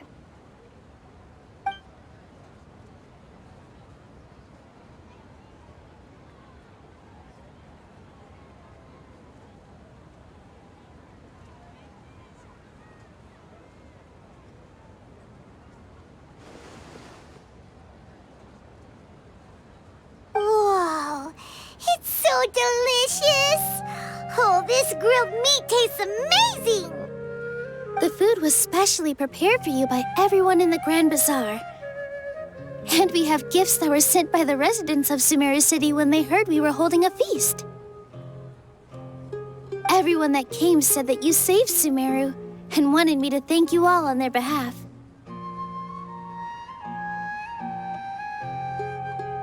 Ah, feels kind of nice to be seen as a hero. I could get used to this. Being a bodyguard is also a hero's job. You've always been amazing, Dia. My lady sure has a way with words. Thanks. I'm glad to hear it. And I'm happy to meet everyone that participated in the great plan. Don't mention it. Come to think of it, we've really done something impressive together. It's unbelievable! We owe it to our abilities and luck.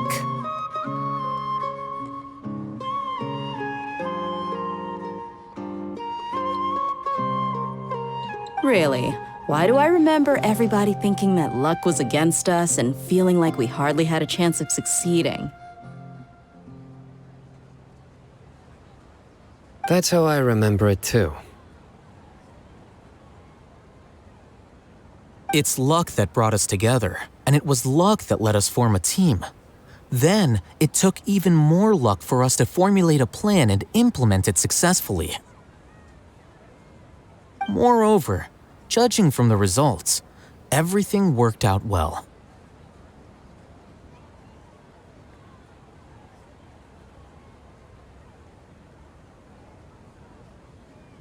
Yeah, everyone gave it their all when it mattered most. It was almost like a performance. We took the stage and put on our best show.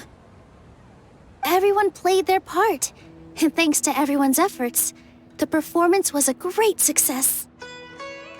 So, would you say we're good actors too? It's such a blessing that Lesser Lord Kusanali was able to return to power at the Academia.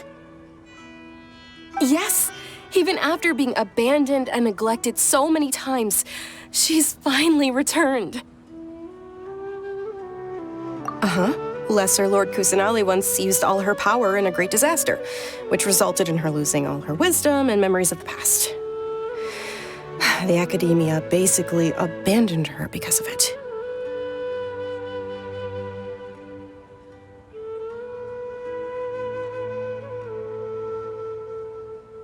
This should be something everybody should remember. Huh? You look surprised. I didn't say anything wrong, did I?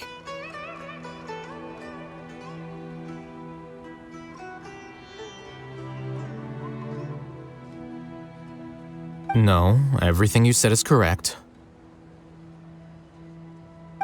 That's good. Something wrong? Yeah, what's with that face? You knew all of this already. Even if those two giants of the Academia are here, I still have to say it. Those sages really have some nerve. 500 years ago, Lesser Lord Kusanali used all her power for the people of Sumeru, and what did they do in return?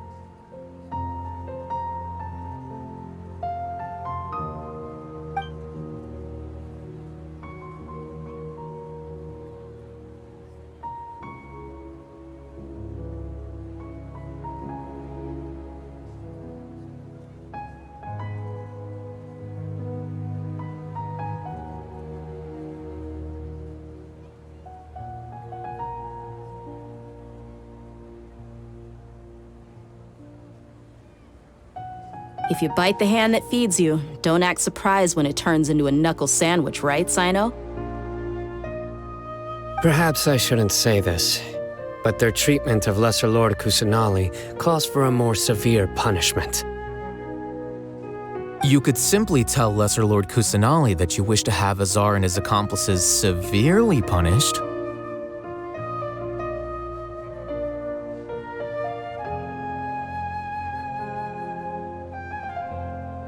I respect our deity's decision and won't interfere in any way.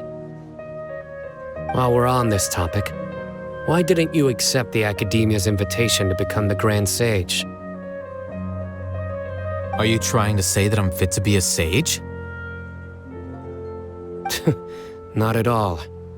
But every person handling the selection process has said that you are the most suitable candidate to lead the Academia right now. Why? Because he dethroned Azar from power? Could you try to put it another way? This is a good thing, yet you're making it sound like I overthrew Azar for my own personal gain. But seriously, though, I always wondered if you had some personal motives behind it. I did have my own motive, but it had nothing to do with being a sage.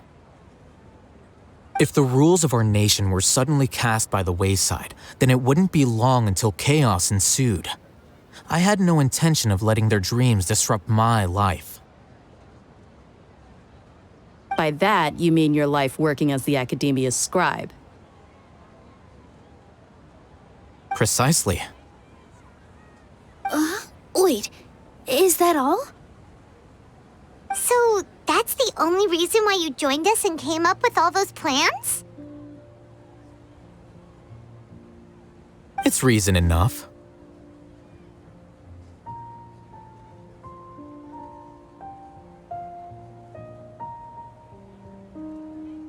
You've certainly got quite the personality. You flatter me. All right then. How about you? You've already resumed work as the General Mahamatra, right?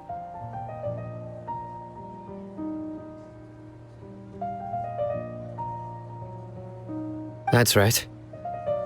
Will you be happy with that life? It's not about being happy. There are merely a lot of things that I must do. Even so, keep your spirits up and try to be happy, okay? And try to smile more every day, just like I'm doing now.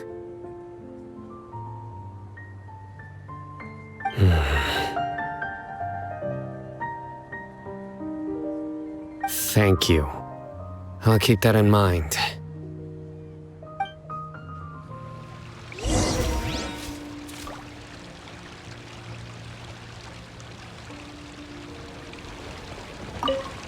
My lady, the grilled meat over there is delicious. Have you tried it? Yes, I also tried some fruit just now. Oh, they're very sweet. What an amazing place to relax. No wonder everybody likes to rest at the Grand Bazaar. You said it. Oh, look who else is here. Hello. Oh, I'm so happy Nilu invited everybody. Oh, now I have the chance to meet all the heroes. Hey, less of that polite chit-chat and more eating and drinking. The feast is about having fun, not stuffy formalities.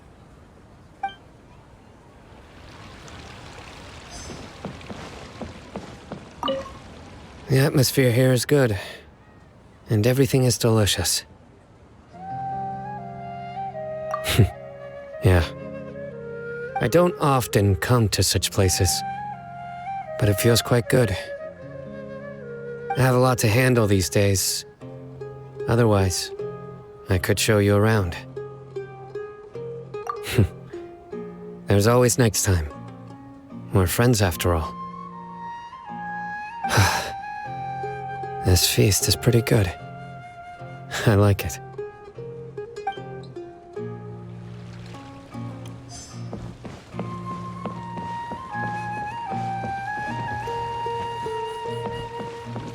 Ah, there you are, traveler.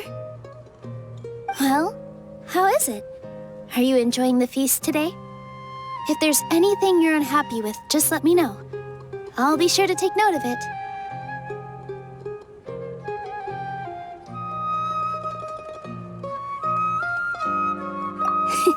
That's good.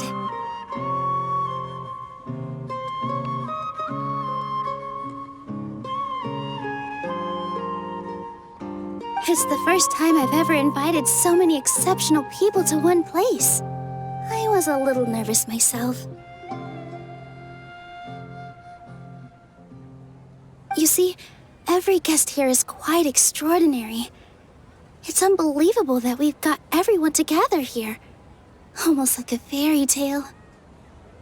Make sure you live it up tonight. I'll be happy as long as you're enjoying yourselves. I'm honored to have her think of me this way. If I have a chance in the future, I would really like to invite her to one of my performances. I can't explain why, but I just feel elated right now. Thank you.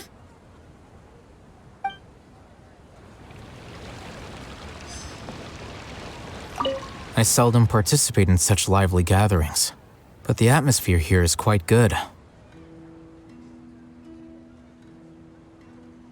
No. This gathering today has a unique meaning. The Grand Bazaar is lively because the people here feel happiness from the bottom of their hearts, unlike the farces at the Academia. That happiness is an emotion that'll be forever alien to those bookworms who have driven themselves insane by studying.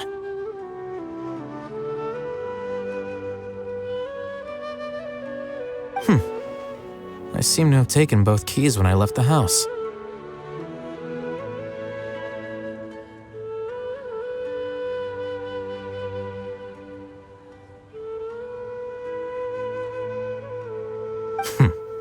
Oh well.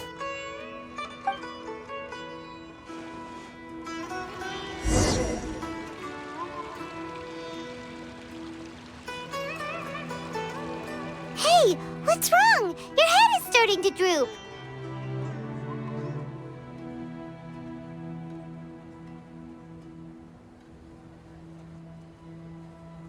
Hey, you can't just fall asleep here. Paimon will go find something delicious for you to eat. You'll wake up once you've put something yummy in your tummy. Of course, just wait here for Paimon.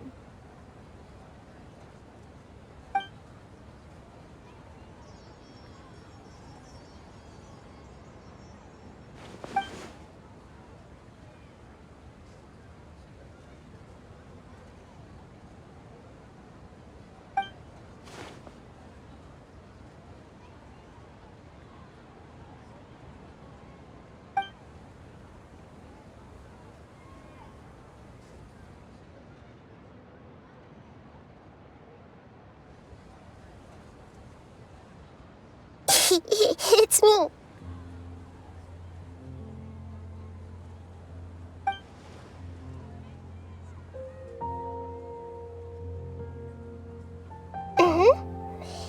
You may blame me for being a bit too self-indulgent. I was thinking about talking with you, and the next thing I knew, I had made a connection with you. The connection between us is amazing. It's like flora and the fence it grows upon.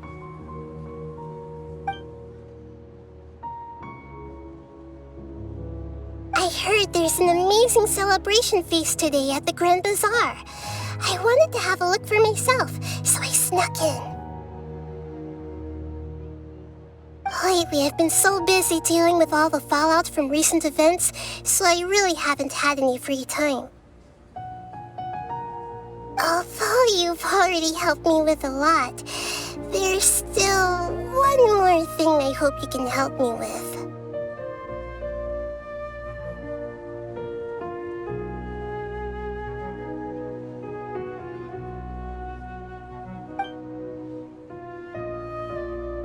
Please say thank you to everyone for me.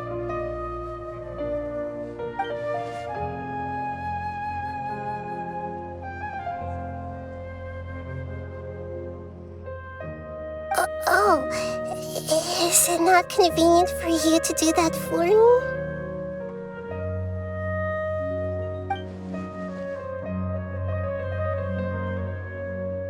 But if I just show up all of a sudden, people will become all quiet and stiff, won't they? What if I end up scaring them and ruining this wonderful feast? That'd be the last thing I want.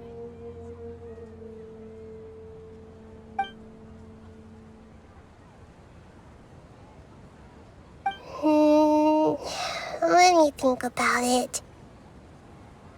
Okay.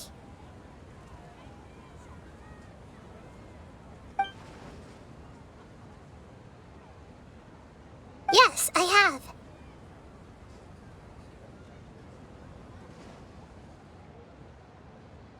You said I should go thank everyone as myself, right? So... I've decided to borrow your body for the time being. Please don't blame me. The floor also climbs up to the fence to get closer to the sky.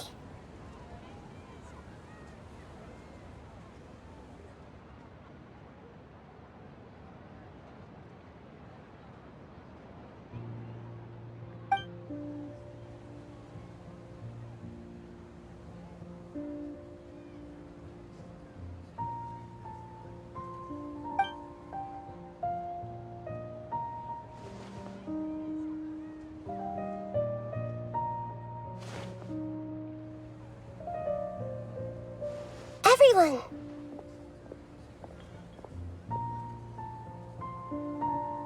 Are you awake now?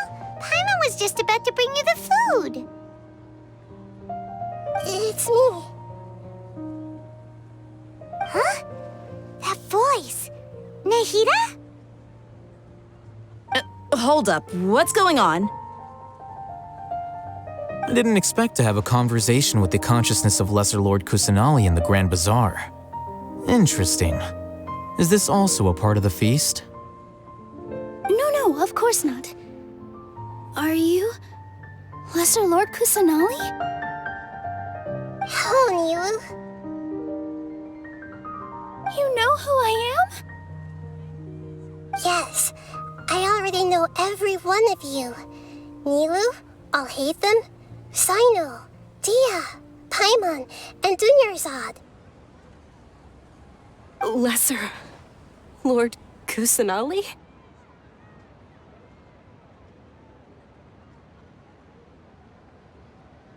I took the liberty of occupying the traveler's body so that I could thank all of you in person. Thank you so much for rescuing me, even if that meant placing your own safety in peril and taking the risk of becoming enemies with the Academia, the sages, the doctor, the balladeer, and even the entirety of Sumeru. Without you, without any of you, I would have been in a much more difficult situation. Had you not helped me to resolve the crisis, not only I, but Sumeru and even the entirety of Tevat would have suffered great misfortune. People refer to you as the heroes who managed to rescue a god. I'm quite fond of this name.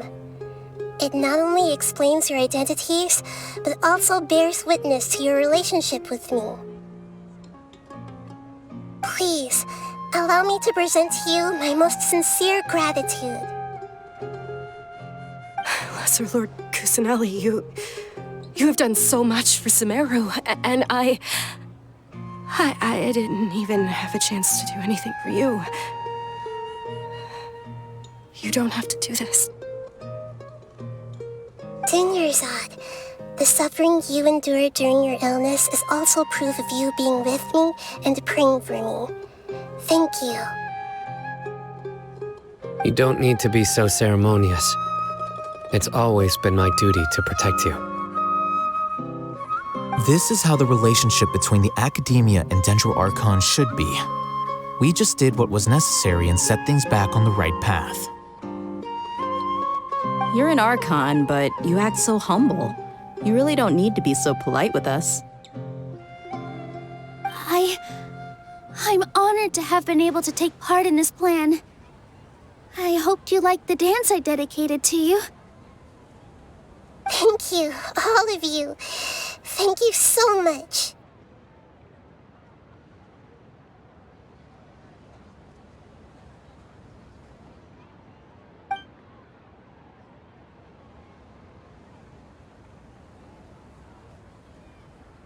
Yeah.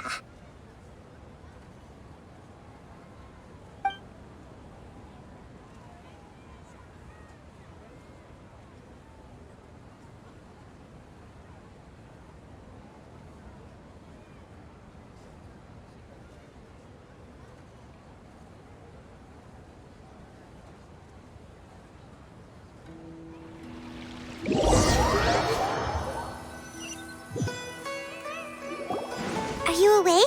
Did you rest well? After Nahida left, you ate a lot of food.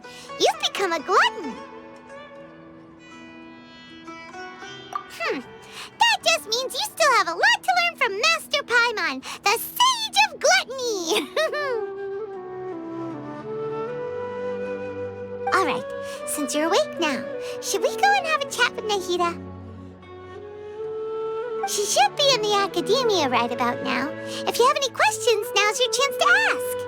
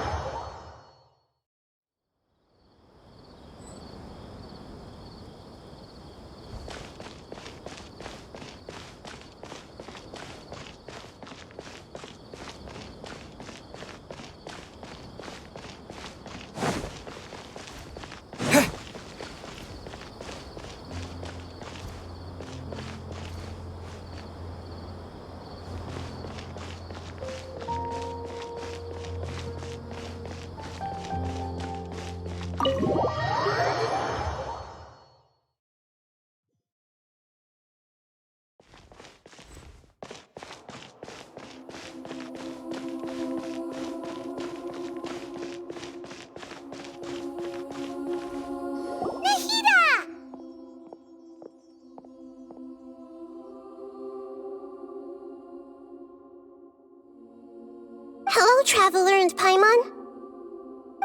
What a fantastic night.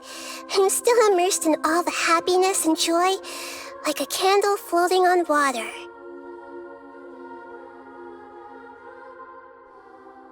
So are we, and that's why we're here to talk with you. Is there anything you want to know?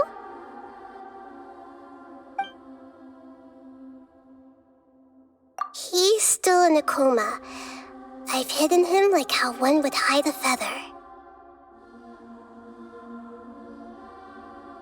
I know you have many misgivings about him, but as someone who had become a god, he has retained a number of very useful features.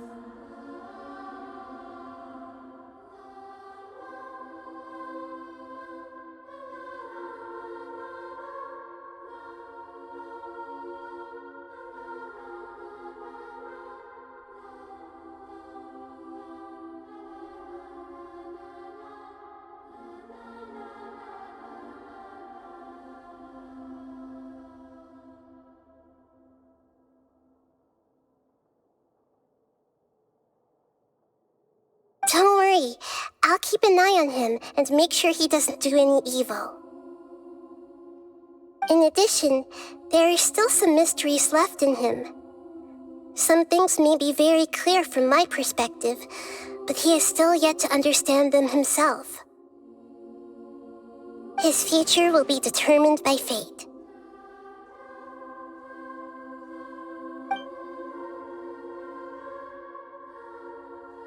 After recent events, the Akasha can no longer function as it used to.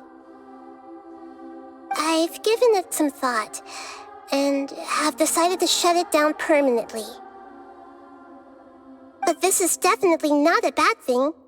Even from the beginning, I've been planning to shut it down. The Akasha's centralized administration of knowledge has always restrained people's curiosity and curtailed the number of paths available to them. I don't think this is good for Sumeru.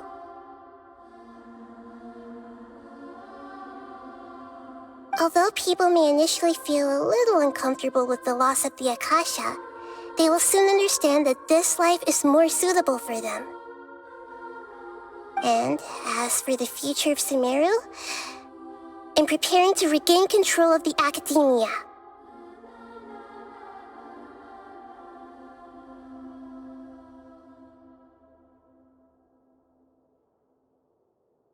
The former sages have received their punishment, but the new sages have yet to be selected.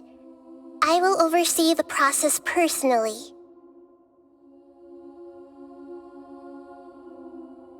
I hope that the new 6th grade sages will be more focused on academics. Sumeru needs such leaders more than ever. The other big issue is the people of King Deshret. All the residents of the desert, in fact. They have been mistreated for far too long. I've already taken some measures to address this. It will take some time to rebuild everything, but no matter if it's culture, friendship, or trust, we will rebuild it.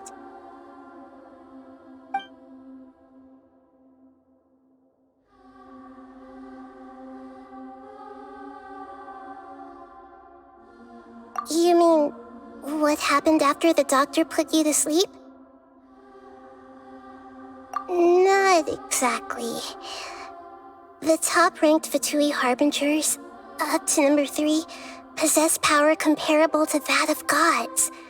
I was no match for him in that kind of situation.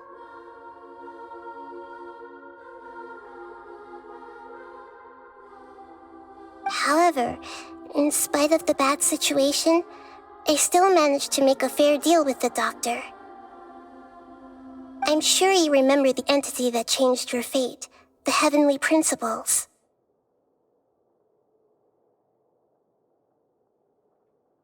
In fact, the Heavenly Principles has been quiet since the Conria disaster 500 years ago. I used this point as leverage against the doctor.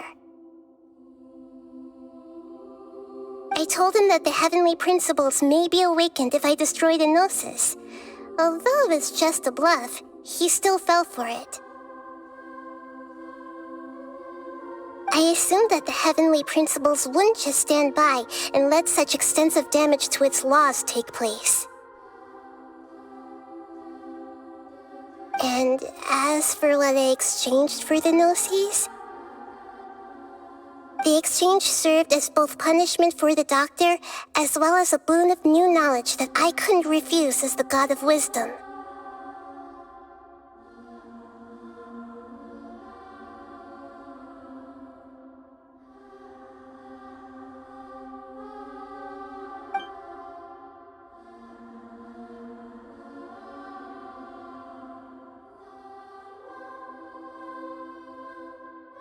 You mean, what happened after the doctor put you to sleep? Not exactly. The top-ranked Fatui Harbingers, up to number 3, possess power comparable to that of gods. I was no match for him in that kind of situation. However, in spite of the bad situation, I still managed to make a fair deal with the doctor. I'm sure you remember the entity that changed your fate, the Heavenly Principles. In fact, the Heavenly Principles has been quiet since the Conria disaster 500 years ago. I used this point as leverage against the doctor. I told him that the Heavenly Principles may be awakened if I destroy the Gnosis. Although it was just a bluff, he still fell for it. I assumed that the heavenly principles wouldn't just stand by and let such extensive damage to its laws take place. And as for what I exchanged for the Gnosis, the exchange served as both punishment for the doctor as well as a boon of new knowledge that I couldn't refuse as the god of wisdom.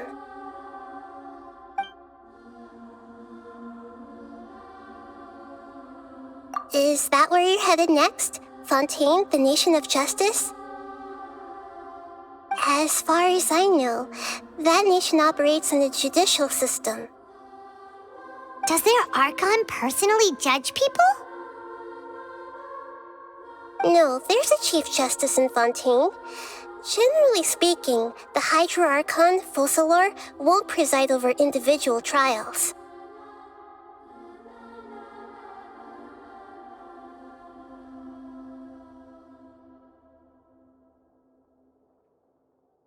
However, even then, Focalor will still make herself present at just about every trial. It seems that she just likes to immerse herself in that sort of atmosphere. As Archon, she still reserves the right to influence the final verdict. Anyway, let's just say she's got, a very unique personality.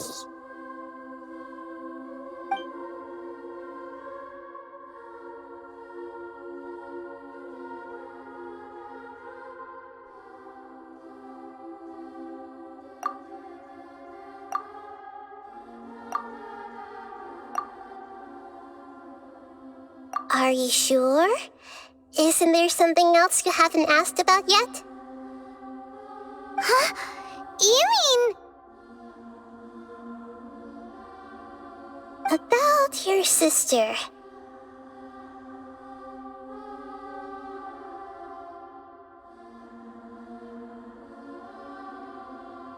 While you were resting at Gandharvaville, I took some time to perform an Irminsul search for information on your sister.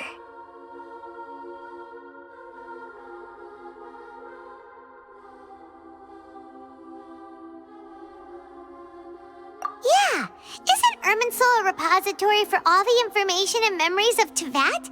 So there shouldn't be anything on him or his sister. This is true in your case. Irminsul indeed does not have any information on you. However,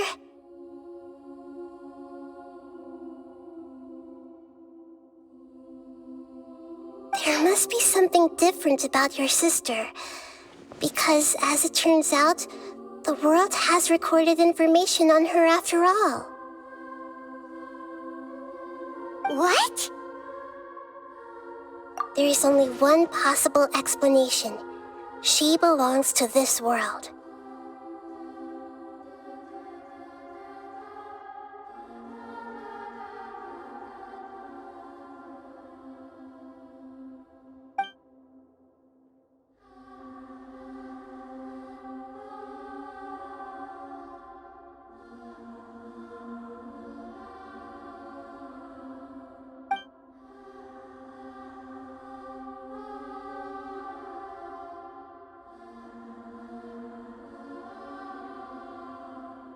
But nothing about this makes any sense! Wasn't this your first trip to Teyvat?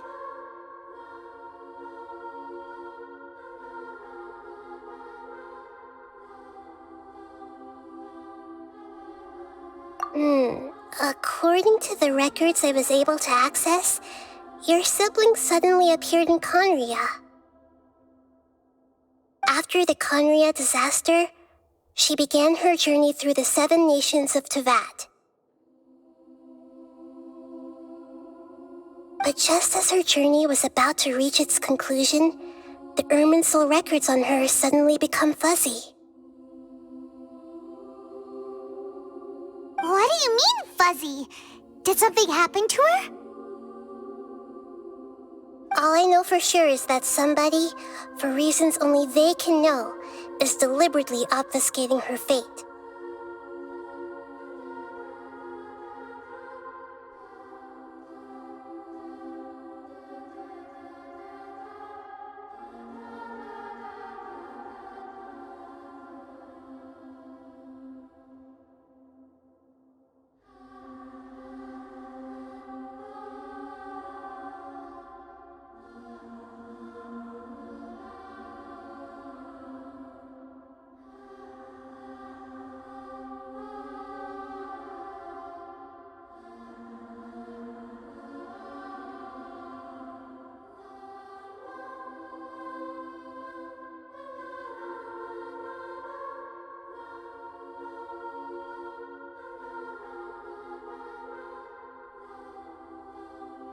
And whoever it is, if they can do that, who knows what else they're capable of.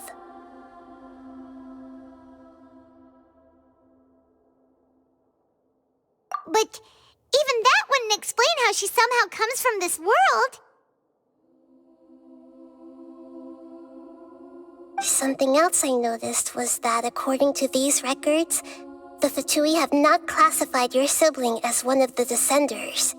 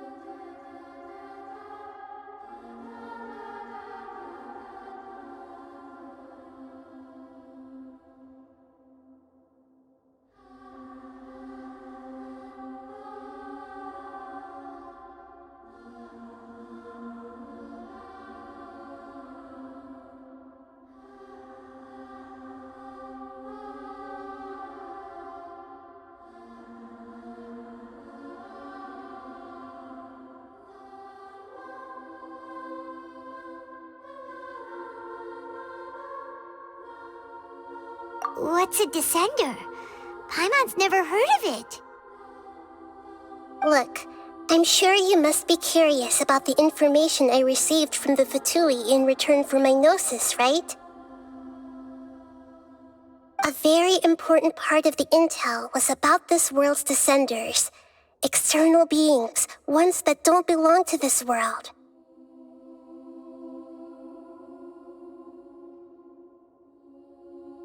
Traveler, you are Tevat's 4th Descender.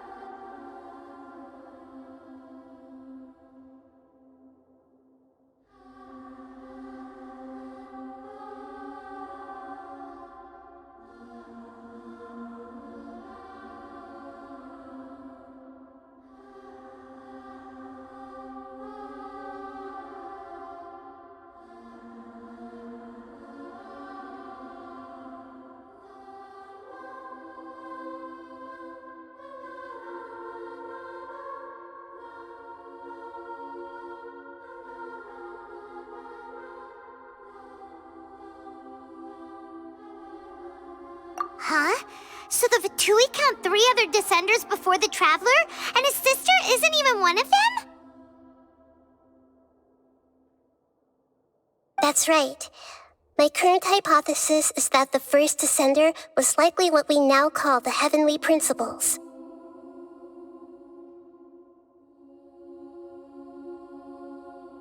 As for the other Descenders, I still need to verify their existence. It could take me some time.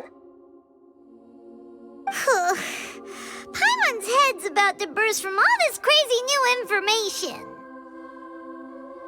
And yet, even knowing all this, I'm sure you must still have a lot of unanswered questions. I must say, I truly regret that I can't help you more as the God of Wisdom.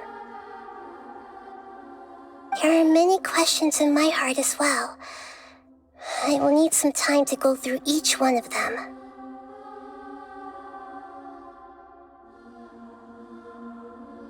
And soon, you'll also begin your journey anew and depart from Sumeru. I'm very interested in your future. It's a journey that can't be observed or recorded by this world. If fate is the ultimate knowledge, then your future will be the ultimate fate. Paimon's sure glad we got to meet you, Nahida. The pleasure is all mine. I can't thank you enough. Alright, that's enough talk for today. If you ever miss me, just close your eyes, and maybe I'll appear in your dreams.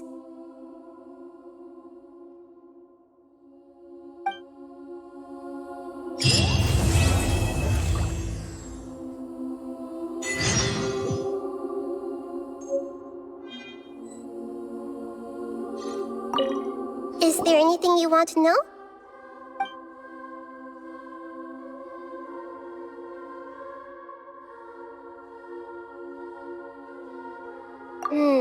According to the records I was able to access, your sibling suddenly appeared in Conria. After the Conria disaster, she began her journey through the 7 nations of Tevat. But just as her journey was about to reach its conclusion, the Irminsul records on her suddenly become fuzzy. What do you mean, fuzzy? Did something happen to her? All I know for sure is that somebody, for reasons only they can know, is deliberately obfuscating her fate. And whoever it is, if they can do that, who knows what else they're capable of. But even that wouldn't explain how she somehow comes from this world. Something else I noticed was that according to these records, the Fatui have not classified your sibling as one of the Descenders. What's a Descender? Paimon's never heard of it. Look, I'm sure you must be curious about the information I received from the Fatui in return for my gnosis, right? A very important part of the intel was about this world's Descenders, external beings, ones that don't belong to this world. Traveler, you are Tevat's 4th Descender. Huh? So the Fatui count 3 other Descenders before the Traveler, and his sister isn't even one of them? That's right. My current hypothesis is that the first Descender was likely what we now call the Heavenly Principles. As for the other Descenders, I still need to verify their existence. It could take me some time. Paimon's head's about to burst from all this crazy new information. And yet, even knowing all this, I'm sure you must still have a lot of unanswered questions. I must say, I truly regret that I can't help you more as the God of Wisdom. There are many questions in my heart as well. I will need some time to go through each one of them.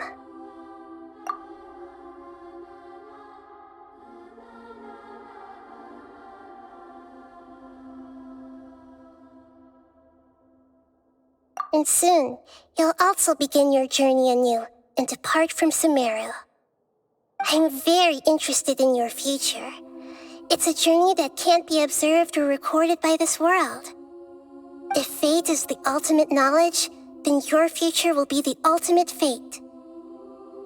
Paimon's sure glad we got to meet you, Nahida.